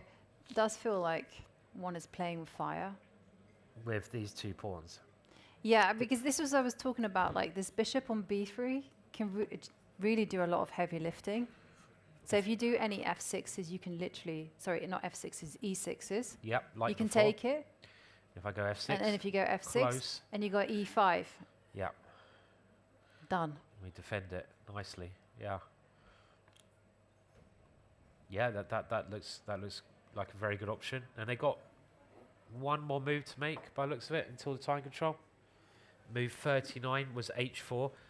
But this is a big decision. Do you play the line that Yovi just pointed out, which wins a pawn, but you're still a little bit nervous about these ones. Maybe I can try and create a pass pawn with this and then this. But your bishop does do a lot of heavy lifting. Yeah, it does enough work, but I would say this is perhaps impractical.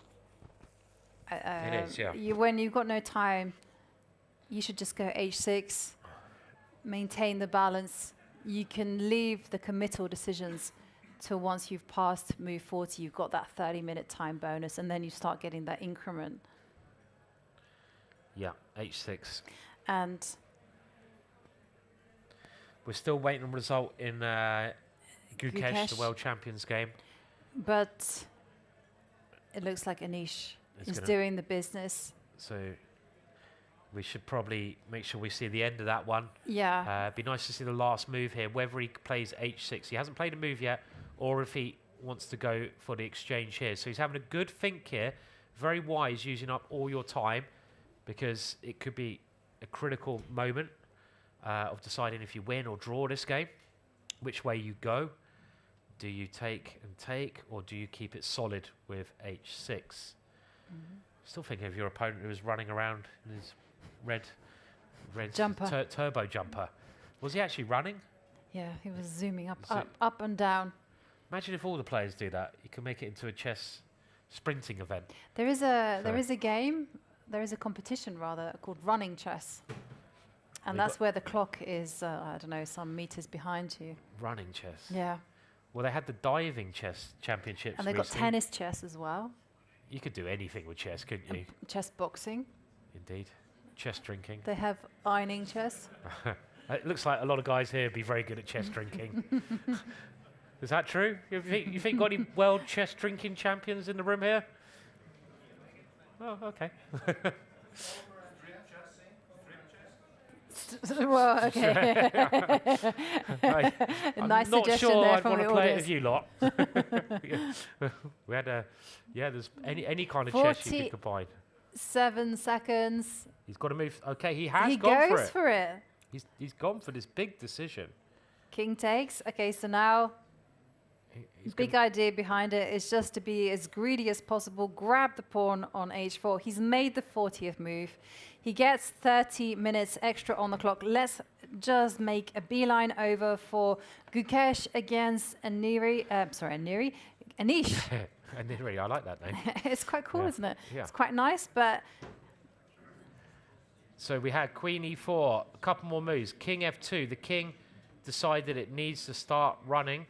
Bishop B7, trying to finish the game off. Rook F1, I'm going to hide. The rook comes to C6. And now Queen D8, King H7, Bishop C3. stopping the rook getting to F6. Covering that one. Okay. Where's well. the kill? Where is... Oh, Anish thinking there. Is there Queen C2 check? It feels like there might be something with this again, right? A Another result. Did Jordan win? It looked like he had a great position. Any other result would be bad. Jordan played a no, great game. hang on a second. No, he did it was win. it was a win. It was a win. Okay, good. Well, yeah. Any happy Jordan fans in the room? Yeah. He's got a big fan group here, does Jordan? May I tell you a fact about the Foreest? Yeah? They've got 3 national champions in the family. 3 national champions in the Jordan. Yeah. Martel, yeah. Yeah, and I think there's also some ancestors as well. great grandfather was Dutch champion, right? So I think Jordan's great Jordan, Lucas, and Magteld. Not many. No, that is probably the only family that has 3 national champions. It's got to be, right? So a real family of chess players, and he a very likable person, Jordan, as well. So Okay, we have got a lot of fans. result in the Panesar Faustino Aura game, and that is a draw. A draw. So 4.5 out of 7 for Faustino. We're And it seems like 5 might be the magic number to get a Grandmaster norm. Yep, we're hearing that Faustino tricked his opponent there, so we'll come back to that a bit later on, but we do want to just see if Anish can find a way through. He's going for a move. What's he going for? I was thinking Queen C2, and I have an idea. If you Okay. drop the Queen back to D2, Rook takes C3, and you clinch it. Boom. Very nice move. Getting rid of the defender of the Queen, and obviously all endings are completely winning, and that would be that. So, that's very nice. Is that just a killer? What do I can't... Oh, what do I do here? This is horrible. So if I go bishop here, Well, now you you can go go check. Rook F6, and then you go on the diagonal. And then if I go here... I just thought that Queen E4, isn't that going to clinch it? Queen E4. I can't be bothered to calculate anything with Rook takes Rook. I'm sure that wins too. That looks very smooth. Very smooth. Yep.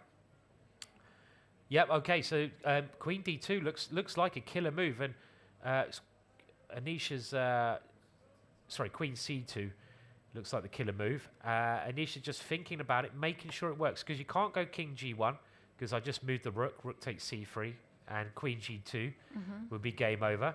And if you go King E1, that's the only hope that I can see. There might just be this Bishop A6 again. Remember, this Bishop can come here, and if Rook F2, then I go... Yeah, you go Queen C1, and then you pick up E3. Yeah, okay, what's he gone for? Okay, he's gone for another way of doing it. He's gone for a flashy line here. Oh, he's gone Rook takes... Rook takes. His bishop. And this is similar. Look at these pieces. They far outweigh White's pieces. Pawn takes. And a similar idea. The Queen might even come to G2 with Bishop A6. Bishop A6, I think, is the key move, right? And you pick up the Rook. There's no checks. So I think Anisha's idea is check here, Bishop here. And that's just brilliant. Threatening these two. And you can't check on D3 with the Queen. And if you go Rook F2, I just go Queen here, and I pick the Rook up. Yeah, brilliant. Next move, because that Bishop has gone from one strong diagonal to another. So very, very nice play. Let's see, is he going to play it? He's just double checking. This looks like the killer move. Maybe this is also good. Queen C2 with the same idea. They're both crushing, I feel. He's gone into G2. And I expect after bishop A6, Gukesh will resign. And bishop A6 has been played. It's move 30, and he has resigned. And a move and a finish that gets a round of applause here. Anish Giri wins in a fantastic style there at the end with rook takes bishop. Lovely blow. Okay, so we have 3 games remaining in the Masters. 2 decisive results. Maybe we check in on Vachier Sindarov against Hans Niemann. I mean, this one has been a lot slower. Yeah, I mean, it's always very special to beat the world champion. And, you know, I just want to see, how many Anish fans do we have here? We've got to have loads, right? Anish? Good.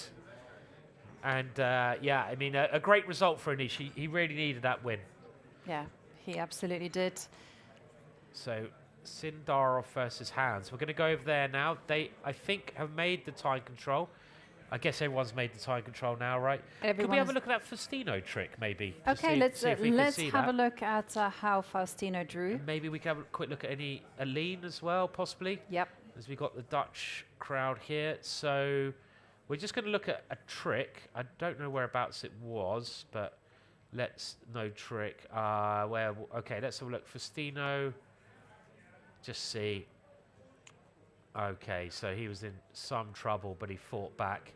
Oh, it was an opposite color bishop endgame, so... Well, let's go to the end of the game. So this position is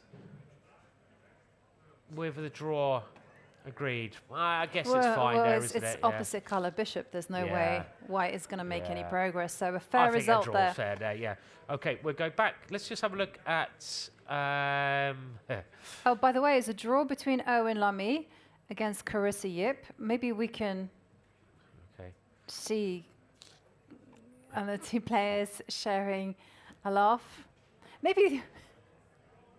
It was nice to see the players sharing a joke. It is, yeah, very nice. And it looked like Chris was under some pressure, so she actually found a very good defense here in this position.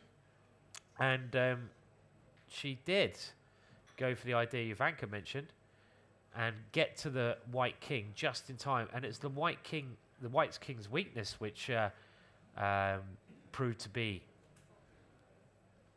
give Carissa enough counterplay. And you can still see, even though it's an extra pawn, this king is very exposed on the back ranks there. So they danced around a little bit, but that's just an ongoing issue. And that king going to h3, we've seen that happen before, but it's not much safer there. And Carissa just keeps things solid for now. Even the queen ending, she now finds a great idea. And the great idea was just to come check. And here, threatened checkmate on g4. I bet Erwin had to be a little bit careful here. Now, you can't go h3, which kind of looks like a defense. Because now you go the other way, and it's checkmate, basically, next move. So you have to just repeat the position, and the game ends in a draw. So, yeah, so I think that means if Carissa gets 1 out of 2 in her next 2 games, she gets her Grandmaster title. And as Yovi mentioned, $100,000 from Singfield Chess. Yeah. It's not too shabby. That's not too shabby, but she has to do it first. Well, all of the games have made move 40. So let's just quickly... Okay, okay, we're safe to go on a break. Everything has made move 40. We can all take like a breath. Just go out there and just top up on your refreshments. Get ready for the next part, which is, of course, when we break down exactly what went down in time travel and what the situation is on the boards. See you in a few minutes.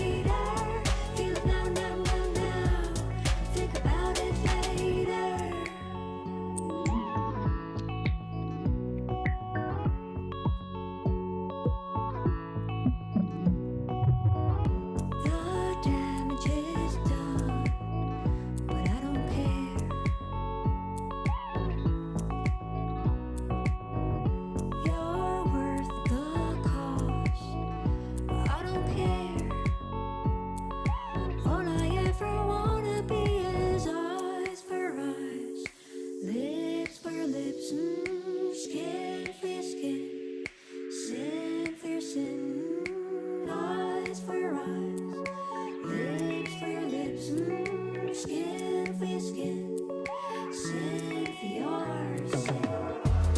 Feel it down, down, down, down. Think about it later. Feel it down, down, down, down. Think about it later. Feel it down, down, down, down. Think about it later. Feel it down, down, down, down. Think about it later.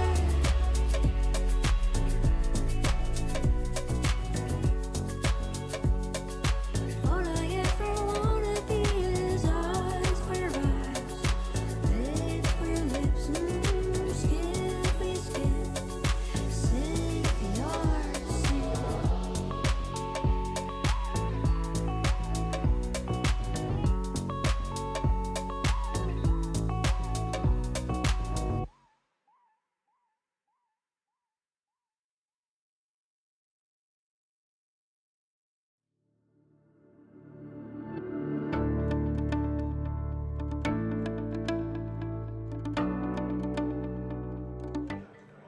Welcome back. So time control has been made. We are all very excited to break down exactly what went down, and there were a lot of decisive results already. So let's take a look at the results we've seen so far. And well, 3 games still ongoing, but as you can see, Simon, 3 out of the 4 games that finished all finished in a decisive result. And one of those that sticks out immediately is Nodirbek Abdusattorov beating Vincent Keymer with the black pieces, which now means that he moves to 5.5 points out of 7. Yeah, massive score. And he's actually we're at the halfway mark pretty much now. And it's worth pointing out that Nodirbek has been on the same score, 5.5 out of 7 before here, I think even last year.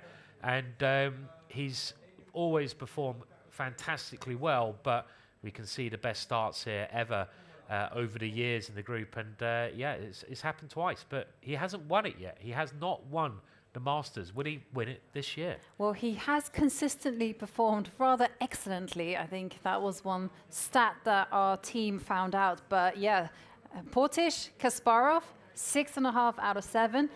Donna in 1950, starting with 6 out of 7. Max Ower also beginning with 6. Oh, gosh, these are big scores and some big names as well. Yeah, massive names there. So we can now just have an overlook of the boards very quickly and see what's going on. So we have a fair few results already in, and we just went over those results, but it looks fairly even in Sindarov Niemann.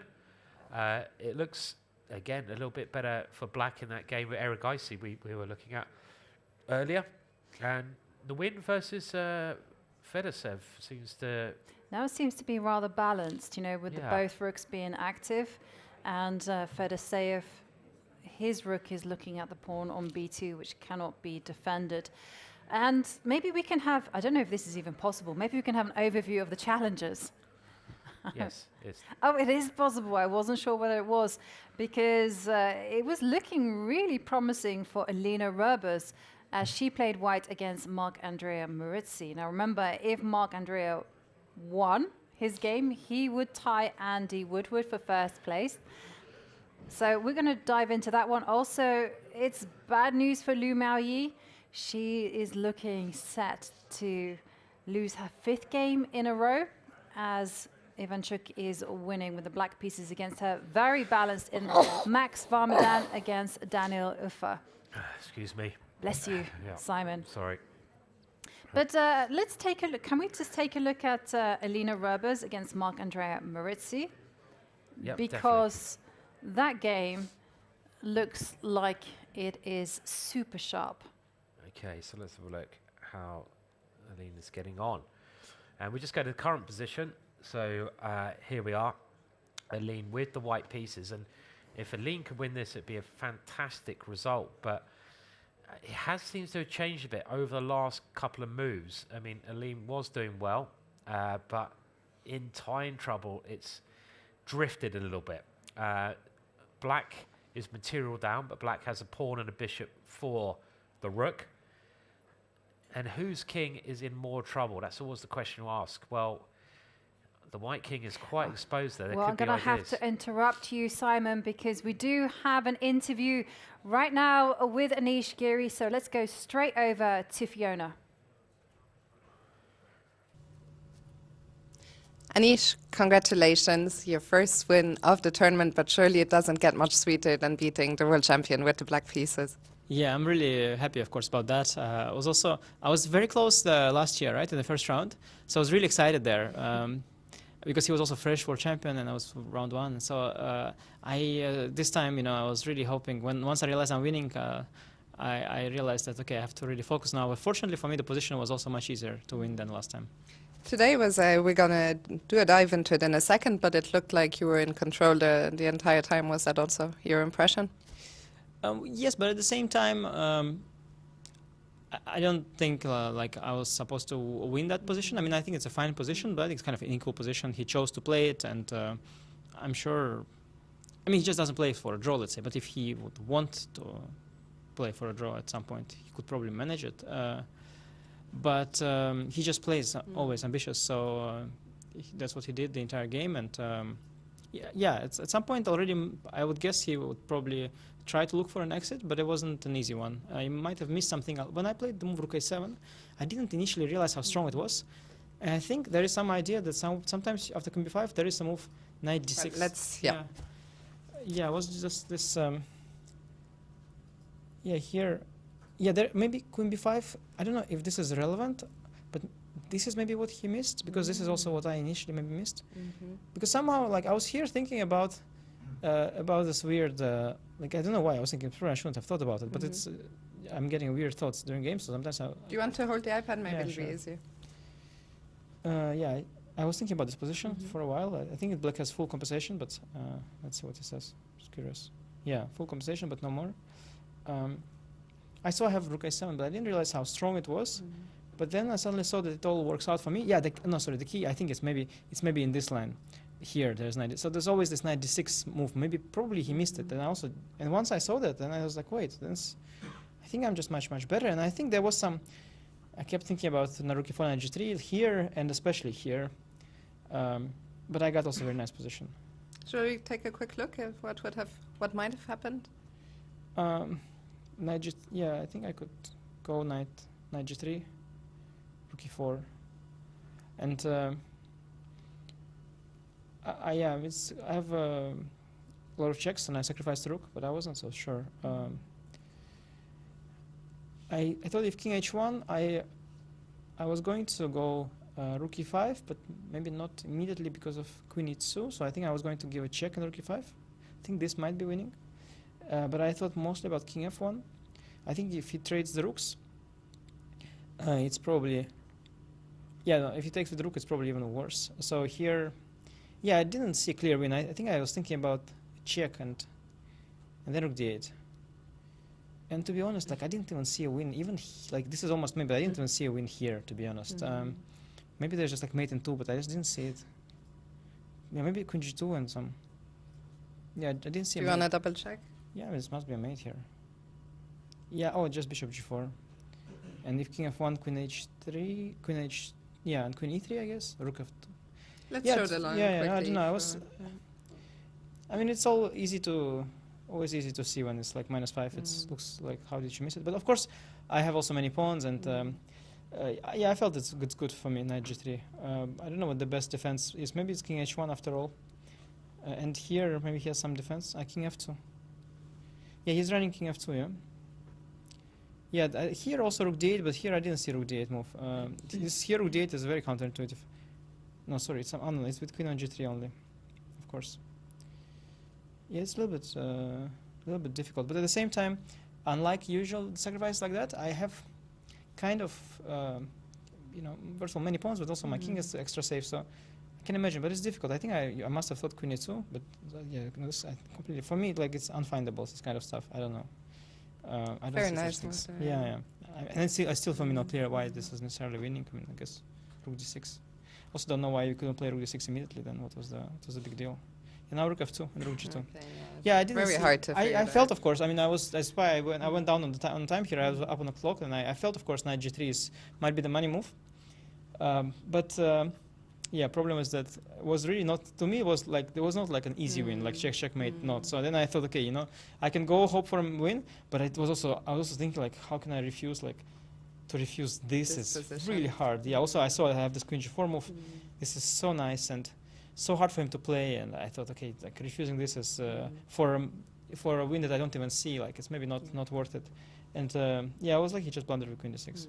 Did you immediately see it was a blunder? Not immediately, but as soon as I saw queen e4, I realized they probably blundered it. There were multiple situations where I was hoping to get something like this. Queen d5 was actually interesting because I actually saw rook c2. I actually saw this idea of that in some positions I can give checkmate like this. But I'm not quite sure whether I saw it exactly here or not. And if I go bishop e6, maybe I saw it. Maybe I saw it here. Yeah, I don't know what I saw, to be honest. But I just liked my position very much. I don't know if I was going to go rook c2 or bishop e6, because this also looks very nice.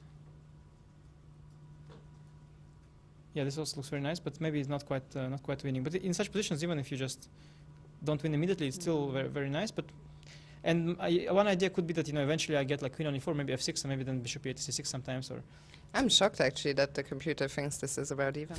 no, I was not. I mean, the thing is that computer will either say that it's about even or it's dead lost, because nowadays they're defending so well, they are not really giving the evaluation in the middle anymore.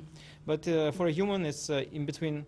Like we were discussing briefly after the game, I asked him if he thought this was okay, and he said he was not quite sure.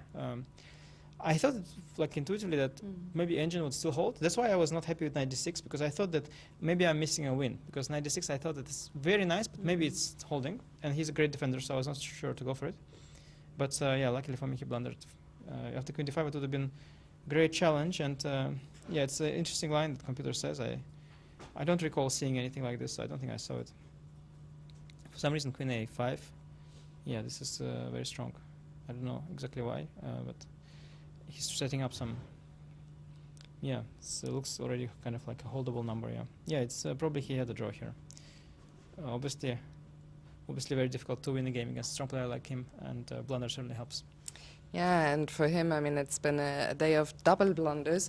What do you think this year?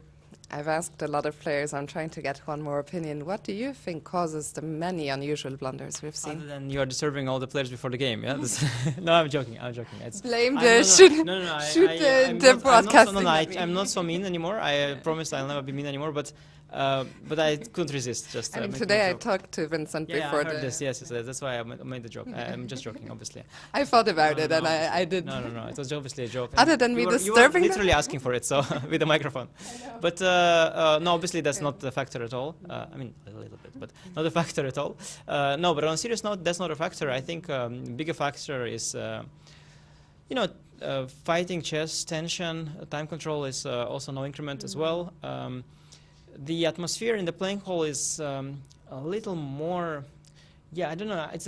I am not as at peace as I used to be the previous years. I think the fact that the audience is closer than before, it creates, like, I don't know, I feel that there's like, in a weird sense, like, I feel that there's someone near me all the time, like, and because I'm used to having a very wide playing hall, because they restructured it. Now the big group was a shield between for us, giving us extra space, and now the big group is on the other, challenges are on the other side. So we have a lot of space to the audience, don't get me wrong. It's actually a lot. I saw it again today, like it's a lot of space, but I'm so used to more that to me it feels like I'm cramped compared to how I used to feel, because I play here 20 years, so I'm know how it feels to play here. But now I feel like everyone's sort of closer. And I think all the combination of everything, but also, when you have players so fighting, players like Hans and Fedoseev, and also the top players of nowadays, Gukesh and Abdusattorov and all of those, they're just, they're turning the heat on. And when the heat is on, the blunders are coming. So. As And you of course your interviews are. I mean, when I found out I was gonna do pre-game interviews, I was like, okay, let's see, let's see how this one goes. Yeah, but it's just now. Yeah, I was asked, by Lichess, and I told them that it's like also one of the sign of the times, because they asked me, how is it playing so long here? And okay, many things are the same, like the same playing venue, but some things are different, and this is also part of that. And it is also like going with basically with the times in a way. Yeah, I mean, we don't throw in kings into the crowd, but we do have a little more interaction than before, which is just the way chess has slightly shifted, and then because the Overton window sort of shifts, then even the most traditional events like Wijk still do it slightly less traditional. And yeah, I think this interview is probably very nice for people at home, and some players also probably like it. You have to get used to it, but I think releasing some tension before the game is probably nice. Also, just to be clear for the viewers, I mean, if I feel like someone doesn't want to talk, they are of course not forced to talk to me. Yeah, obviously, and I'm sure you're being very experienced interviewer. You know how it's done, and I just really couldn't resist the joke. It was just the joke there. I absolutely. And I accept it. I know you're joking. Yes. And as you said, you've played here what 20 times? 18. Yeah, 18. Yeah. How does it feel to be the oldest player in the field? Yeah, it's a special experience for me. I mean, it's a bit of a coincidence now because obviously a lot of older players could have played as well. I mean, there's still many great players at the top, starting with Magnus, Hikaru, Caruana. Top 3 actually are still the oldest, older than me. So it didn't have to be that I'll be the oldest, but it so happened. And yeah, it's quite fun. First time for me, probably not the last. There is a little tournament known as the Candidates coming up quite soon. I'm sure you know that, for example, Fabi, when he won the Candidates, did terribly in Wijk that year. Is that something that was on your mind at all coming into this tournament? Yeah, I knew that, and when I started doing terribly, I remembered it once again. I think for an experienced player like myself and Fabiano, this doesn't carry so much weight.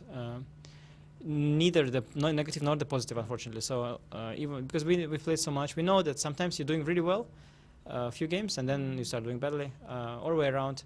Maybe for someone who is less experienced, momentum could make a big difference. But I think candidates, it will be completely different. Of course, in particular, the level of preparation will be different, and it basically will be a different game. But of course, I mentioned in the interviews before, I really wanted to do well here, so I'm trying my best. But yeah, whatever the outcome here, I'll have to be as eager, and I'm really looking forward to prepare for the candidates. Sometimes, unfortunately, even during the event here, I'm starting to think about that, and it's really hard to not to. And yeah, it's something I'm really excited about. What will the preparation for the candidates look like? What can you reveal? Well, we'll spend I think I'll spend a lot of time after this tournament. I tried to sort of pace myself a little bit so that after this event I'll have the energy left. And yeah, I'm really looking forward. And I'm sure all my competitors are going to do the same. And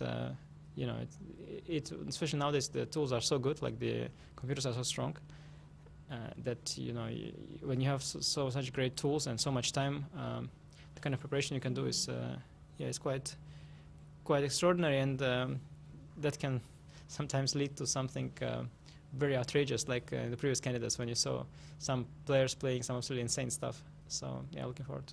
It's going to be a fun event. Finally, you mentioned the new time controller as one of the possible factors, one of the factors that might lead to more mistakes. As a tournament ambassador, were you consulted at all? Did you have any say? And regardless of whether the answer is yes or no, what do you think of the new time control? Yeah, I thought it was a good idea because for me as a participant and candidates, it's a great experience. So I thought it was a great idea for the candidates. Not for my result here. I didn't expect. I think probably having so much experience playing here with the other time control, it probably would be easier for me to play with the control I'm experienced in, and not the one I never play. So I didn't. I think my chances at this tournament slightly dipped when I found out this will be the time control. But I think my chances at the candidates have gone slightly up. So I'll take that trade-off. Anish, thank you very much for sharing your thoughts. Congratulations and best of luck tomorrow. Thank you, tomorrow. Anish talking about the fighting spirit that everyone has in this event, and two players who are not lacking in any fighting spirit whatsoever are Alina Roebers and Marc-Andrea Maurizzi. Now, when we left it, things were slightly better. I would say better for Alina, but the position was still very, very complicated because of the exposed position of Alina's king. There've been a few moves and there's been a few developments, because if you see the live board, unfortunately, Alina is the one that is somewhat under pressure. So let's quickly break this down, and then I'd like to go to Arjun's game. That was a nice understatement. Slightly under pressure. I just saw the evaluation bar on the bottom right, and it looks like a lot under pressure. But I wanted to pick it up actually a little bit earlier, around move 37, because Alina had been playing a great game, and it was just the time situation, and a couple of things went wrong. So she was white here. She's doing well. She's the exchange up. It's not totally clear, but she plays this very nice move F5 to force some lines open. Black now took with a pawn, and already you can see her chances improving after this move. King H2 was a good move. There's nothing wrong with this move. And now Black has to try and create some counterplay. So the only way of creating counterplay is against this pawn on D4. And here another great move, and this was move 40. So this was rook coming to G5, so just targeting these pawns.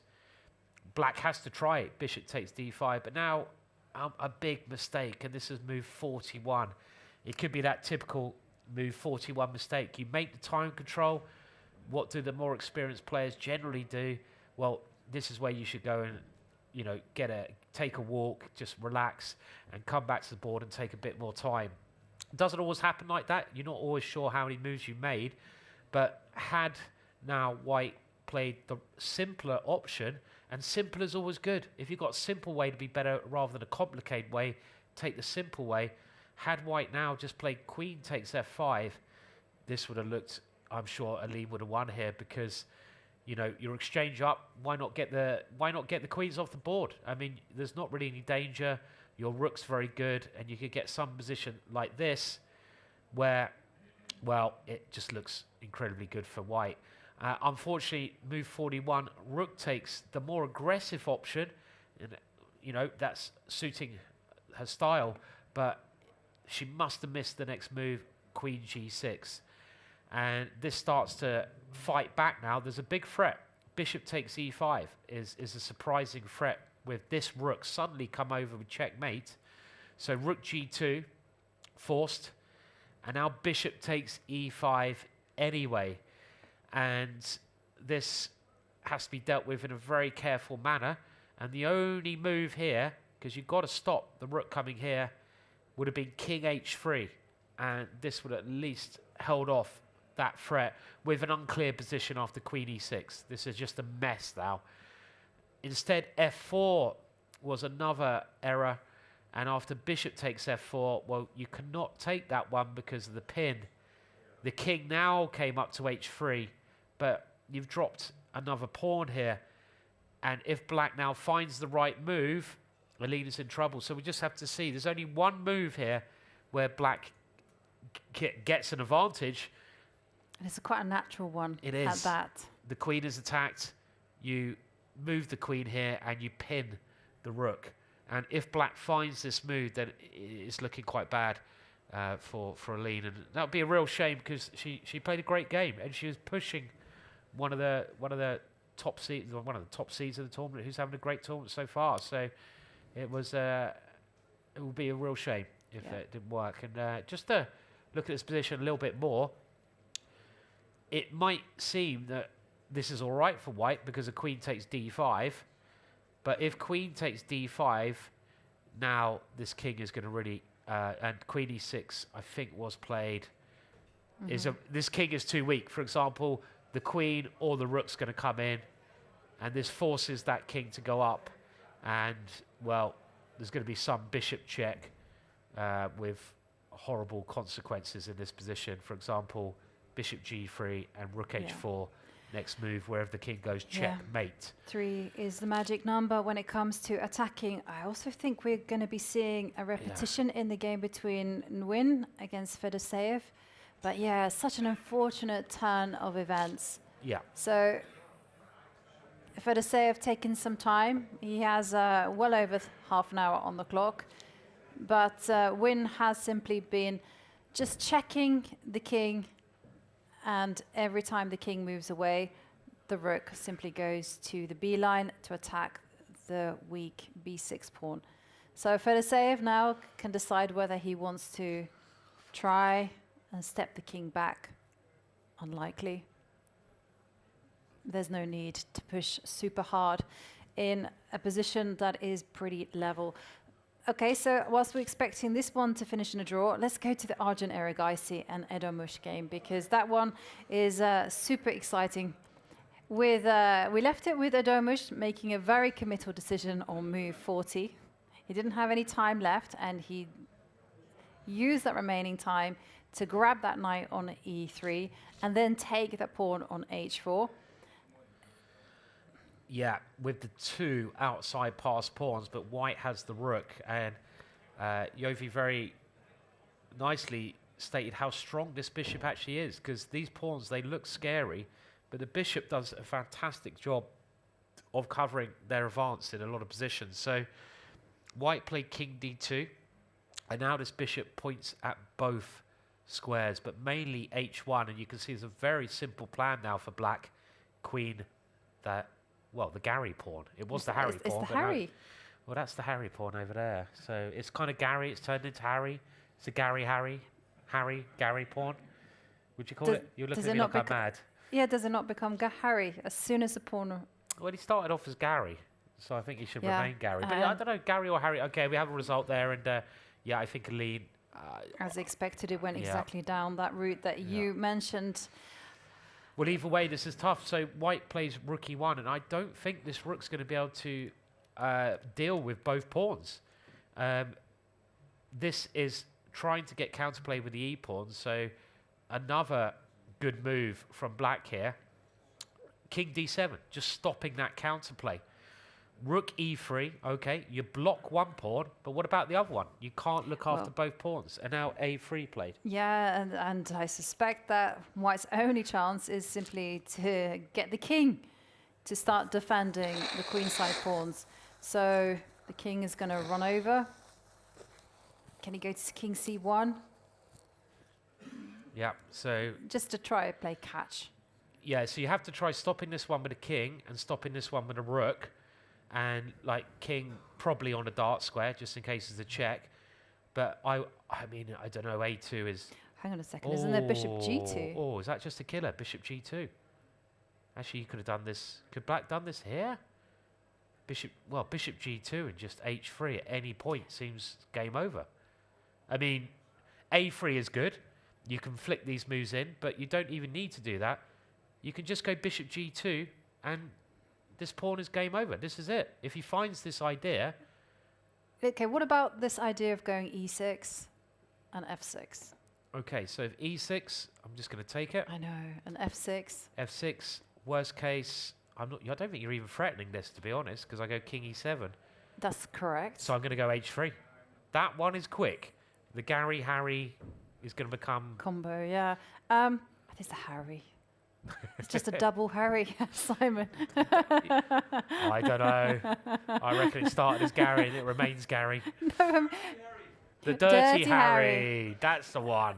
It's turned into the dirty Harry pawn. But you could have a situation where like the f pawn becomes, or even the e pawn becomes like the h pawn, and you can't be calling it Eric or whatever it is. Eddie. Eric, Freddie, Eddie, Eddie, Freddie, Gary. Everyone be confused. Well, the bishop does land on g2. And this is the killer blow. I mean, amazing stuff here from the 14-year-old. Yeah, so it has happened. Did he go a3 first? I don't know if he did. He doesn't need to. Just the idea of going here and here. I think he flicked in a3 just for fun. Okay, probably the most accurate way of playing. And it looked like the king came here. And this bishop g2 is literally the end, because there's nothing that can be done now to stop the h-pawn. So he's really played a great game here, Yaz Khan, and he's outplayed his higher rated opponent, and Arjun looking a little bit unstable in the last couple of games, unfortunately. Well, it was just some fantastic opening preparation. Yeah. You know, coming in with the knight to g4, then going e3, and then sacrificing. I mean, if we Great can kind of preparation. go back to that kind of rook takes e3 moment. Sure. I was just wondering, the last chance you could do is to get the rook behind. I mean, I don't know if you want to look at that now or later. Yeah, we can do that now. So the only way I can see it defending this pawn is to try and get the rook behind the pawn.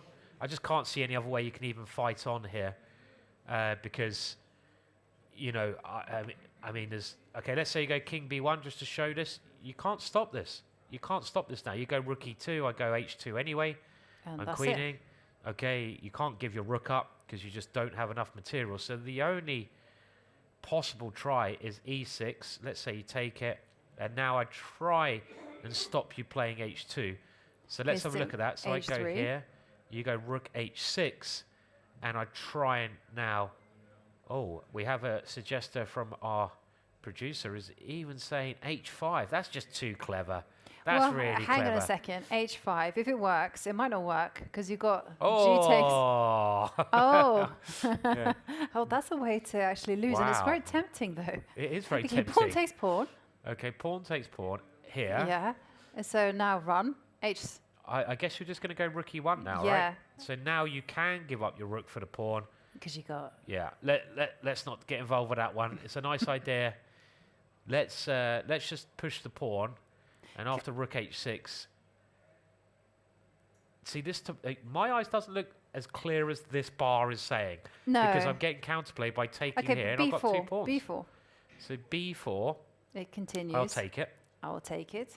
And now these are looking, I have to say, a little bit scary. And you might Yes. have to combine it with a bishop check. That's I the will problem. definitely be combining Okay, it but with- I got my own pawns down. Okay, king goes to d6. Let's say d6 so I can catch. Okay, well here they come. Okay. F6. Okay, now b3. It's only one tempo in time, isn't it? Because I suppose you got Yeah, I got king. you got king e7. King Then- e7 was my plan. Yeah. My And if quick fix. if I try to stop these pawns by going king c2 instead of f6, it doesn't really stop them because this bishop can always come back to cover those squares, and If you would you can even bring the king, can't you? That's another way. But I mean, Yeah. I would have thought bishop Check. e4 now, and then king steps up to b3. and now I'd have thought this one, bishop d5 check. Yeah, and that's the problem with the rook. It needs to be on the second. It can't look after both pawns, and if your king goes too far, Oh. you just can't deal with both the pawns. And then the rook swings over to a7, but the h2, and The Gary pawn. the, ooh, The dirty Harry pawn keeps going. it's just Harry now. Okay. So this just seems to be completely winning for black, and this is a great result. Played, a really good game, and Ivanka wanted to go back to the opening. It was, and I agree, it was a fascinating opening. But really just the rook interesting. takes e3 moment, that was like for me, Yeah. like the highlight, the way that. I mean, it all started around here, and we'll go for it quickly, but it was a very imaginative play. E3, knight f2, you're jumping right into no man's land. Knight h3, look at that knight. And here, you go for this idea where some Do pawns you know get something, exchanged. Simon? I've noticed a trend Yeah. that if you reject a draw, a repetition Yeah. early in the opening, Yeah. at Tata, the gods don't like it. What they want, They literally. the gods want the players Yeah, to draw. because earlier on, like Arjun could have just accepted like knight h3, knight f2, that shenanigan, and then he found himself in a worse. Well, he found himself in a position in which he later is losing. Same thing yesterday. Faustino Foro. Hans. That is not even his name. Yeah. Faustino Oro. He rejected a threefold repetition. And so did he Hans. loses. Yeah. Hans did the same. Yep. Loses. Yeah. Yeah, no, it's strange. It is normally it goes the other way. The Yeah. gods don't like it, but in this Fortune tournament, should favour the brave. Exactly. I reckon second half it's bound to. It's going to favour the brave in the second half. Yeah. And so the next amazing move here was in this position. And White's a pawn up, and it looks like, White's got everything under control. And this was a brilliant, brilliant move. Black gives up the exchange because his dark square bishop is so strong. And now you just got to stop this knight coming in and supporting, because the knight can't come to c2. So this was another brilliant move, just keeping the knight out of that square. And White felt the need that he had to sacrifice back. Very excited here, isn't he? Yeah, very super excited. Let's go to the live board. Yeah, he comes in. E6, by the way, was tried. King E8. This may even be more accurate. So we saw the last line after E6. We thought Black was winning if Black took this pawn. But that gives White some vague hope of getting the rook in the right place. Instead, with this move, you don't even allow the rook to come around. So extremely accurate play, just stopping that possibility. There's no way the rook can get to H6 in time. For example, if you take here, well you can get there in time, but no, but it doesn't make a difference. Maybe now you go rook check.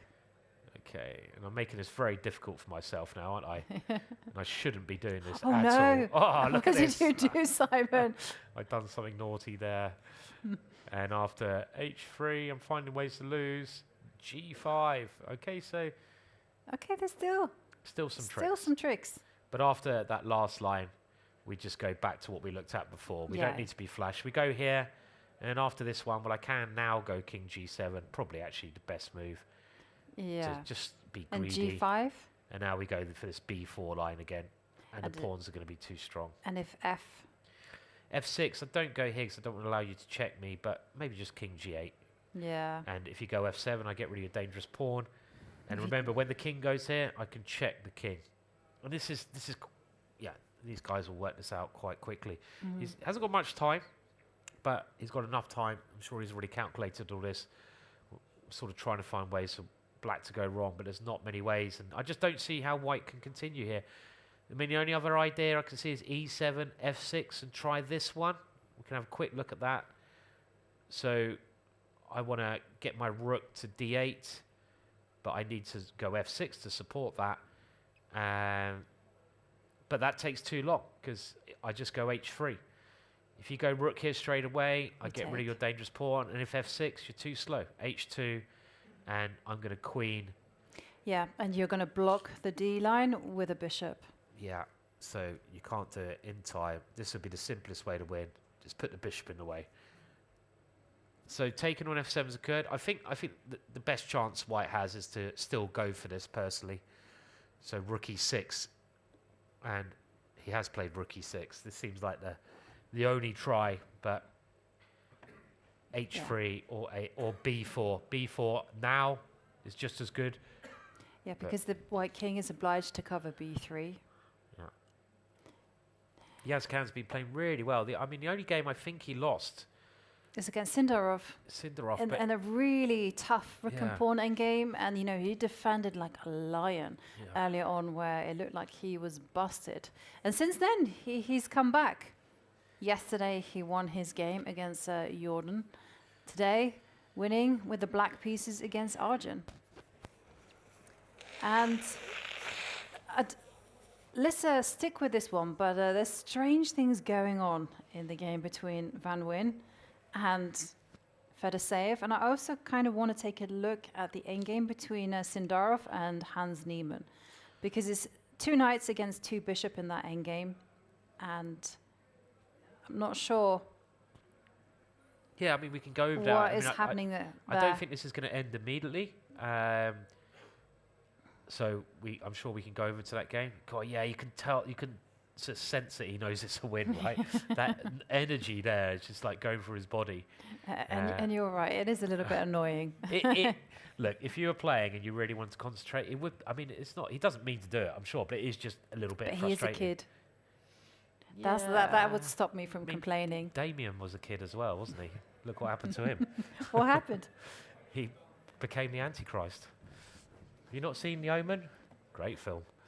Anyway, okay. Damien was a kid. Can't believe you're calling. I'm not. No, I'm not doing that at all. That's not what I'm saying. I'm not comparing. I'm just. Oh, don't get me in trouble. I'm just saying, no, it's fine. Okay, sorry. My bad.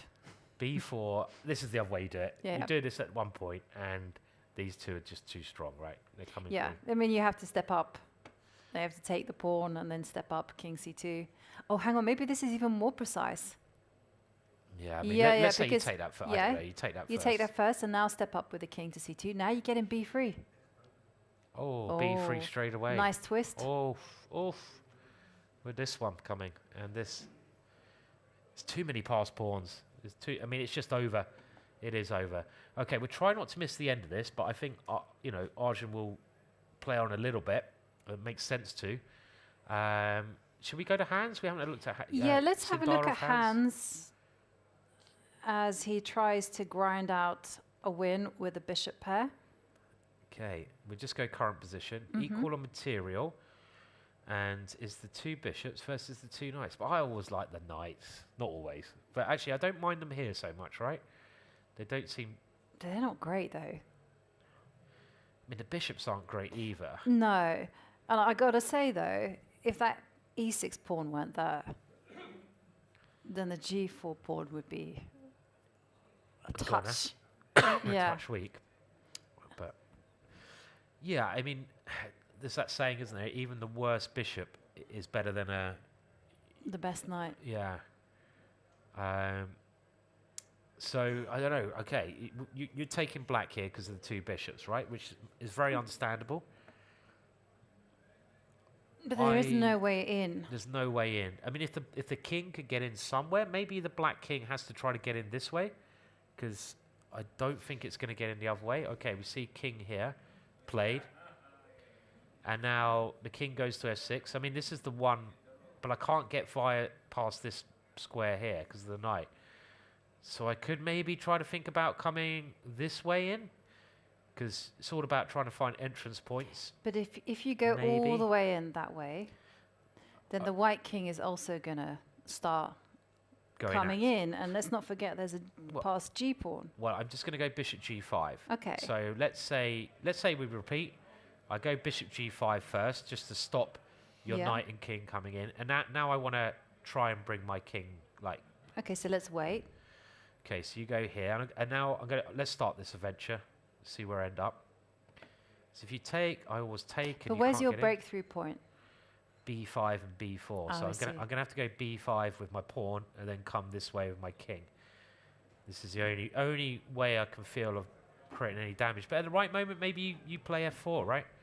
Yeah, so 'Cause- let's just wait. Knight okay. h4. Knight H4. Okay, well I'll keep going with my plan. For example, here. Knight g2. Okay, I'll keep going.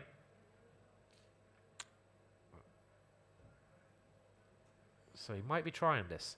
Now can you... So you got to... Now take. So we're trying No, to... push. Push is what I mean. Yeah, we're trying to time this move very carefully to get counterplay. You've also got the pawn on d4, and I do Yes. think white's absolutely fine, by the way, but I'm just trying to think of any way that hands could try to push, and I think this is the reason that white won't have any problems. And,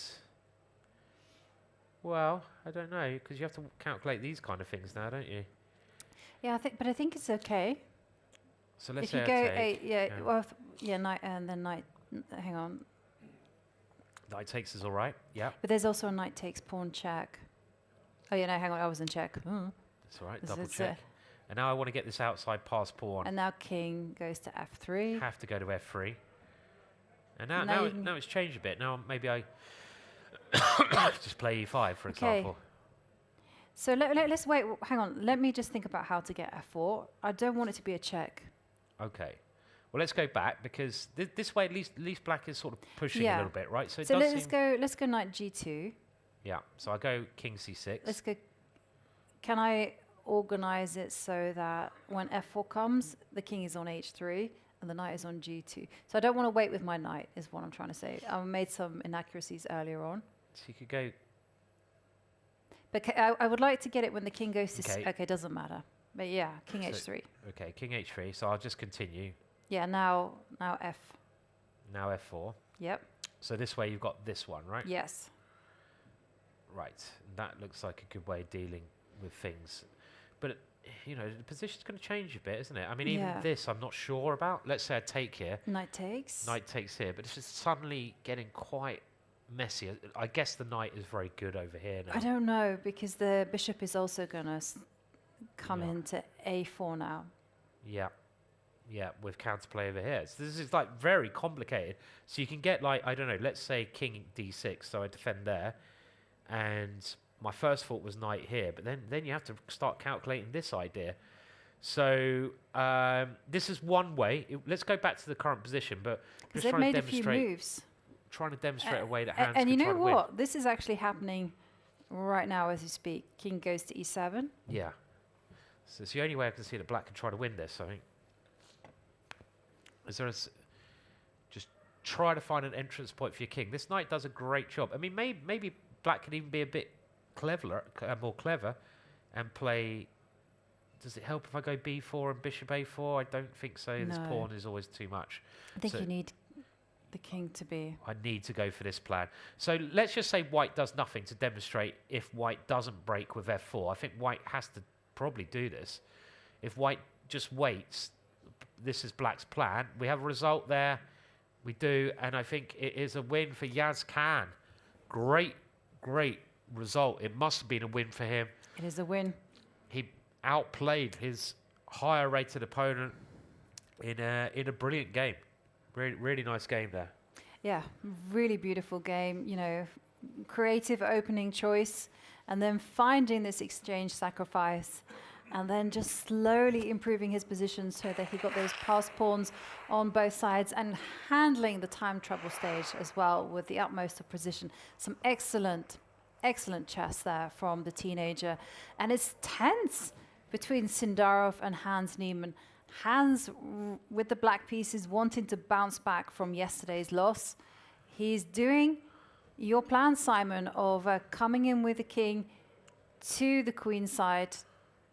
Yeah, so I just wanted to show what one idea might be, and clearly this is like a winning idea if you get all of these moves in and white doesn't react. As soon as the king gets here, I've got my king into the position, and the only way I can see that black king getting in is via b5. So in the game, Sindarov decides that he's going to take another route to create counterplay, and he captures on h5. I think this occurred, and I was a little bit worried about this because I thought the bishop might improve, but it's still not doing too much, and it comes to h5. And yeah, the time situation is also something that is going to be hovering over Sindarov. I mean, especially if he needs to go to the toilet. I mean, how far is the toilet? But he hasn't got a lot of time. I mean, Hans has got loads of time to think about the plans, but he's very good in, well, they're all very good in the quicker speed, but yeah, still, do we have any more moves? Well, the king has come here, and now white's decided to go passive, and the king has come this way, so maybe he's figuring that he's Okay, safe so like this. yeah, but well, I I'm don't not know. sure. It just feels like it's a little bit creaky. Yeah. Because Yeah. now the king is going to make the beeline for the a4 square.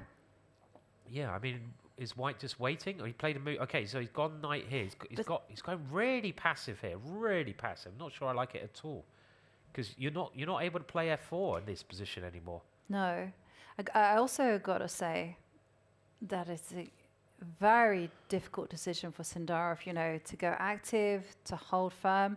Yeah. And especially difficult because knights are not great at losing time. Like a bishop can just shuffle on the same diagonal, whereas the knights, they have to give ground. So, yeah, it's really difficult position for Sindarov. The thing that Hans just have to be a little bit careful about is he has to time his king to a4 at the, well, because if the king comes to a4 and allows a knight to c5 jump, then we're going to be seeing some problems, or some counterplay at least.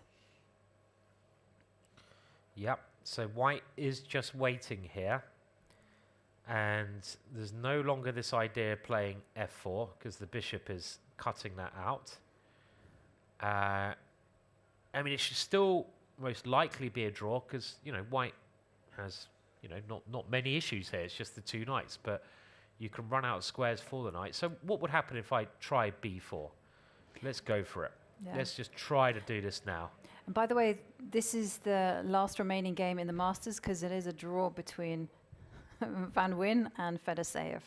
So this is the last one remaining, and Hans Niemann is fighting hard in order to crack down White's fortress. The plan is to come in with the king at the right time to a4, start making the inroads, get as far into the queen side as possible. And for Sindarov, it's just about holding firm. His knight on g2, unfortunately, it's on the passive, not too much that he can do. It's just a case of thou shalt not pass, thou shalt not make any further progress.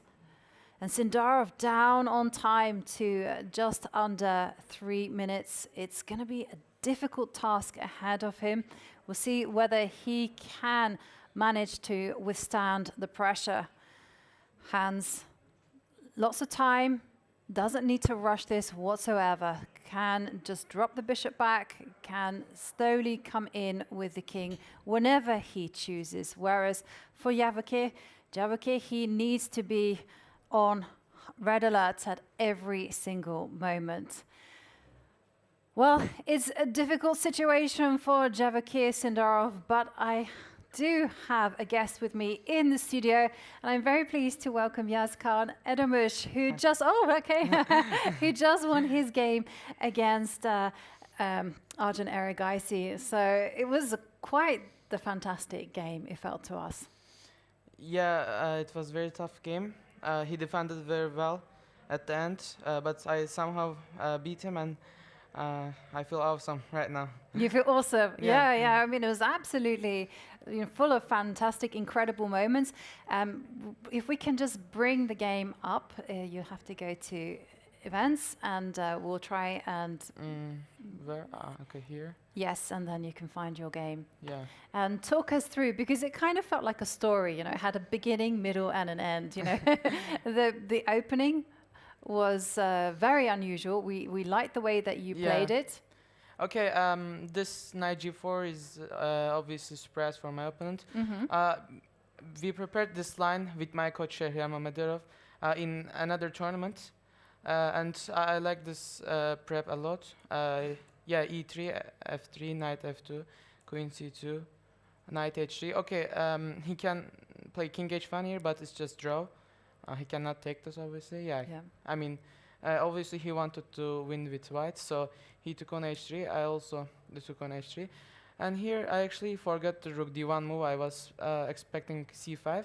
After rook d1, okay, I decided to go d4. I was also thinking knight a6, but I think yes, c5, knight c5, and bishop e3, and I didn't like this. Yeah, so I decided to go d4, c5, queen d8, queen c4, and this position is very solid actually. Queen c4, knight a6, because we trade the queens, and yeah, and now we have this very interesting position. Yeah, knight c2 is on the move, rook h e8, and now if he takes on c5, there is this move, rook takes c2, and I want to take on c2 and c5.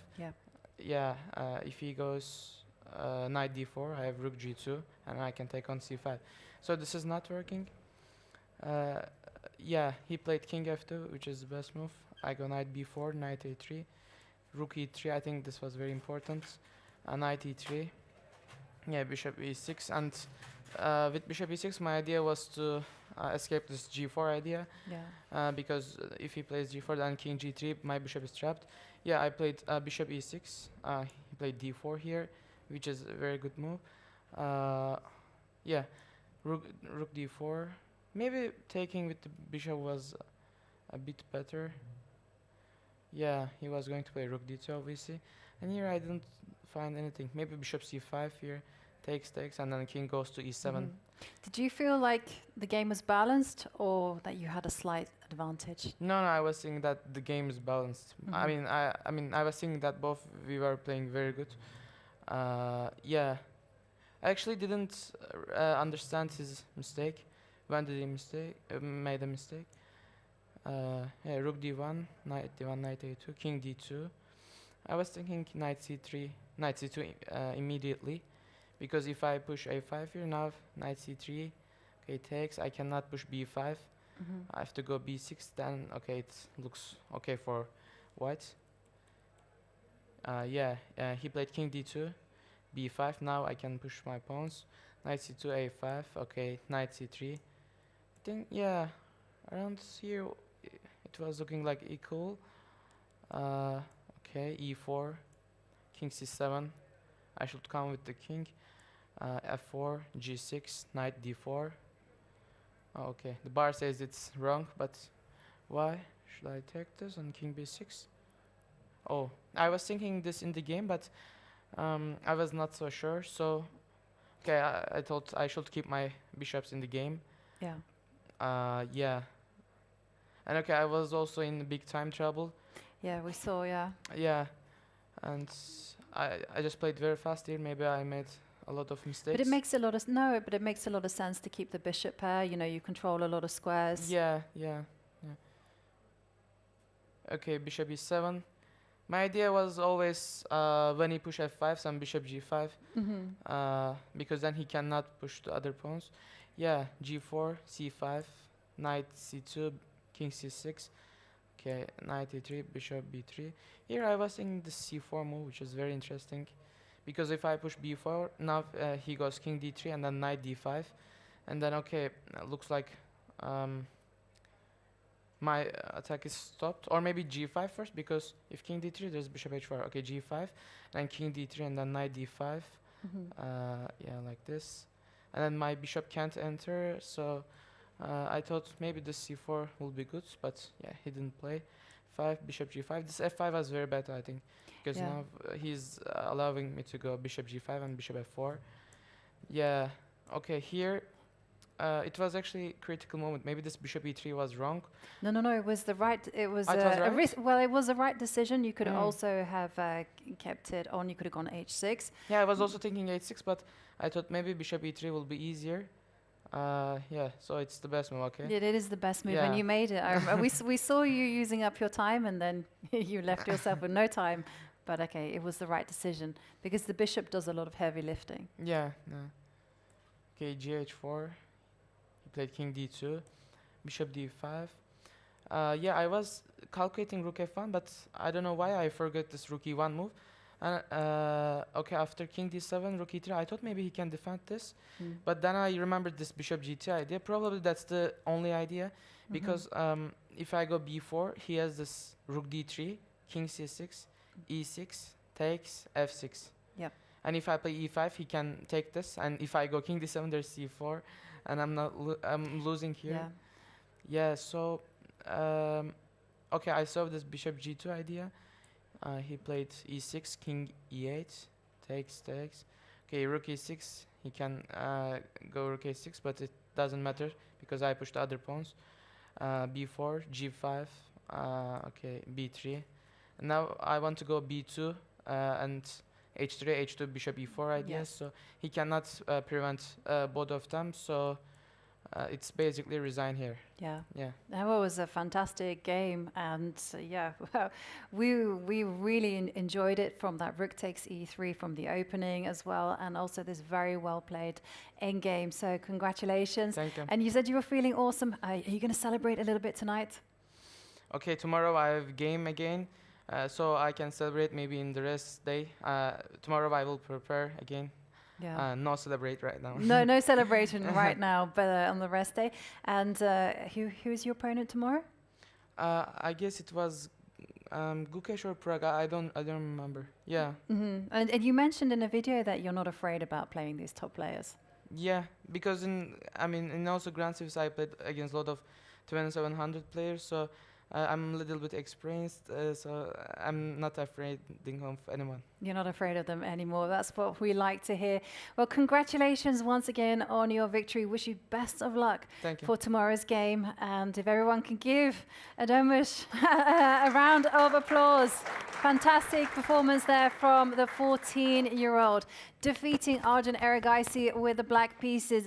And in the meantime, the game between Sindarov and Hans Niemann is still ongoing. There has been some changes. A bishop and a knight have been switched off, have been swapped off, and Hans Niemann coming forward. Hans coming forward with the king, but Sindarov is defending resolutely here. All he can do is just move the knight, but that's exactly what he needs to do. And will Hans break through? He has 30 plus minutes on the clock. He has all the time, but unfortunately the position has clarified itself, and the knight is able to just wait on g2 and e1. It doesn't need to go on adventures anywhere. So Hans dropping the king back, saying that yes, white can grab the b4 pawn, but the c2 pawn will fall. The knight drops back, and now white is threatening to grab the pawn on b4. So it looks like Hans not making any progress now that a set of minor pieces have been exchanged. And a draw has been agreed between Vachier and Hans, the two players with a smile there. But what a tough fight it was.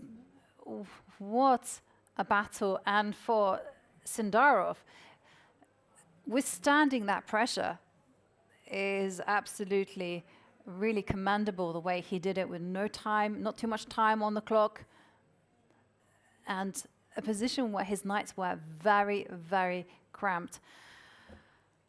Okay, so maybe we can quickly break down exactly how this endgame transpired. Yeah. Let's have a look. So it always seemed just about okay for Sindarov, but of course Hans was pressurizing a little bit, and it was whether white wanted to play that break f4 or try to remain passive, and in the end, I mean, Sindarov made it look pretty easy. So b4 was tried, and this idea is the main idea. So white can't just stay completely passive and allow that king to make progress.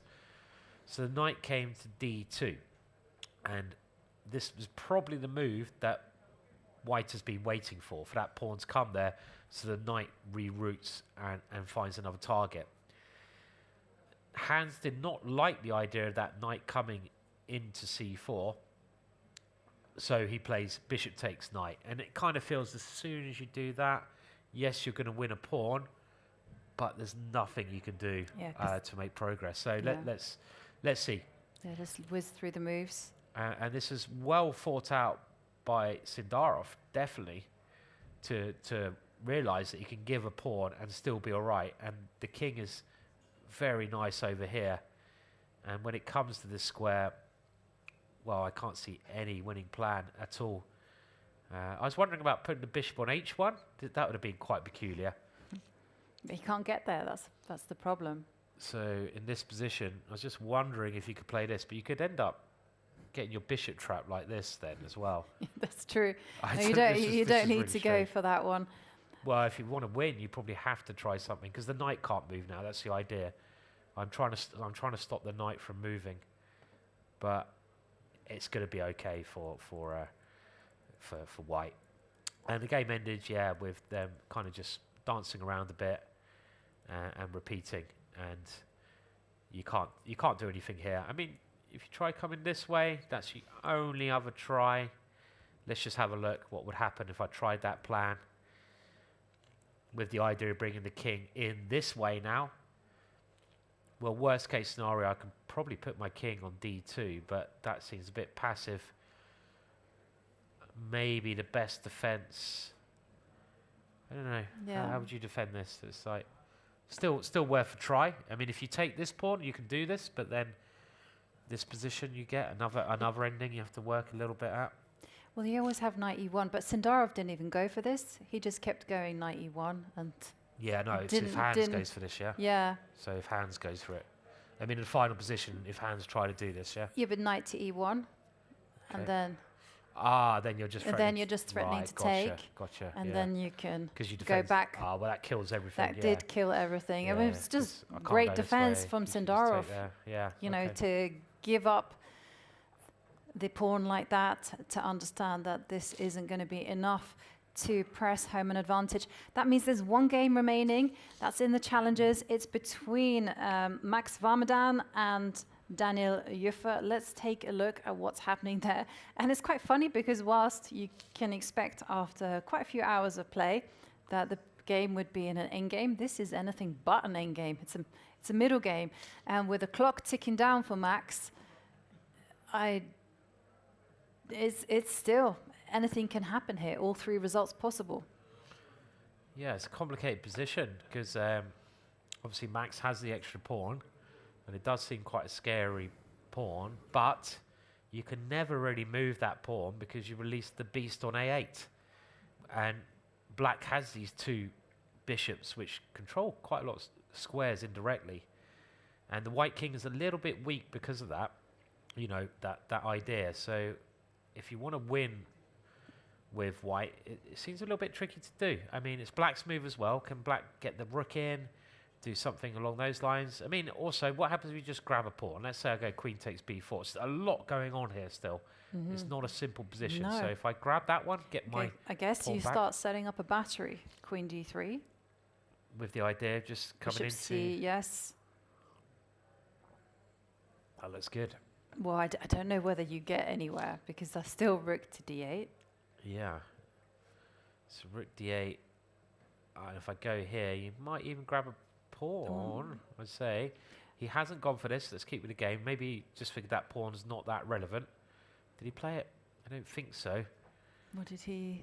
So what did he play? Play king h8. So the idea of that is clearly to push the f-pawn and play for the win by not allowing this pawn to come with check. But the evaluation bar has suddenly gone very largely in, and it's gone down again. So Max actually missed an opportunity, and it was the thing that Jovi said. Now the king's gone here, you can go for queen d3 and bishop c2 because the king is going to find it hard to escape. And there's another idea of coming to e3, but really hard moves to find as queen e3 especially. We'll stick with the plan because the game. Now, I said you can never play this because you unleashed the bishop. Yeah, I was going to say, I mean, I wouldn't play that one because of that point as well, because it's such a wild kind of position. Now you constantly have to be worrying about the light squares. But I guess his plan is to go d7 and bishop to d5. Let's see. It seems like... He went f5. Wow. Black's really... Both sides are gambling in this position. I think he played f5. Is that right? So, you know, this bishop is released. I mean, you could even take the knight and take the pawn if you want to. I think it's f5 on the board. We're just waiting to get confirmation. And he went f5. So another move, which is a bit of a gamble, because you're opening your king a lot, but you're playing for the win. So it's very brave play from both players here. Okay. This is getting critical now, Jovi, isn't Yeah. it? 'Cause pawn takes pawn is big. And you can't kind of block the diagonal with bishop to d5 because then you got queen takes d6. Maybe you're going to be forced to go... Sorry, he calmly got up and he had 2 minutes left. I was like, where's he going? He's like, only got two. You can't get up with 2 minutes left, but Max is under 30 seconds shortly. And it's a position where he could easily lose control. Yeah. I think he has to... And Max is a fantastic player with a keen sense of the initiative, so I reckon that he might go rook takes bishop. Yeah, I like Because rook takes bishop. it feels really scary if you don't. He hasn't done that. He's Where gone did he for go? bishop e6 instead because there was a big threat here. Pawn takes pawn and queen takes pawn. And also if you take here, g4 is crushing because that's another way that Max could lose. So Max has worked out he needs to control this diagonal. So he places his bishop on that diagonal. And his opponent now opens up the rook. They're playing very quickly here. Max responds quickly with bishop takes.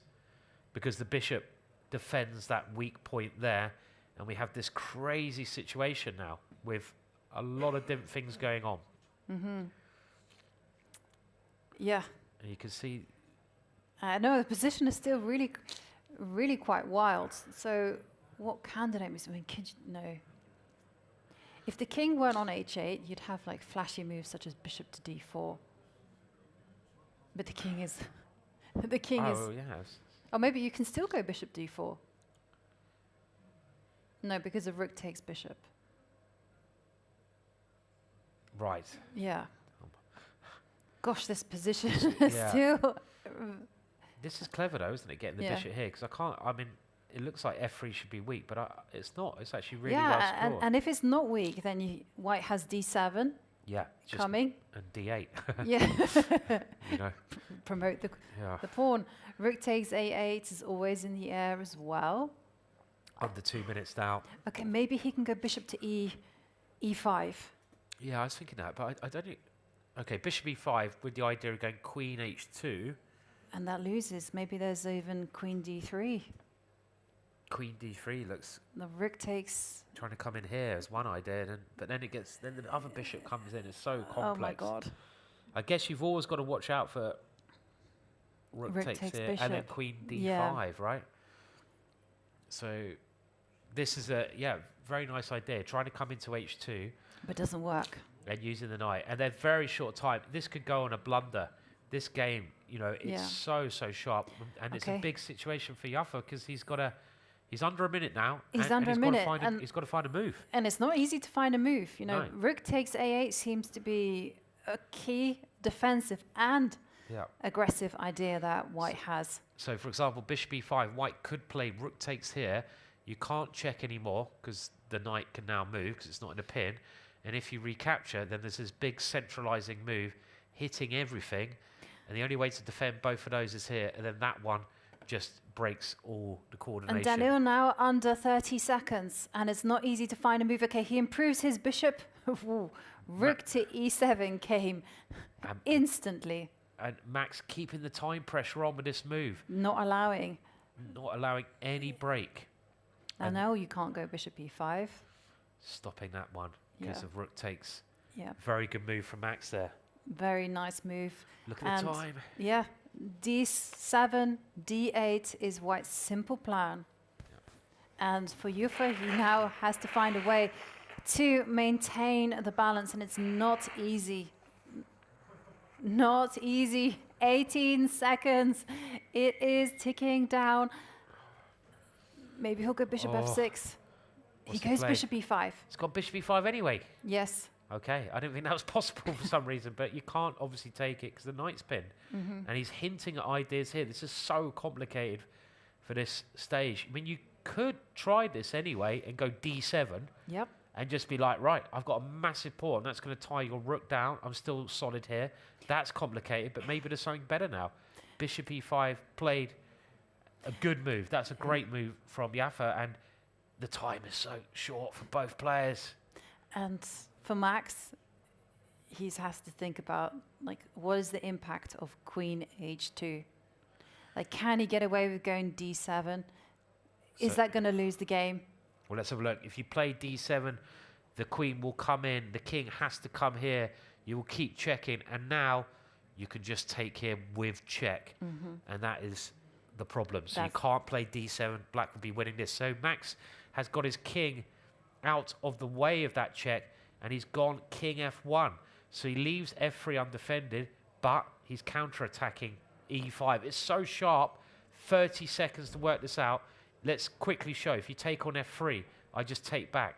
If you take again, well, white will be doing well in this ending because you're a pawn up.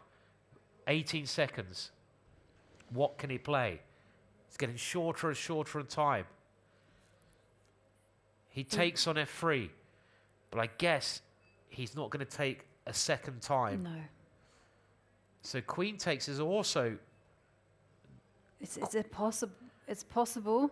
Bishop takes f3. Also, the pawn on d6. It is hanging. Bishop takes. You can take it. This is the more challenging move. This is basically saying I want to win because queen takes. You'll probably get a queen exchange, and a draw. But this is this is But definitely what the more about challenging bishop move. takes d6? Can he get away with taking that? He has to work out what's going to happen after queen a1 check. But he can simply block that check. With the queen. Yeah. And there's also rook e6, queen here. Looks like a good answer to that. Maybe rook e6 is the best. Trying to hit both of these Yeah. ones. Get it ready for an endgame. It looks like the queens might come off quite soon in this one. But gotta say hats off to Daniel, who keeps on finding the best moves to stay alive in this position. Rook e6, threats of rook takes h6, attacking the bishop. Queen c4 will probably force this into an endgame. Force the white queen to step up to block. So if you go queen c4, you attack the rook and you attack this, and it's very likely here you could play rook e2, but you're going the wrong way, that Max goes queen e2, and then if the queens do come off, you get opposite coloured bishop ending, and in this kind of position, it should end up heading towards a draw. But he hasn't done that. What does he do? He's gone instead rook f6. So he's keeping the tension. Both players keeping the tension. Both players playing for a win. Mm-hmm. Well, because anything can happen with the queens on the board. Absolutely. Rook takes rook is what I'm expecting Max to play. Just to simplify the position. I mean, it was so complicated before. Some shaking of the head. Yeah. But I think one thing is for sure, you can't get tempted to give some petty checks with rook e8. No, Suddenly, you find yourself with your pieces uncoordinated. The pawn on b4 is hanging. Yeah, it's still in the balance here, but it should end with a draw, but pieces are on the board and the time's going low. Now Max is getting down to under 20 seconds. Mm-hmm. And the more the clock ticks down, the more I think, well, he's reaching for the king. No, he takes. Rook takes rook. Queen takes. And of course, this should be a draw. Yes. With so little material on the board. And once the queens come off, this is going to be an elementary Yeah. draw with opposite color bishops. Queen d5 is Good. one nice move. Good centralizing move. Also, something like king g2 doesn't look silly to me. No. Get the king protecting everything. Bishop e2, aiming at just swapping off both of these pawns. They can now also agree a draw if it gets to that, because they've made it past move 40. Maybe black's got the slightly better of it. I say very slightly, because at some point your bishop might be able to target this pawn, and these pawns are a little bit weaker than these pawns. So very, very fractionally better for black, but there's not much in it. No, at all. I suspect the queen will just centralize itself on d5. Stopping bishop c5. Exactly. I like that move. And I mean, okay, he's gone for another way. He's just taken that pawn. Bishop c5 is going to be met with a queen c2 or queen e2, just keeping everything locked. But opposite color bishops, all the pawns on the same side. Yeah. This game is headed to a draw. The queen comes here. Just got to watch this one threat. I would then probably get my king on g2 and put my queen on f3. This would be my ideal way just to draw. Just offer the exchange. Get everything nice and comfy around there. Yeah. But you've got to obviously defend against this one first. Did he offer a draw there? Don't know if he offered a draw. He may have offered a draw. It looked like he said something. And this is a very nice way to just take the pressure off f2. Yeah. That's the only slight issue is this here. So he's playing on. I don't know if it was a draw offer, but let's see. And oh, he did it. Okay, one of them offered a draw. I got the wrong way round. So, and they're both sort of relieved, and a little bit, all emotions there, but a draw is a good game. Well, it was a good game. Yeah. Oof, for a second, Yeah. the adrenaline was pumping, and a round of applause here for our opponents, for our players, Max Ramadan and Daniel Yufa. That was very entertaining, very complicated middle game there with all kind of pins, attacks happening. Definitely. But the players, they held their nerve, and in the end, a draw, a fair result. And the results, they keep on occurring. And we had another decisive day with 4 games finishing in a victory. Wins for Nodirbek, Abdusattorov, Anish Giri, Jordan van Foreest, and Yazkan Edogmus. Means that we're going to be seeing a clear leader once again, and Nodirbek extending his lead to 1 point over Vachier Sindarov. But there is a crowd, there is a pack on 4 points. 4 players, Hans Niemann, Edogmus, Fedoseev and Van Foreest, all there. Yep, it was a good day for the Dutch today. I mean, both for the Dutch players, Jordan and Anish won.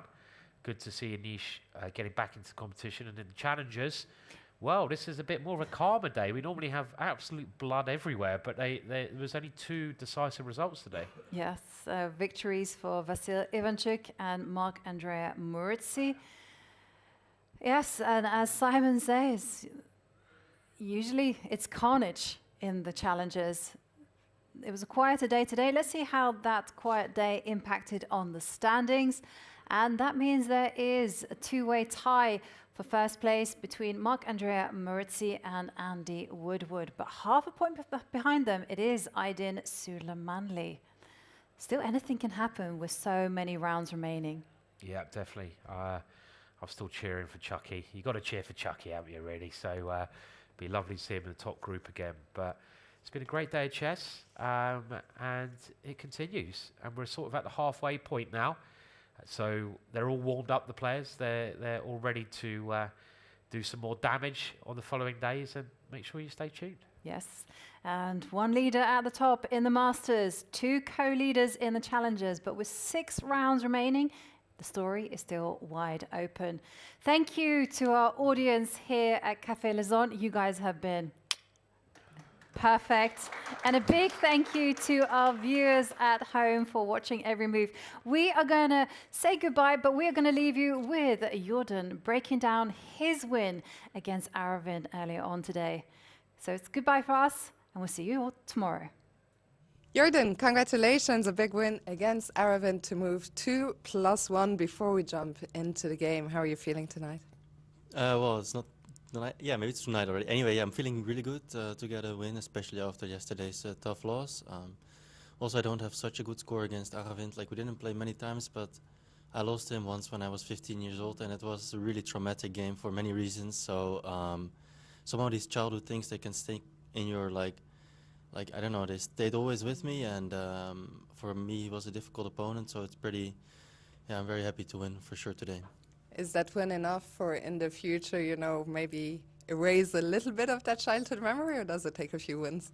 Oh, I don't know. I think these childhood traumas, they always stay with you in a way, but definitely, I actually felt pretty confident today. I don't know why, but I thought with White I should definitely push. And also Aravind, he had a really good year last year, but since then he has come down back to earth a little bit at least, so he was not in the best shape here, so I thought this is really my game to at least press. You're also both very entertaining players, very always playing, you know, exciting, ambitious chess. Was that an extra reason to look forward to this one?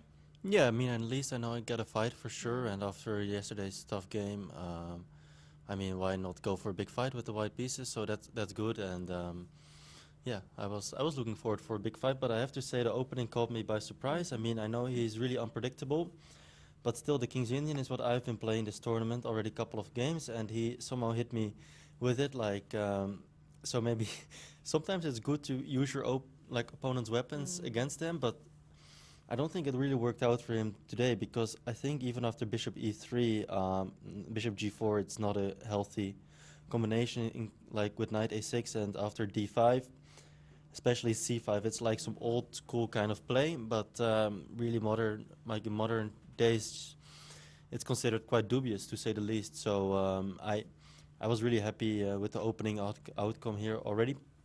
And I have to give a shout out to my good friend Luc van Wely, who taught me this plan of provoking h6 with bishop g5, dropping back and then playing g3. The point is if black ever goes f5, now knight h4 comes and the pawn on g6 is really vulnerable. For example, if king h7, I can even sometimes open it up, and you can see why the position is quite dangerous for black. I mean, he didn't do any of that, and maybe I was playing a little bit too fast because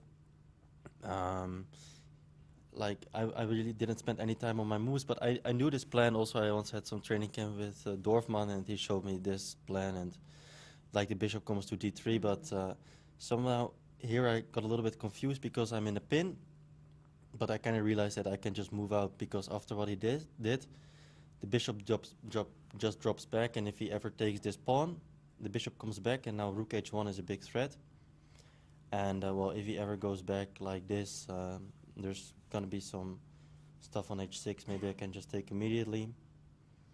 And if he tries something like f5, I think I can just take. It looks a bit weird with the king on f3, but if there's nothing, rook h1 is coming, and life is good. So yeah, and he did this. I went here and he went back, but that's of course a really good sign. And well, it was a long game, but I think I was pretty much in control like the whole way, and I kind of slowly squeezed him. And the problem for black is always this knight on a6. It just doesn't have a future, and white can play on the king side, on the queen side, and life is really good. So I don't think there was any like majorly critical moment later on. Maybe I didn't play perfectly, like I wasn't sure about stuff like f5, but it looks so good. Like then black knights are really in bad shape. So yeah. Your best game in the tournament so far, or?